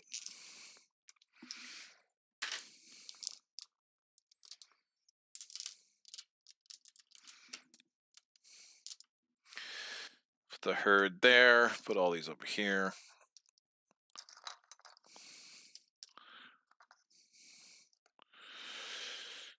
Alright. Baranth is going to build a haven with 2 plunder.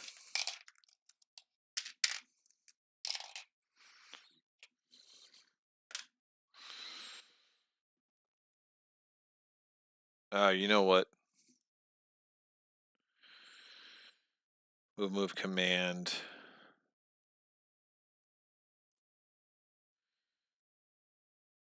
Baranth should have moved, explored. And then we'll command and build a haven, the next 2 things. So this is going to be on the explore. If empty, place 1 garrison here. It is empty. No, it's not empty. It's got a shapeshifter. If not, reinforce. So it gets a skull. Place 1 garrison, an empty hex with no garrison, with no X. That can't be done. So we have to reinforce someplace. That can't be done. So instead, we raise this up 1.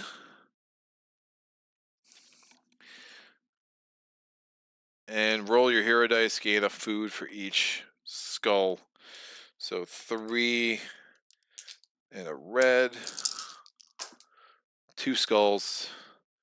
Every player gains 1 food. Great. So we move, that's just more action efficient. So we moved, explored. We, then we commanded, then we built the haven. So I've already done their next turn. They've, so he's done 3 turns. This is only the... We're going to do 2 turns in a row over here.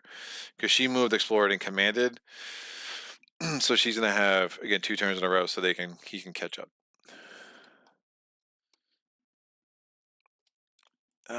It's a Badlands. Of course, my Kolith rider is up there.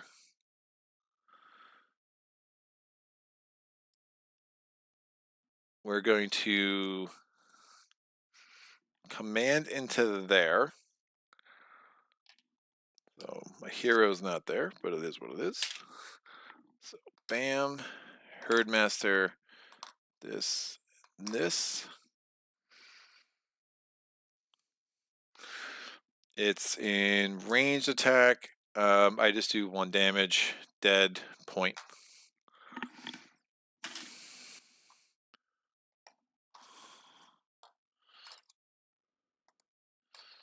Can't use lightning bolts in melee anyway, or clash anyway. Another turn for Faka. She's going to spend 2 plunder to place this, and she places this. She gets the resources. She'll get 2 salt.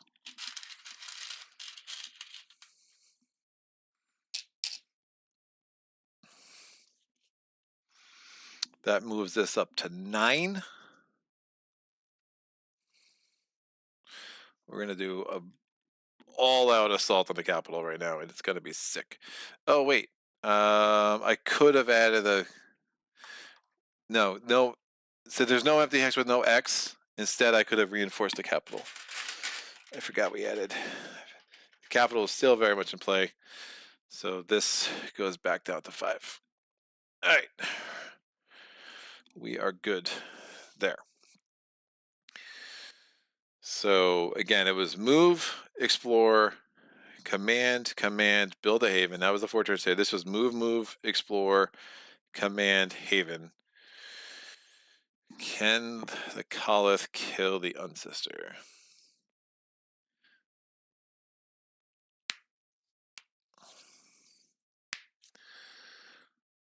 The Unsister getting back up to 6 is very disturbing.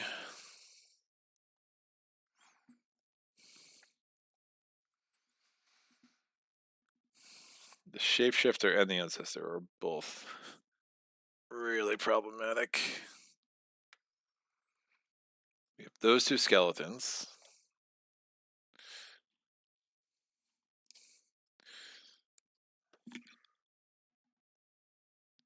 An unexploded hex with a curse terrain hex. Cool. Keep in mind the Warlock does not walk, he teleport. Oh, right. Right. I definitely have a way to get rid of his activations. So, but you're probably right, I should do that soon. I mean, I just need 1 of that to remove all of his. That's right, he teleports. He's always adjacent to any hex. What a jerk. I'm wondering if I could just wipe him out with Falco, which is kind of my hedge. Oh, man.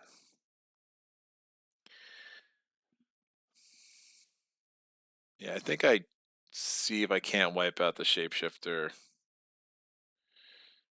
and see what's left for the Unsister. So we're commanding into this. So first we gotta wipe out the Skelly. I'm rolling 2 reds, or 2 whites. It's like red, it's just very different. Damage, dead. Easy game. Alright, now we're taking on the Shapeshifter. I have 2 yellows.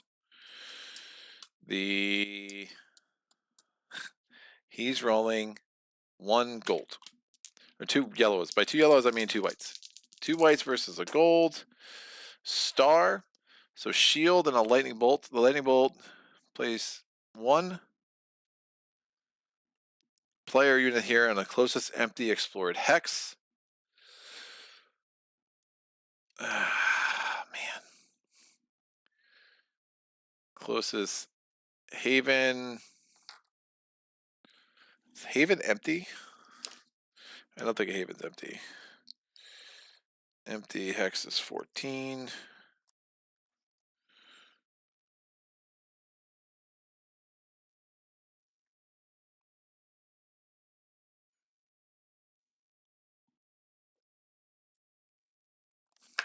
That's not right. It's not defined on 14. Empty hex, 14.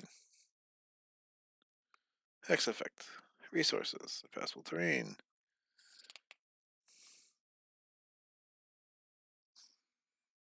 Yep, so empty is no haven. No curse, except for other effects. So that's fine. We'll just move him there. He does get the shield.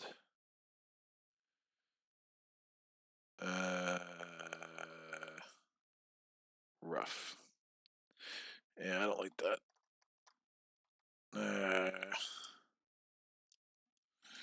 Could get this red.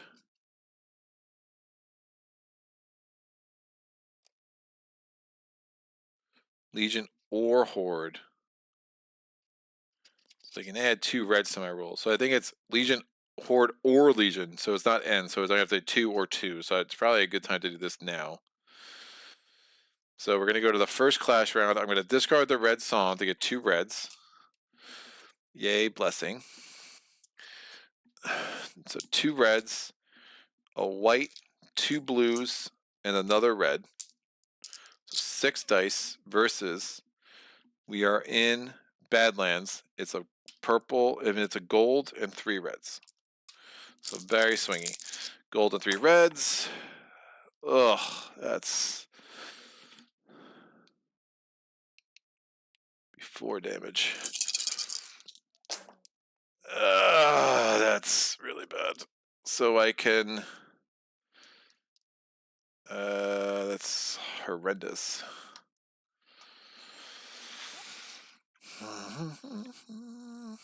I think I re-roll.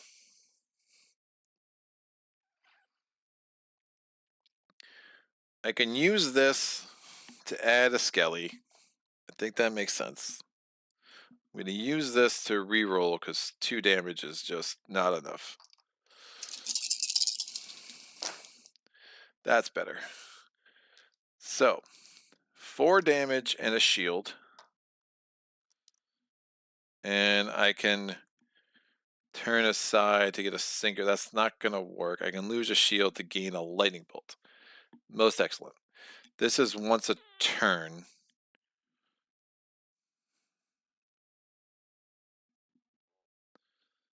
So maybe I wouldn't have done that just yet. That would have been a little premature.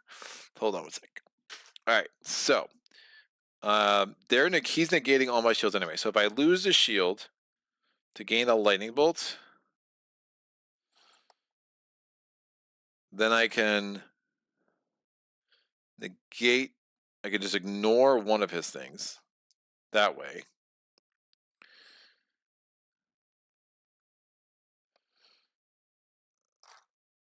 I could ignore all his lightning bolts this round. That's also.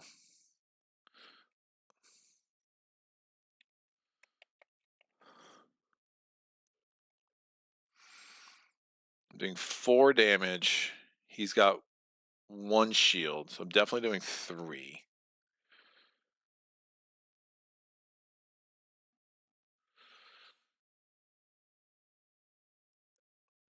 But he's making me lose another dude, which is super annoying. So if I'm doing 3 damage, 1, 2, 3. He was up to 7, that's why. He's doing 3 damage to me, and he's crashing my shield. So if I do that, he's only doing 2 damage to me. Then I'm down to a red wolf. So the 2 blues are out in the Chaos Graveyard. And his lightning bolts are carried out.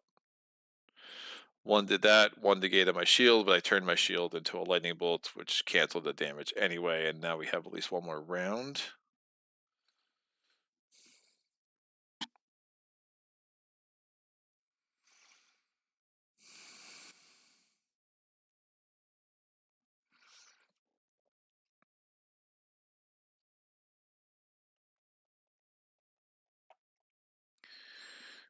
Alright, it's down, so it's the same dice, because it's down to 4, which is really annoying about this guy. So the chance of me actually doing damage to him is dumb. So maybe I don't use that lightning bolt. Maybe I just let it happen. I push him over here before damage. I kill that guy. I let 3 people die. He's down to 4 and survives. And then I could use a lightning bolt to start doing the red hand. I like that a little bit better. Going at him with when he has 4 dice, and including something that's going to give him a shield, makes no sense. And these guys being forced over here is actually interesting if I can get my Kolith in place and have them meet up and try to wipe him out on the second round. I can add 2 things. I can ignore. Yeah, adding 2 shields. I don't. That's interesting. Do I trust another round? No, not really.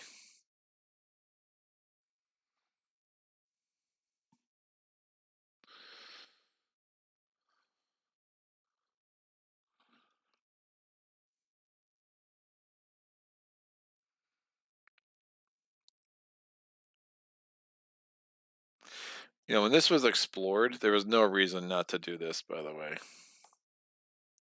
That was explored last turn. That was explored this turn. Yeah, and then I just cut him off, so he can't get to my haven. Yeah, that's way better, because then he'll just go here. Alright, I dig that. That's what I should have done to begin with. So I'm staying here. And we'll see what I can do about that. Alright, Falca is going to command into the capital. So let's kind of take stock of my entire array here. Bam. So there's 6 in this hex. And there's 1, 2, 3, 4 in this hex. So there's 9. So essentially all of them can enter. So they're all in. This is my new herd. Only 5 can battle every round. I have no range except for this guy, which is a guaranteed damage. Do any players roll? But I'm not rolling. That's gross. Alright, so the 3 garrisons are going to fight. How many drivers are there? 2 drivers, so I can ignore some shields.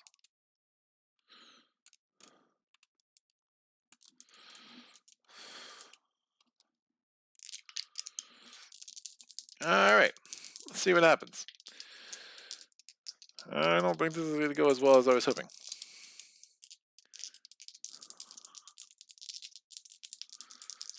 So, 3 dice from the garrisons. Woof.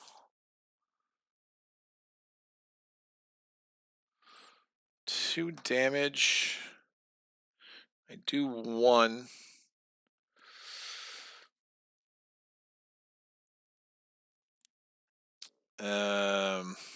Yeah, I'm not even getting to the garrisons yet. Okay, so these 2 are out into the Imperial Graveyard.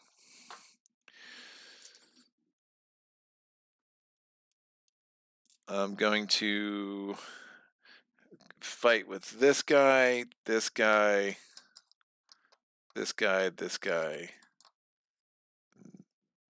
and wait, this guy, this guy. So I can still kill others, but those are the 5 that are fighting, I think.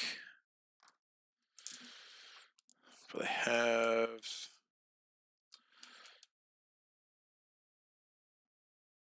Alright, so we got the 3 garrisons, so it's going to be 2 blues, 2 yellows, and a white.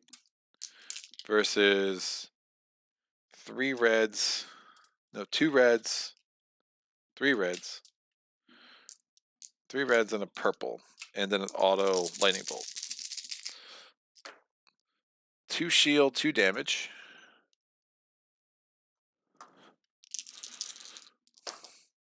Three damage, no shield. and a lightning bolt. Archery class for 4 damage. So I can ignore 2 shields. I rolled 3 damage, so they're all dead. That gets me up to 32. I have a lightning bolt, so I can ignore all from that thing. So I can ignore all of the things from 1. I ignore 1 shield for each of my drivers.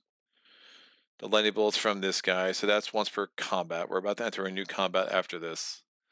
So only 1 is going to die, which will be this one.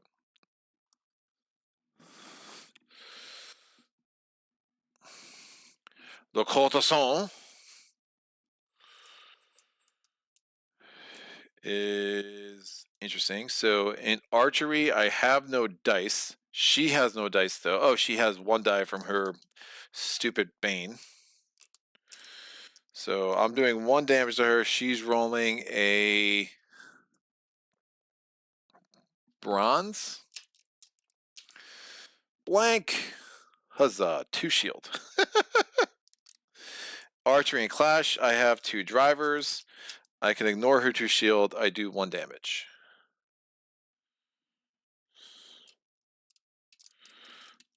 Wait a second. So I probably could have done that last turn too. Archery and clash for each driver here. Ignore 1 enemy shield. So I could have gotten my damage through because they roll 3 dice. I don't know. I mean, I can't remember what they rolled. I probably should have been able to ignore those shields. That's archery. That's really strong. I don't think they rolled 3 shields. But it is what it is. What did I get through there with 3 guys dying? Now, let me actually have re-rolled that. So that would have been blank. Yeah, they should have had 1 less. They should have had 1 less dude. They should have had 1 less dude for sure. So, and then it would have been, I forget how much damage they did though. Did I just lose 1?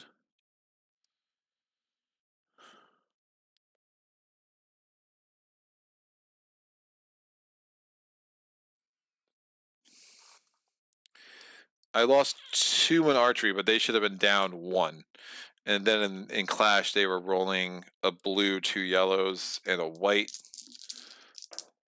And then that would have been 2 damage. I negated the 1. I ignore. I still suffer 1. So I guess in the end, it wouldn't have mattered, but feels like it should have.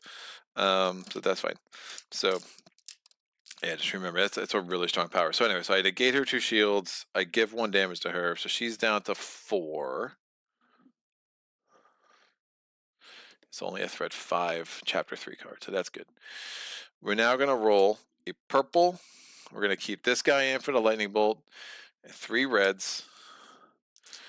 She's rolling the same thing, but she won't have the lightning bolt. And oh, that was in clash. Gosh, she rolls that in clash. She just rolled 2 shields. Sorry. So she adds that die somehow. So she copies mine. She adds that. So this is for me. 3 damage. I ignore 2 shields for her. This is for her. 3 and a 1. Whoa, 4 damage and a lightning bolt. Lightning bolt is place 1 activation token on the Legion or Horde with the fewest. This is a problem. Put it on the Unsister.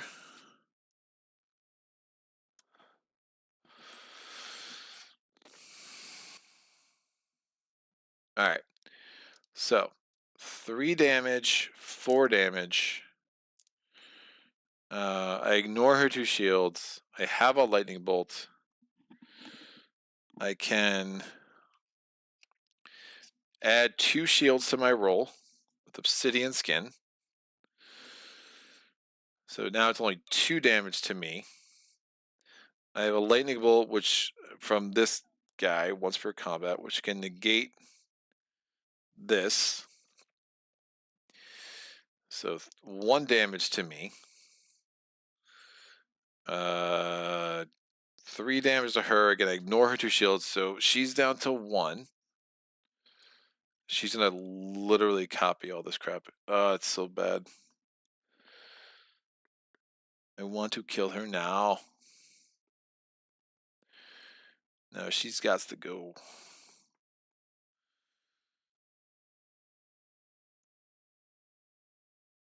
Right, because she's rolling the same dice as me again. And that's a problem. That's a problem. All right, I'm going to leave that. I'm going to actually... Well, if I negate that, and then I could do this, add a red, and hopefully not brick on it. Don't brick. So I'm doing the red hand with the Aether. Yes, sir. 4 damage. She's dead. This goes away.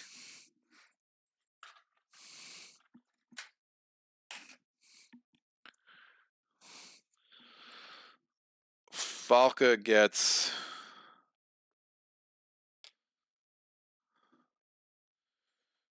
roll. She gets a point for each. She rolls her hero dice. She gets a point for each skull she rolls. Her hero dice are 3 blues, a purple, and a yellow. Whoa, 5 points. 37. And she's out. I still again, I added 2 shields with the obsidian skin, so I still take 1. So this goes over here in the Imperial Graveyard. Courtesan is out. The only one I have left is the Ghostly Fog, which lets me ignore all lightning bolts. So the blessings have come in fairly huge at this point.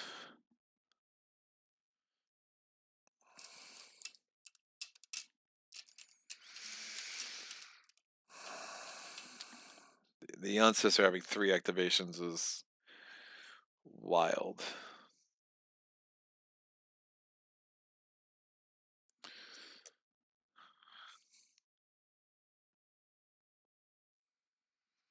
Alright, so we go to the next battle, which is going to be with the Warlock. The Warlock is rolling a yellow and 2 whites. I'm doing 1 auto damage with this guy. 2 damage. Woof. 1 auto damage. Down to 4. I'm gonna... Do I lose the Mercenary? Probably. Yep, Mercenary out. It's going to be 2 more points for the Imperials, but they're the least of my concern compared to the other guys. I would have liked that guaranteed lightning bolt, however. So Mercenary dead. They came in handy. And now... Oh, yeah, I never used Tree Mother. Instead of negating the damage, I could have lost 1...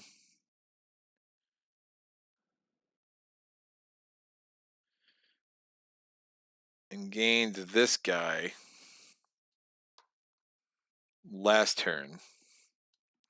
So 1 would have been dead, still would have been dead. So 1 of them is dead when it comes out. That would have made a lot more sense. And then this guy dies this round, along with the other one, because now if I roll a lightning bolt, at least I get the Tricera Hogs, and I do still have a purple die, so, and 3 reds. So now we go get Tree Mother. That was the whole plan. I think I negated damage 1 other time too, and that was dummity dums because I really wanted to get these guys out. So now I'm rolling a purple and 3 reds against a purple, a blue, 2 yellows, and a white. Just 2 damage. That's a great roll. And that's an interesting roll. So I do 1 damage. Lightning bolt I can add to the red hand. I'm also going to bring out this guy after damage once per round. I do only 1 damage. These should have gone away. 37. I do 1 damage, so he's down to 3. I take 2 damage, so these 2 are out. My whole horde is going away. This is don't try this at home, kids. This is it's not great. All right, we go to the next round. We have a purple and 2 reds versus a purple, a blue, a white, and a yellow. Purple, blue, white, yellow. You make the magic happen. Just 2 damage. I like that. Booyah. 2 damage and 2 lightning bolts. So 2 damage. I'm going to ignore 1. So 1 damage.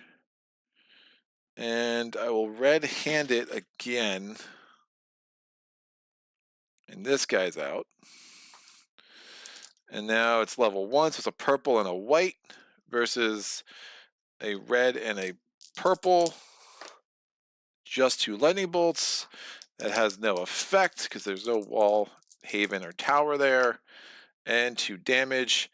Dead. This goes away. These all go away. Remove the target, so this is out.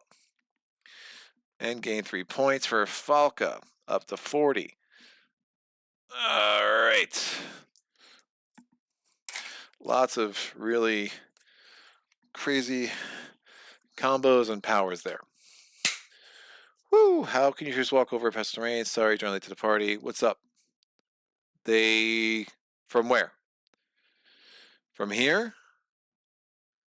This is a sea tower, so they're adjacent anywhere, and no one else walked over impassable terrain that I could see.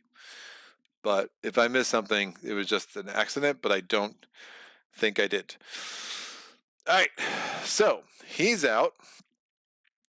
This flips. 5 more points for Falca, so she goes to 45. And huzzah. Bam, with what's remaining of my herd, which is not much. And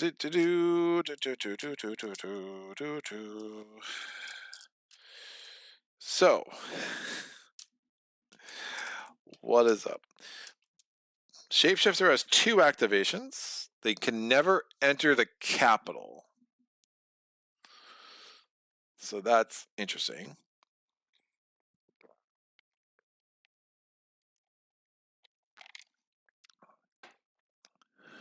Nice. Home Hex Baronth. You're right. You're right. That's why I originally didn't put it that way. I changed that late because I was like, why did I not do this? Yeah, I could not have crossed that. Excellent point. Thank you. Thank you very much. All right, now we're right. So yeah, my home hex is definitely threatened, and so both of them are. Woof. That makes me less happy.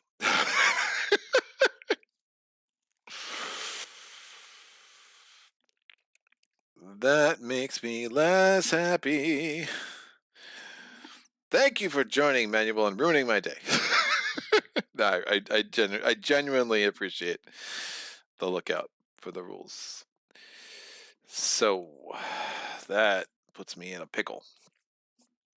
This is me in a pickle. Boy. All right. Well, Baronth, you see what that cow just did? Yeah, that was impressive. Can you stop sucking and do the same thing, please? All right, let's make it happen. I wish this wasn't a curse, because if I had those guys in Badlands, that would be very nice. Instead, I have nothing. I have knitting.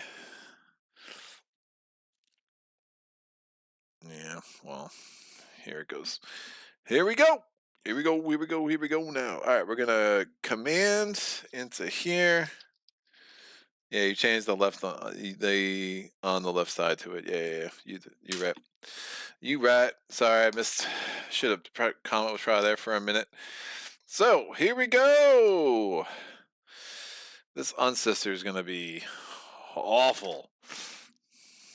But here we go. Where's the Rock of Combat? The Rock of Combat. Bam. Done.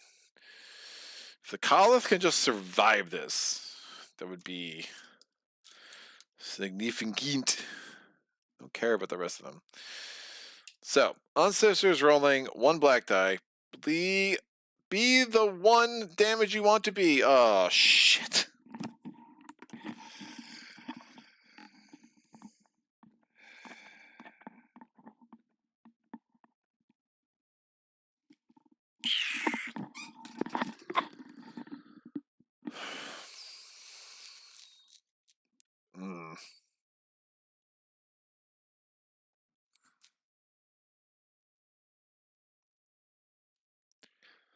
That was bad.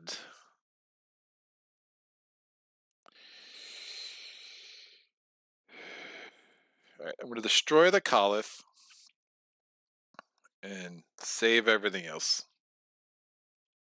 So discarding that card. And now, ugh, man, it's going to be very unlikely. If I can get it down, the herd is right there. Oh, I can't use lightning bolts. Ha. Huh. Well, that sucks.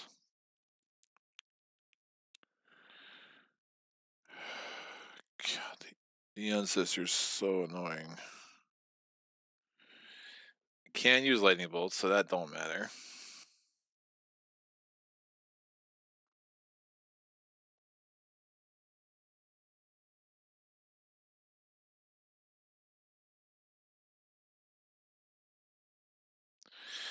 Yeah, it was probably ambitious.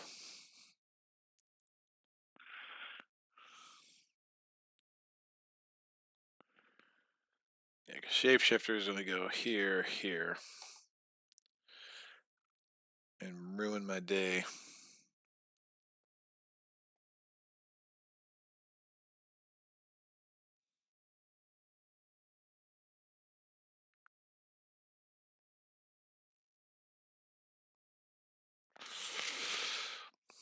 Well, yeah, I don't have great options.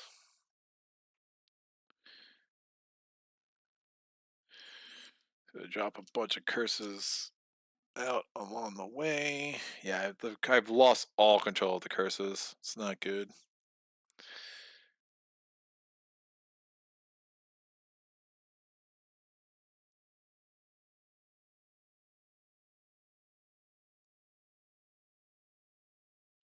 Could try.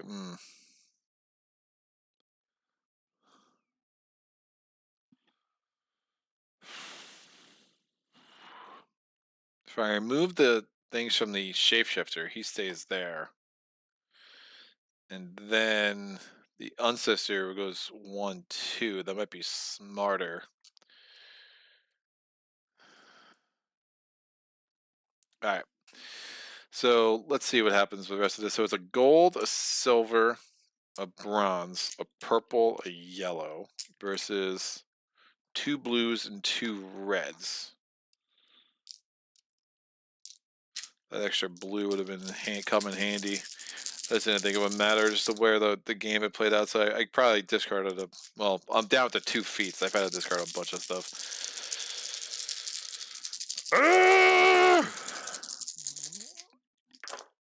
That's not terrible. That's 1 damage and a shield and a lightning bolt. The lightning bolt means if it dies this round, it's not going to die, which again is unlikely. So that's effectively what the roll is. So the lightning bolt will just essentially negate one of my shields. It's not going to do much. Remember, lightning bolts don't do anything for me. 3 damage and a shield. It negates my shield. I can't do anything else really. So this is down to 4. And it's just doing 1 damage to me. So I'm going to lose this guy. So blue out. It's rolling a silver, a bronze, a purple, and a yellow. So it loses the gold die. It's not rolling any reds or blues, so I can roll all these together. I guess I could have rolled them all together last time too, but I forgot.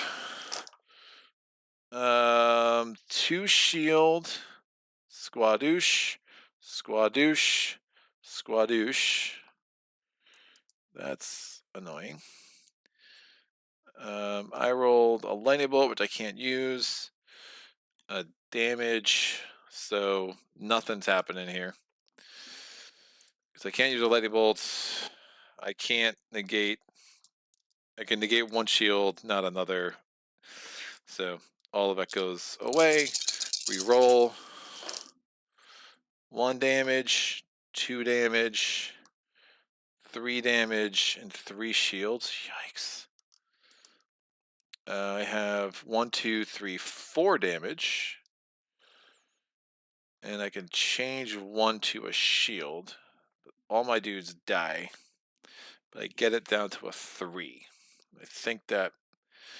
I still got that black die though. Woof.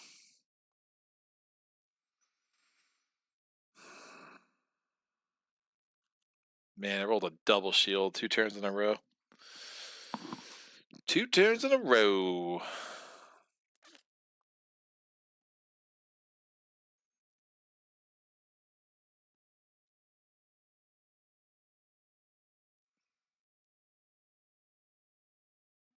Alright, it's down to 3. My dudes are dead. Which is a little sad. All you are out. Unsister back. This is back. The red hand really could have made a huge difference. But still a good chance that the herd can wipe it out in the capital. So I just need to not roll a 2 or a 3 with that black die.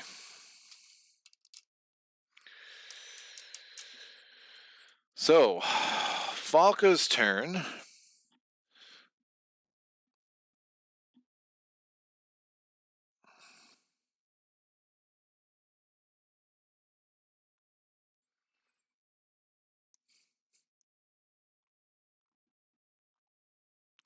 Can't go where that haven is.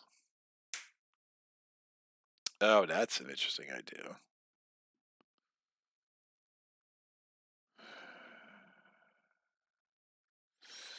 Falco's turn. She's going to do this thing here, this quest.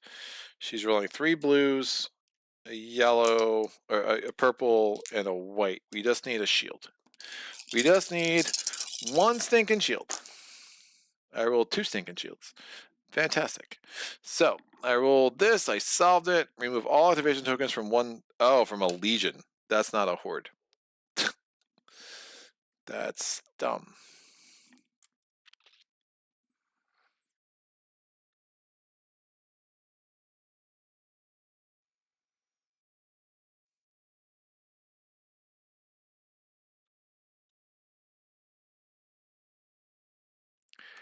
That is not a horde.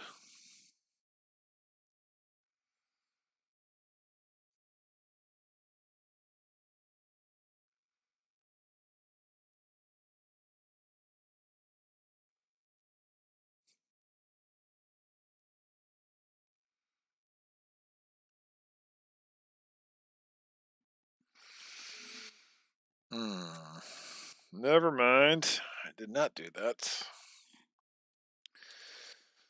I did not do that. Of course, my hero dice gave me 2 shields, which I'm going to need in the omens phase. I'm adjacent to everywhere.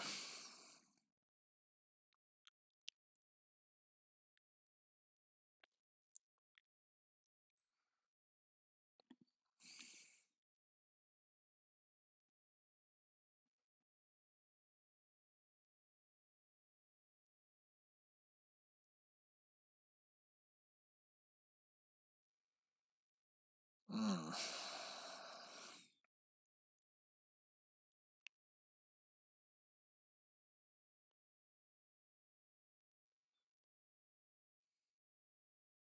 God, man, their cars are going to lose. I mean, they're just going to lose a ton of havens. It's not good.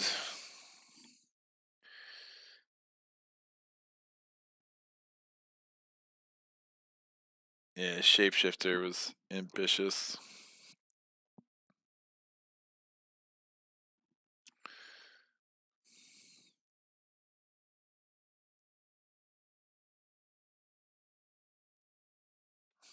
We're out of lightning bolts.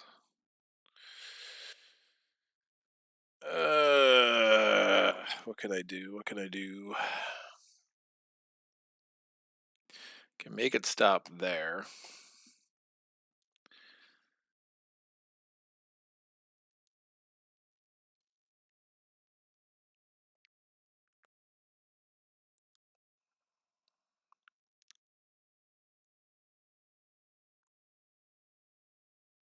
All right, let me do this. I'm going to, with Falca, she's going to market instead of quest. She's going to spend the 2 to buy this. She's going to discard it immediately to remove an activation token. She's going to remove it from 1 from the Shapeshifter.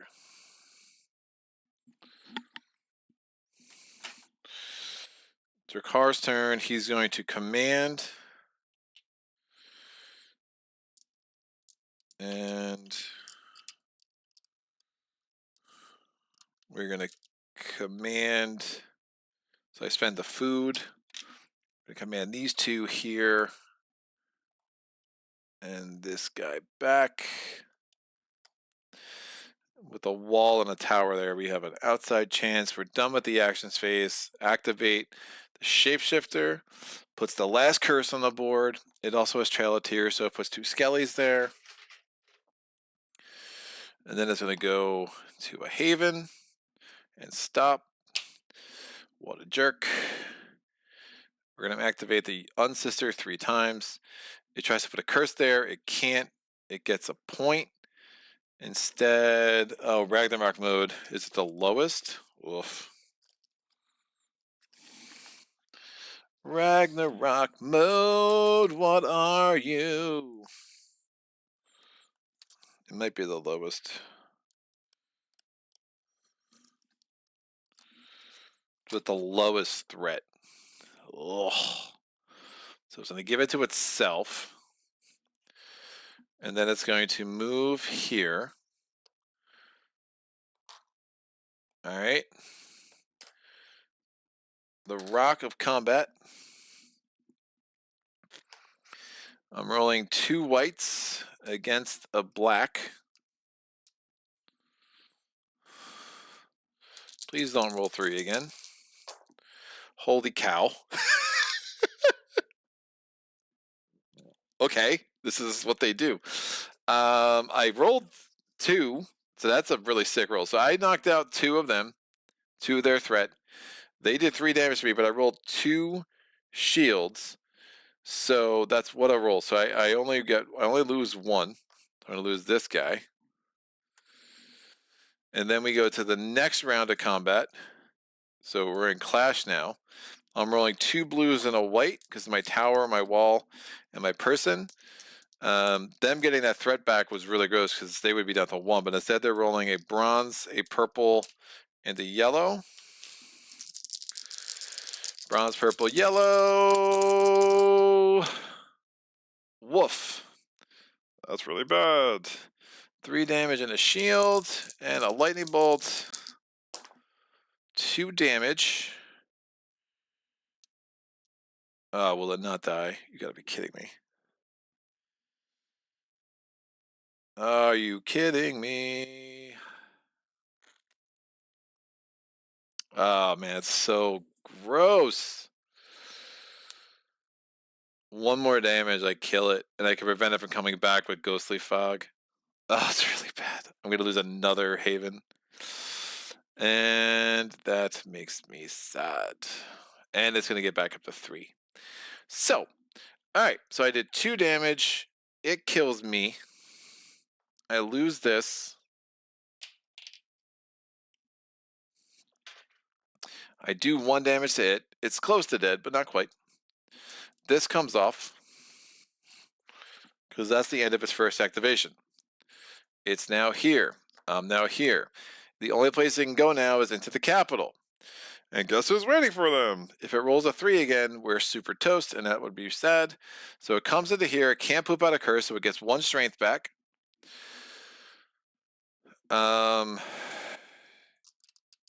And here we go.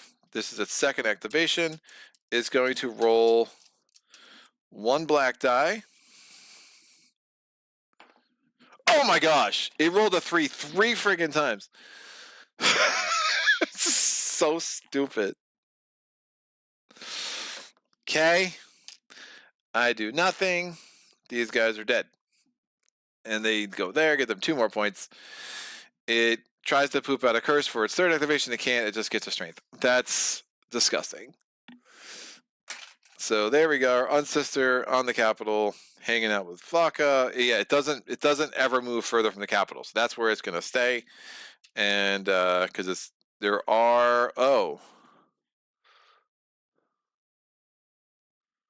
if there are unexplored hexes, flip the closest. Place 1 curse of skeletons on her hex. Oh, so it's going to explore. Well, now I don't know. It might move to that hex, but it's still unexplored. Unexplored, explored.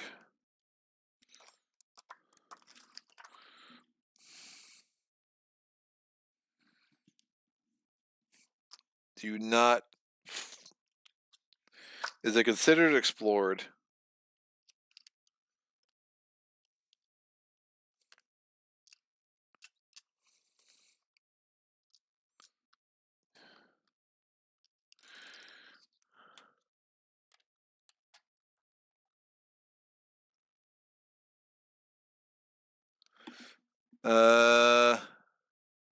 It just says gain 5 points. I don't think it says. I don't know about any player. I think I have to get it to Falca. I don't think it would flip that because it has a curse on it. But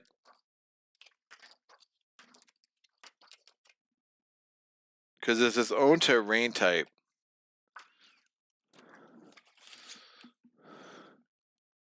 But it's still unexplored.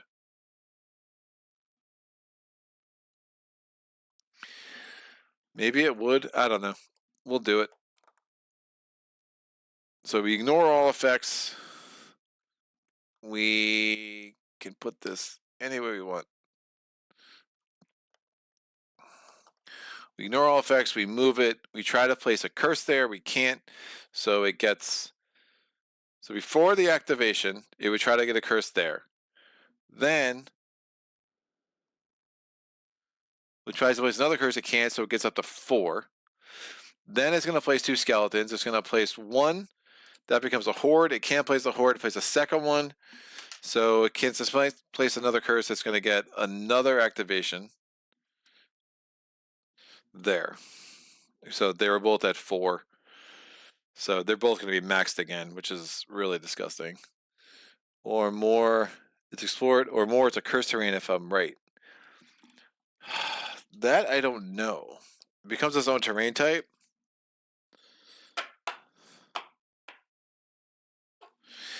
Yeah, that I just don't know. I just don't know. We'll assume it wouldn't. I think it makes thematically no sense. for it to try to put a curse. I think the way it's written, so this should be down to 3 again. Oh, I can't believe it didn't get killed. I can't believe I rolled a black 3 times. is what I really can't believe. I can't believe it. It's me. All right. Activation's done. Gain resources. 2, 3, 4. 3, 4, 5. 3, 6, 5. 5, 6, 5. So 5 plunder or salt. 6 plunder. 5 food.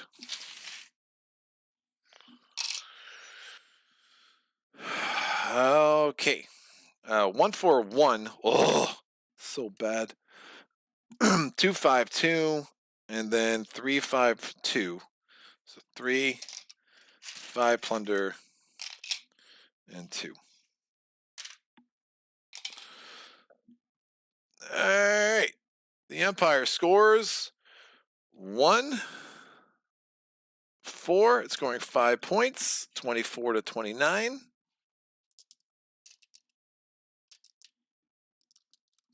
This is out.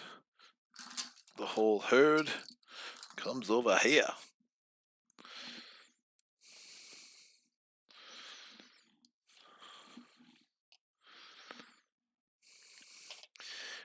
You know, it's like, oh no, I needed 2 damage. Yeah, it's really gross.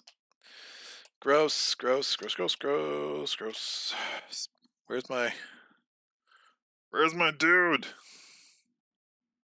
Oh, there. All right. The chaos scores 9, 10, 11, 15. So 33, 43.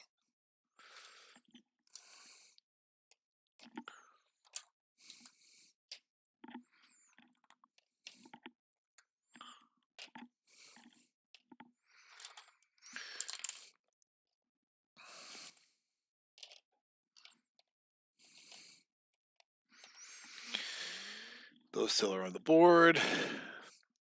Players score, it's going to be 8, 9, 10 points for Falco, so 55. And Barrett is going to score, well, this would flip. Barrett is going to score 4, 5 points. Gets him up to 34. Barrett, catch up. You're killing me, dude. Omen's phase.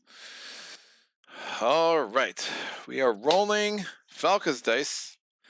3. Last time we rolled her dice, she rolled 2 shields. This time I will guaranteed not. Oh, you've got to be kidding me. We are at the mercy of the Omens bag, kids, because I can't roll.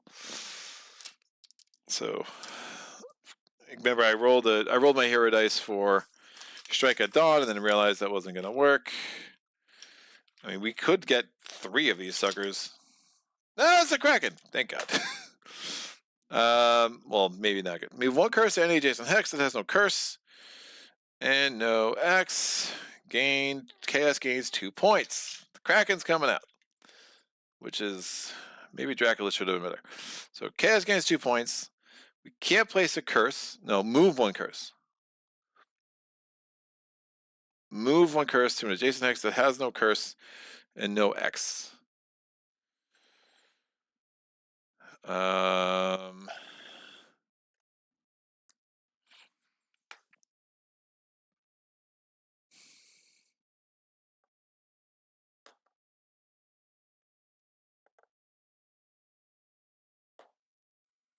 Ancestor would want to go that way. The only one that makes sense is here. Or here. But that's a point. Here. All right. So, let's go back. Druids, flip all things face up. Done. Gain activation points. Only 7 for Fajalka. I think Barrett is going to be lagging here. Just too many havens destroyed over the last couple of chapters. We're going to deal 3 new items. Item 1.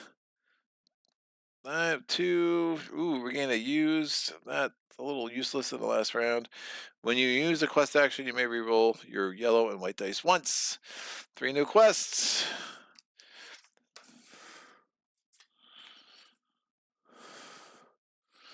One. Forest Spirit. Choose a hex with a curse. Pay 5 resources to remove that curse and gain a point. Ramparts. Take this card on the combat on one of your. That could have been useful.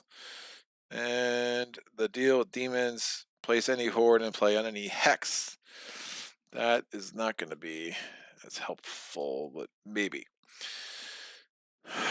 All right, blast the first player token. Baranth. Add 2 threat. Up to 6. Up to 5. The first player draws the next event. We ignore the bottom. Since the curse, steam and smoke have been rising from the mountains, now with the rumble of thunder, the wrath of the earth seems to discharge itself. Choose a hero to roll their dice.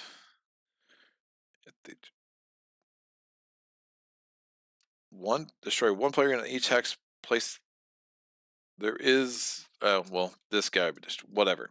This is not a big deal. So 3 purple. I need 5 skulls. Nope. All right, I have to destroy 1 player unit on each hex. That, again, is not a big deal. The only hex that has player units is this one over here. So alas, just goes place them in the Chaos Graveyard. That's also not good.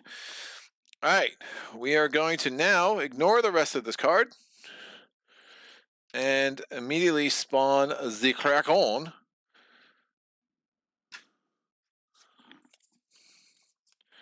which is here. Great. The Kraken, one ancient cult held that the world was round like a great fish egg, and like an egg, it was growing something within it. The beast they named the Kraken, and said when it birthed, it would devour all life as it grew. Curses are now units. They can start a combat. They do not go to the graveyard, and they are worth 0 points. Place 1 activation token per player on this card. So it's going to get 2 activation tokens.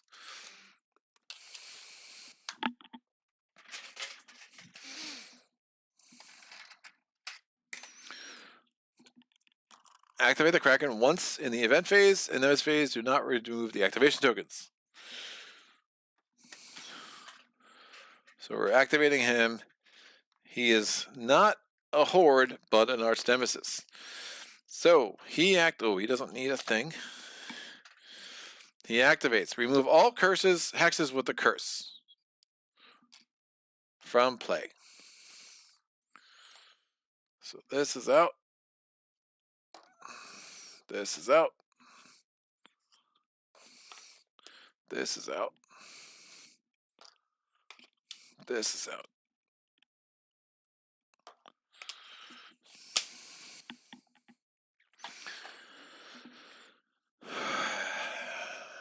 Alright, so this is the activation, but leave any curses in play. Activate all curses. Woof. Follow the normal rules for activating skeletons. For each activation token here, place 1 curse on an empty hex. So that's the last part. So this comes here. It's going to destroy this hex. Oh, it doesn't. I'm sorry.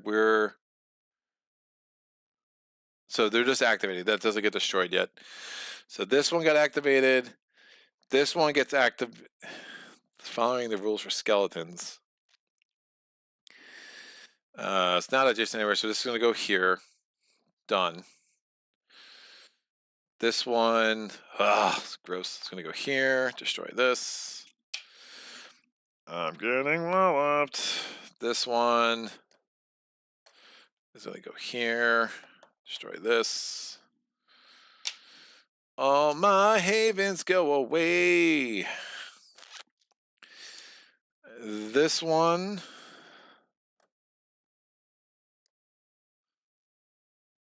What are the rules?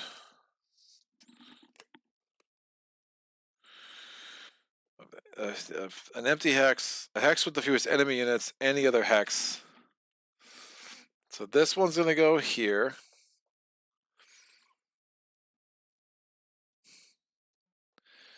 This one is going to go here. They're going to have a combat. There is no archery, so it's going to be 3 garrisons. So 2, 2, and 1 versus 3 black dice. I rolled a lightning bolt. Gain an activation token. The worst. All right. And 2 shield. I rolled 2 shield. That's once per round, which is really sick. So it gains an activation token, 2 shield. I only rolled 2 damage. Wait, yeah, we skip archery, so that doesn't matter. So effectively 2 shield. So no damage done. We go to the next round. All we did was add an activation token, which is super bad. Next round, 700 damage. 700 damage. These are dead. They go here. This curse is defeated, but it will be back soon. Don't you worry. All right. This is out.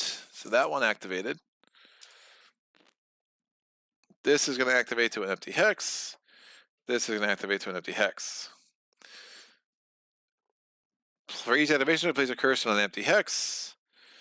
Heroes are considered, or not considered empty. Or considered heroes are considered empty, so that will just go there. Huzzah. Now, can I kill 9 curses? And I still have the shapeshifter and the unsister to deal with. If all curses are defeated, we get 9 points. We give to any players however we want. And, you know, obviously we need to keep the chaos from getting a lot of points as much as possible. So, place 2 activation tokens on each of these clowns.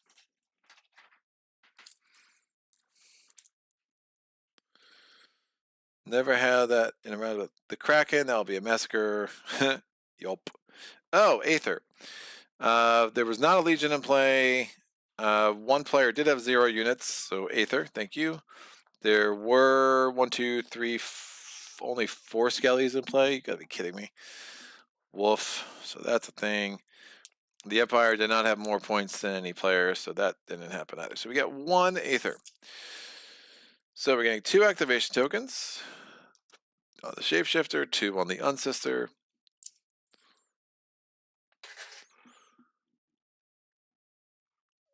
We go to the build phase, draw 2 feats, keep 1. That's probably good. Double all skulls from archery and clash. Ooh, I can ignore that on enemy dice. When you place a haven, you may build hilt units and defenses there. Sure, why not?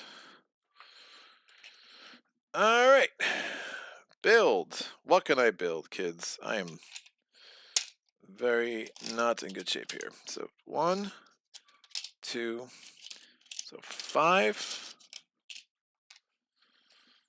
for that guy.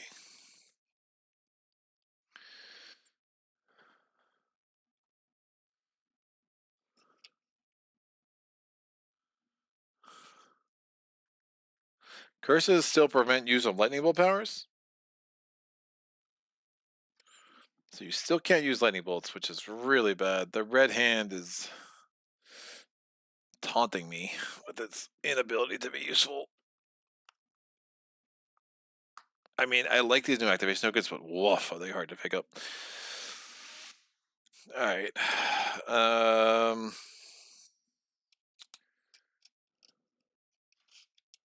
I'm just gonna be toasted. Toasted, my ghosted.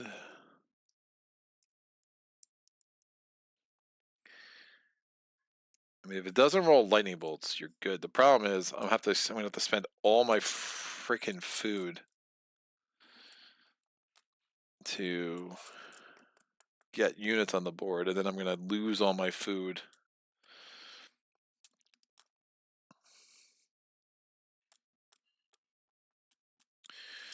I need the food for commanding.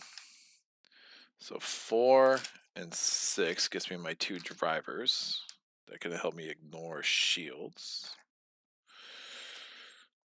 And I can turn all of these. I can trade 3 resources of the same into 1. So I'll spend the 5. Get all these guys out.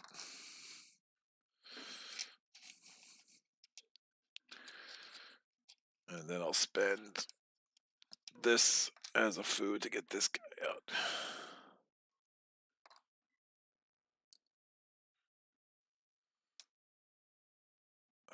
But that's a problem.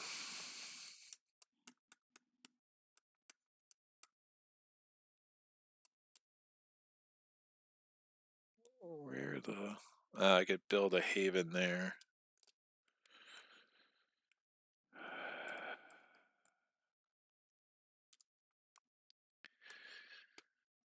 Alright. It is what it is. Let's get them all out, see what happens. So, they're all gonna go here. That's my herd. These are all spent.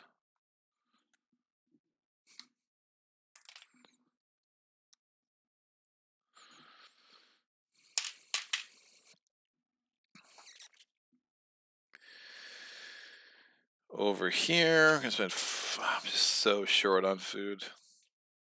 So stupid short on food. I just lost way too many havens. Don't think it makes sense to build a Colith. So let me figure the rest of this out.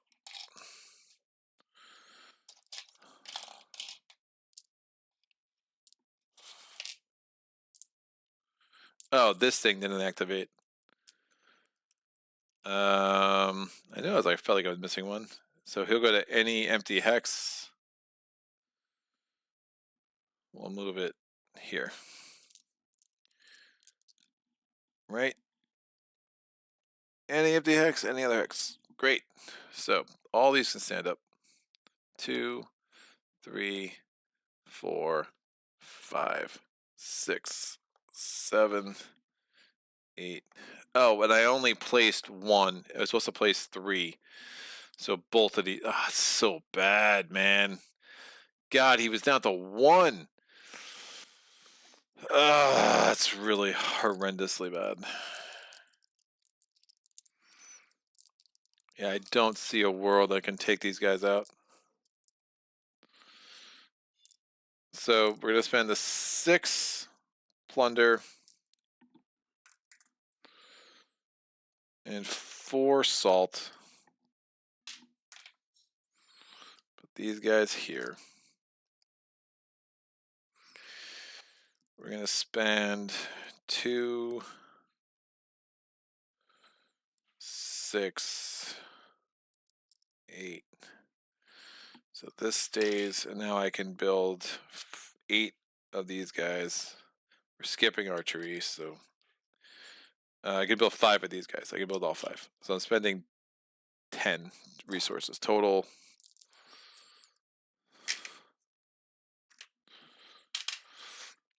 Not building the Colith. So we'll put 2 there, 5 here.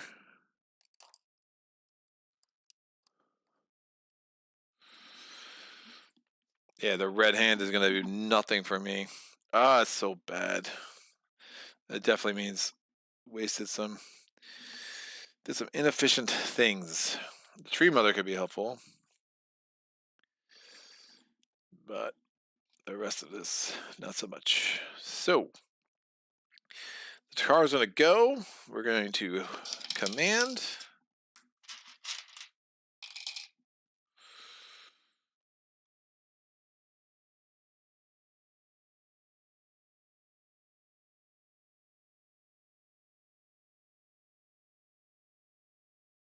I can't use lightning bolts. That's gross.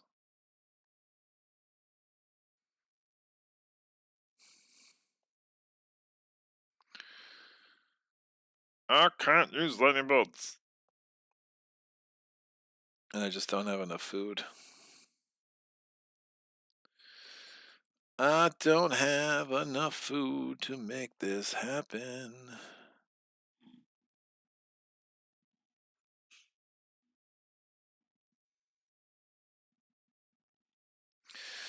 Alright, we're commanding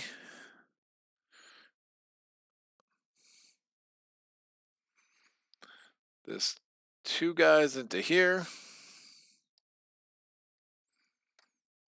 We skip archery, 3 black, a red, and a blue.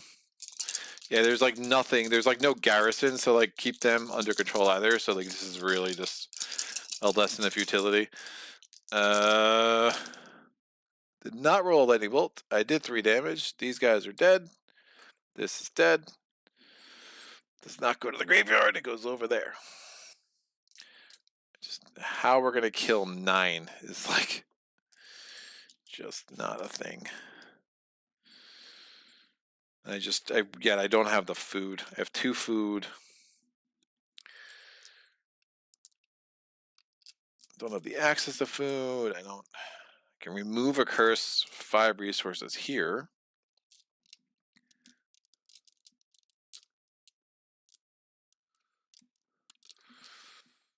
That would be interesting. All right. Falca is going to spend 3 plunder. Moving in. Can't use lightning bolts. It's so bad. Moving in these 2 guys.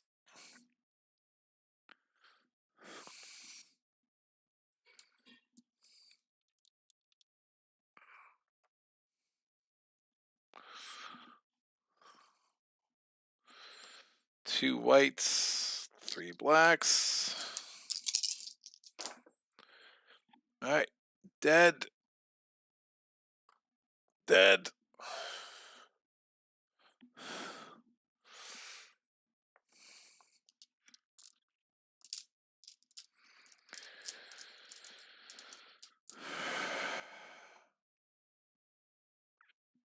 Okay.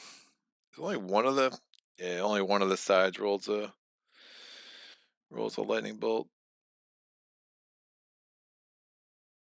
Yeah, there's no way I can cut these down. I just don't have the food.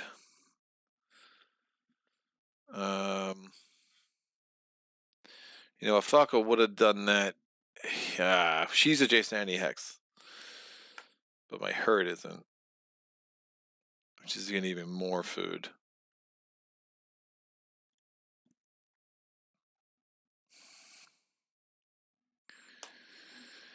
That's fine. So the rest of the herd is here.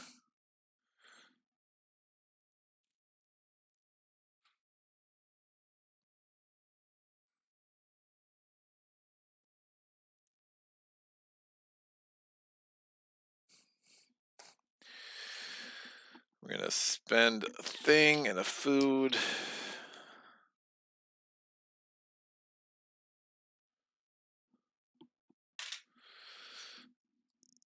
And command into here with this one dude. You're up. 3 blacks and a red. Excellent. Dead. 3 are out.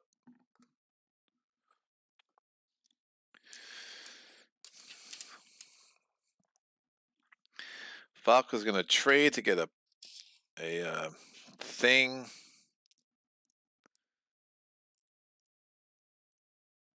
I'm gonna spend the 3 salt to get a food, and then I'm gonna command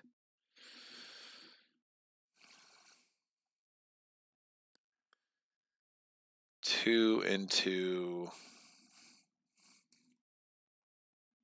here. 2 whites, 3 blacks. Eventually we're gonna whiff. It's a lightning bolt. I'm going to discard this to ignore that lightning bolt. I do damage. I take 2 damage.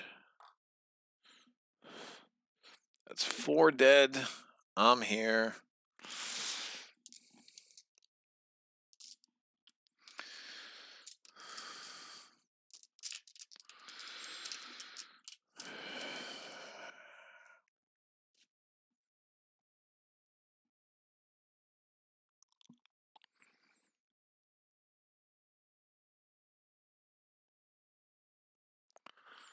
I have 3 units left.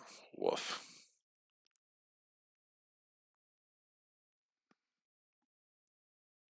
Ah.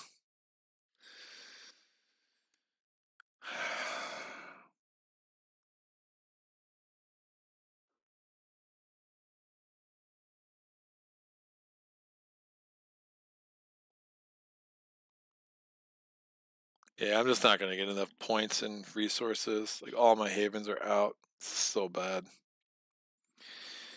It's really, really bad.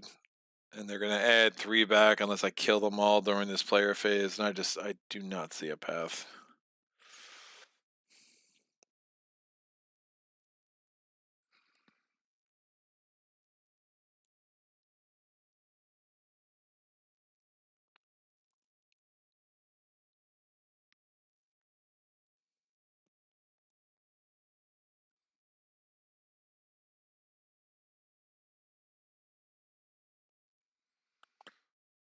Yeah, I'm going to get close. But yeah, you need some garrisons. You need this thing. Them fighting with something. Yeah, if Unsister was dead, I'd feel a little bit. That would have been a much different kind of setup for all of this. But gonna command my last food. These guys come in here. 2 and 3.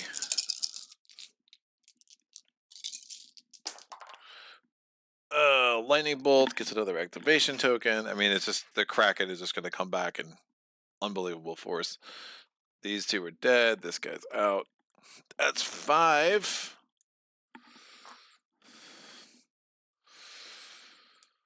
Falca is going to build a haven because it gives me assault, a plunder, and a food immediately, plus a point.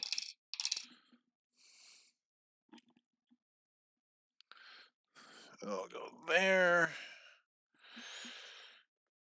Oh, shoot. No. I didn't kill it because it gained the 2 shields.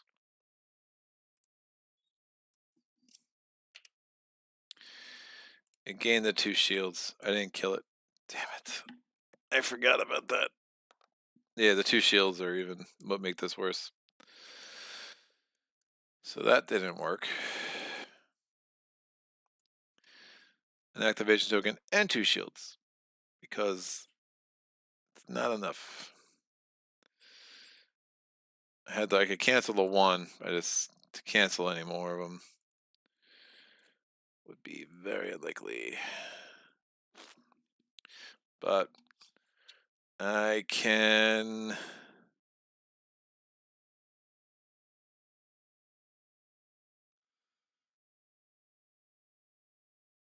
Yeah, there's no chance. Gross. I'm going to command it to here.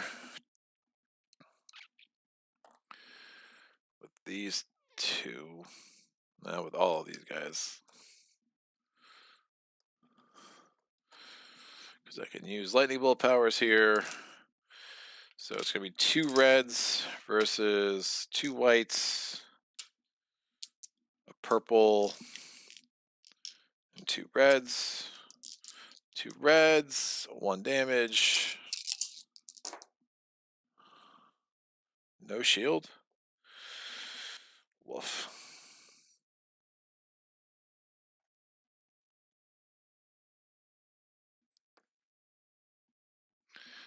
They were also adjacent. So 1 dead. These 2 are dead. 2 points. And then there were 4. So herd doesn't matter.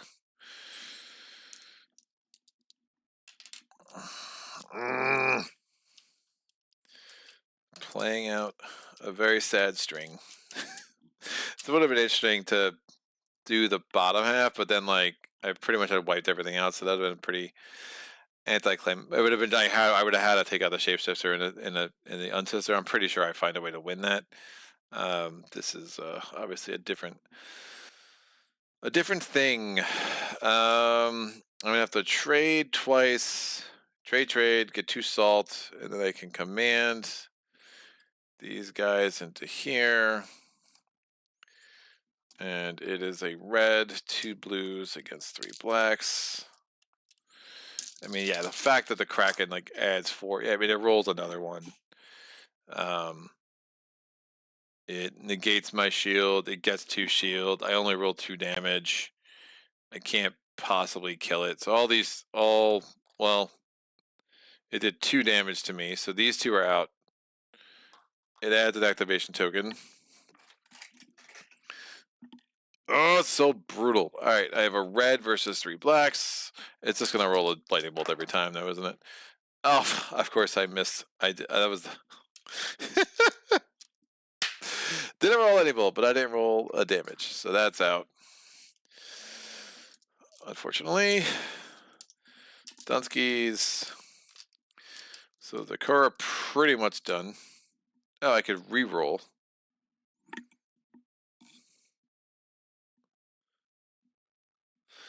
I could just use this and get a dude. I could no. Let me better off re-rolling the red. Still missed. Awful. Awful and awesome at the same time. Woof. All right. The horde is. I mean, the unsister is gonna wallop me. I just don't have it. So I'll spend 2 salt. So trade, command. Get into here with the rest of these guys. White, red, purple, red. So I can negate his 2 shield. At least I have the 2 drivers there against 3 black. So if it rolls, nope.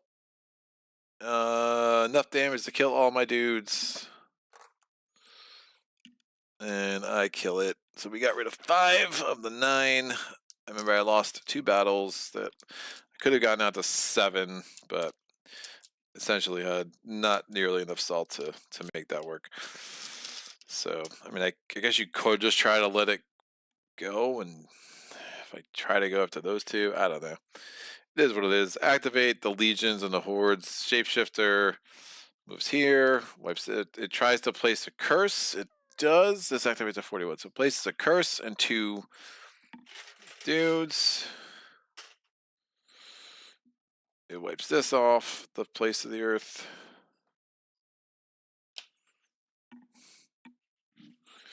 It activates again. It will move here. It can place a curse in 2 dudes. And that's done. The unsister, it won't move from there, but it tries to place a curse. It can. Activates again. Can't place a curse. Instead, it gets a straight. It can't. It gets a point. So the shapeshifts are never like just ending up in the capitals. Kind of worked against me. And the Kraken goes. The Kraken's supposed to place 5 curses. It can only place 2, so 3 points for the chaos. 1, 2, 3. This one's gonna go on any empty hex.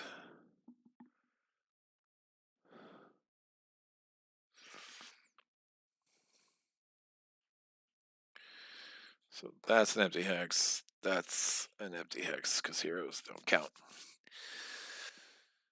We go to scoring, production. How many resources do I get? I get 6, 7, 8, 9. Nope. 6, 7, 8, 9, 10, 11. So I have 13. I have just 11 resources. Remember that. 11. 1-1.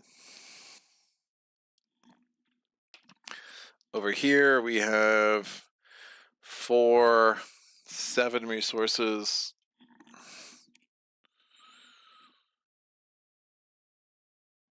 That's a 1. That's a 7. Empire scores Squadouche. The Chaos scores 9 plus 6 for 15. And player scores.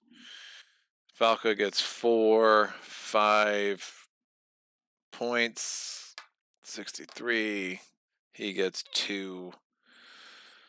3 points, 37, and then spending resources, we can get 3 more points. So, burp.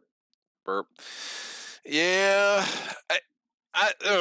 Arch-Nemesis games are tough for me. I like them a lot sometimes, and then I'm just like, they just feel so broken at others, and just wasn't really able to, get control over things the way I needed to. The Unsister and the Shapeshifter really just proved. I mean, Ragnarok mode, they kept strengthening. That's a problem. In some ways, you just rather them get the points right if they're not playing Ragnarok mode. This one at least is dead. Shapeshifter would be at a lot less. So they would have been much less of a problem in that sense. But still, like, I really, like, all my units were gone. Again, when you go for a chapter 3, destroy the capital the way I did, I still, I mean, I still feel like Unsister got a little unlucky there that I still survived. Probably misplayed some of these things, realizing, hey, if this is a cracking game, that's not going to matter. I never rolled my hero dice well in the Omen phase, so I was always at kind of the mercy of whatever. Something like, I mean, the Harvest of the Lesser Omen of the Harvesters. I mean, some of these aren't that bad. I mean, in some ways, I might have actually wanted, if you get the Empress out just the way the game state was, instead of getting the Kraken out, because, like, the number of points, I mean, the curses gave so many points. That's 9 more points in the end. And I wasn't able to get on top of these two at all. So, I flipped the capital. That's nice. I mean, one of the things I could have done, if I don't flip the capital, the Unsister goes in, gets wiped out. But you look at all the points, I would have been leaving on the table then. But just could not protect my havens with Barons at all. I mean, at all. I mean, from the first round. I mean, it really goes. I mean, at being there, chapter 2, I'm like, please don't let the skeletons activate. Skeletons activate, bam, dead. I mean, that's a lot of actions I lost where I had to rebuild havens. If skeletons don't activate that turn, it puts me in a much stronger footing where now I not only have action economy in my favor, I just had a wall of havens that I could have kind of focused on other things. But I mean, I never really. I mean, the Ancestor was killed once by the Imperials, right? And then came back on the board. So the recurring monster thing is something I don't love in games. I don't mind it here because there's only like a couple of the monsters that do it. But the fact that this one can continue to come back if it rolls a lightning bolt, I would have much rather seen it just go away. It was cool to see the blessings play a big part. The mercenaries both played a role. Would have liked to have kept one of them alive. Just wasn't meant to be. So yeah, that 4th round, I do find in Arch-Nemesis that 4th round can be like, like, and it's a nice change of pace. I just don't love it. I had a really interesting comment there. There's a thread about it where it's like, why don't you like it? I was like, I like it. I prefer the variety where, like, I just don't always play with it. Like and maybe in a 2-player game, like, again, if this was just a regular game, what? And then, like, for each player plays a horde. Well, all the hordes were dead. So now you're just like, okay, 2 points for the horde. Activate the Legion with the lowest initiative.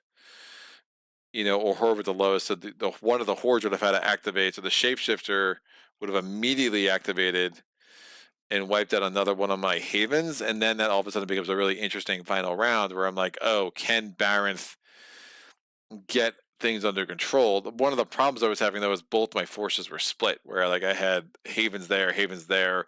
How do I get across? I mean, Falca could get everywhere because she had the Nether Sea map. What a huge, item that was. But doesn't mean I was able to get my herd where I wanted them. So, it kind of ended up being just kind of a frustrating battle for sure. Aether, need to go. It's late here in Europe. Nice play. Kill the Kraken. Yeah. Holy what? Did I just actually have from work and this monster's still going? I can tell if it's a rough one. Words are abandoning Greg. Everything is a thing. Yelp. I hear it. Yeah, it started out, I mean, look, the first half was really fun, and once you get into this, you sometimes I feel like those Arch-Nemesis games where you get to that fourth round and you're just like, oh, I'm wasting time, and like I don't love that feeling, and it's something about the Arch-Nemesis expansion that I think is prone to that, where you're trying to make the more epic feel, but like sometimes it's just epically bad, and I like the second expansion a lot a lot more than the first, and I do wonder if it's for me, like playing without the, I mean, if it's almost like do I, well, it'd be kind of lame, like you can't like decide at the end of the third chapter, am I really going to do the Arch-Nemesis or not, because you've had to do the Omens phase, and you kind of need to do the Omens phase if you're going to play with the Arch-Nemesis expansion. I do wish I had like something like the Empress or the Dracolich to fight again, or something to mess with. I mean, if I have anything, like if I could do this, throw one of these suckers at the Empress or a Dracolich, right? Have them fight. Let me weaken them. I just think that's a much more interesting game, where I just ended up in a Kraken game where I'm like, really? Like, and that's, had I rolled better in the Omens phase, maybe I could have leaned it in a different direction. But early on, I would have absolutely taken that tile, because the Imperials looked like they were going to be much more of a problem. But then once you had the shapeshifter coming around, he never goes to the capitals, or he's going around and destroying things, and the Unsister kept playing curses over here, and just ended up being like a problem. And I just never had anything where I could remove curses or do anything that I really wanted to do. So I do think the Kraken like probably plays better at a 3 or 4 player game, because you have so much more actions, and the Kraken's so action intensive, not to mention like food intensive, that in the 2 player game, I just don't. Yeah, it's like one activation token per player, but like you're still activating all curses, and there's still only 9 of them. So in essence, you're probably going to need to find a way to kill 9 curses in most games, whether you're at two players, 3 players, or 4 players. So if you're giving me an entire action phase and I have to kill 9 curses with only 2 players, like that's going to be really hard to do. It's gonna be a lot easier with 3, a lot easier with 4, and I think in a 2 player game that you probably would rather, like, again, the Dracolich I think is gonna be more balanced for 2. Um, the Empress is destroying havens is just absolutely disgusting. The Harvester is also probably easier with more, but it probably balanced better for 2. Where I do think the Kraken at 2 is gonna put you in a bad spot, because again, you're just like rolling these 3 black dice and hoping you don't roll up a lightning bolt, right? And you're just you're just throwing like terrible armies at them, and like if they don't roll lightning bolts, great, but every time they roll a lightning bolt, it's like, oh, 2 shields, right? And I didn't have enough units or enough food to continue to go at the battle. I mean, even if I rolled perfect, I still only was killing 7 of those 9 Krakens, and like that's 7 of the 9 curses, and that leaves 2. And not being able to use any lightning bolt powers is another part that makes the Kraken like especially hard, because you're like, damn, like if you all the druids is all of a sudden became meaningless in that 4th chapter for sure. But looking forward to watching from the beginning. Valiant effort. I'm a little disappointed. I know the ending to the movie. Rock on. Yeah, just watch the first 2 chapters and then make up your own ending. It's probably be more fun. But I should go. This was super fun. Thanks again to Uprising, to Nemesis.Games for getting me. Just again, these trays are just super nice. I know I don't like. It's probably a little bit better for viewing to see everything. So I don't know. I mean, I'll probably continue to use the trays. I think they just keep everything nice and organized for the streams, because this game is an absolute monster. When you start adding all the rest of the stuff. But yeah, absolutely love. I mean, the Titans expansion is just absolutely. I love the mercenaries. I love the variety in the capitals. I love the additional quests, and I love the fact that you can have a horde that could be an imperial that could be a horde. I don't. The shapeshifter's super annoying. It is what it is. I love the Aether. I love the Druid powers being more accessible. So just a ton of things to really like. The Blessings deck I think is a really nice touch. So I would, again, that was something they put out during their first Kickstarter because everything's crushed by when shipping prices went skyrocket.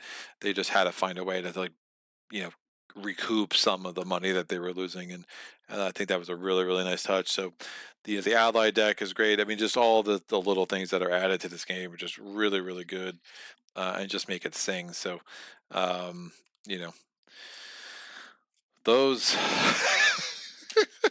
One day the Nemesis, I'll probably just like flip a coin in future playthroughs and decide whether I'm doing an Arch-Nemesis or not, just based on the whims of fate. Because yeah, this was this was a little frustrating for no joke. So, but thanks again to Dirk and Pablo for stopping by and all of the rules clarifications as we go.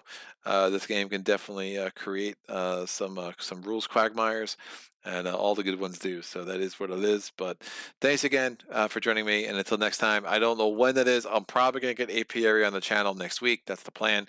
So look out for that. Maybe I'll get a Maze Knight and a Spirit Island on as well to round out the year. But hope everyone's enjoying the holiday season. And until next time, happy gaming.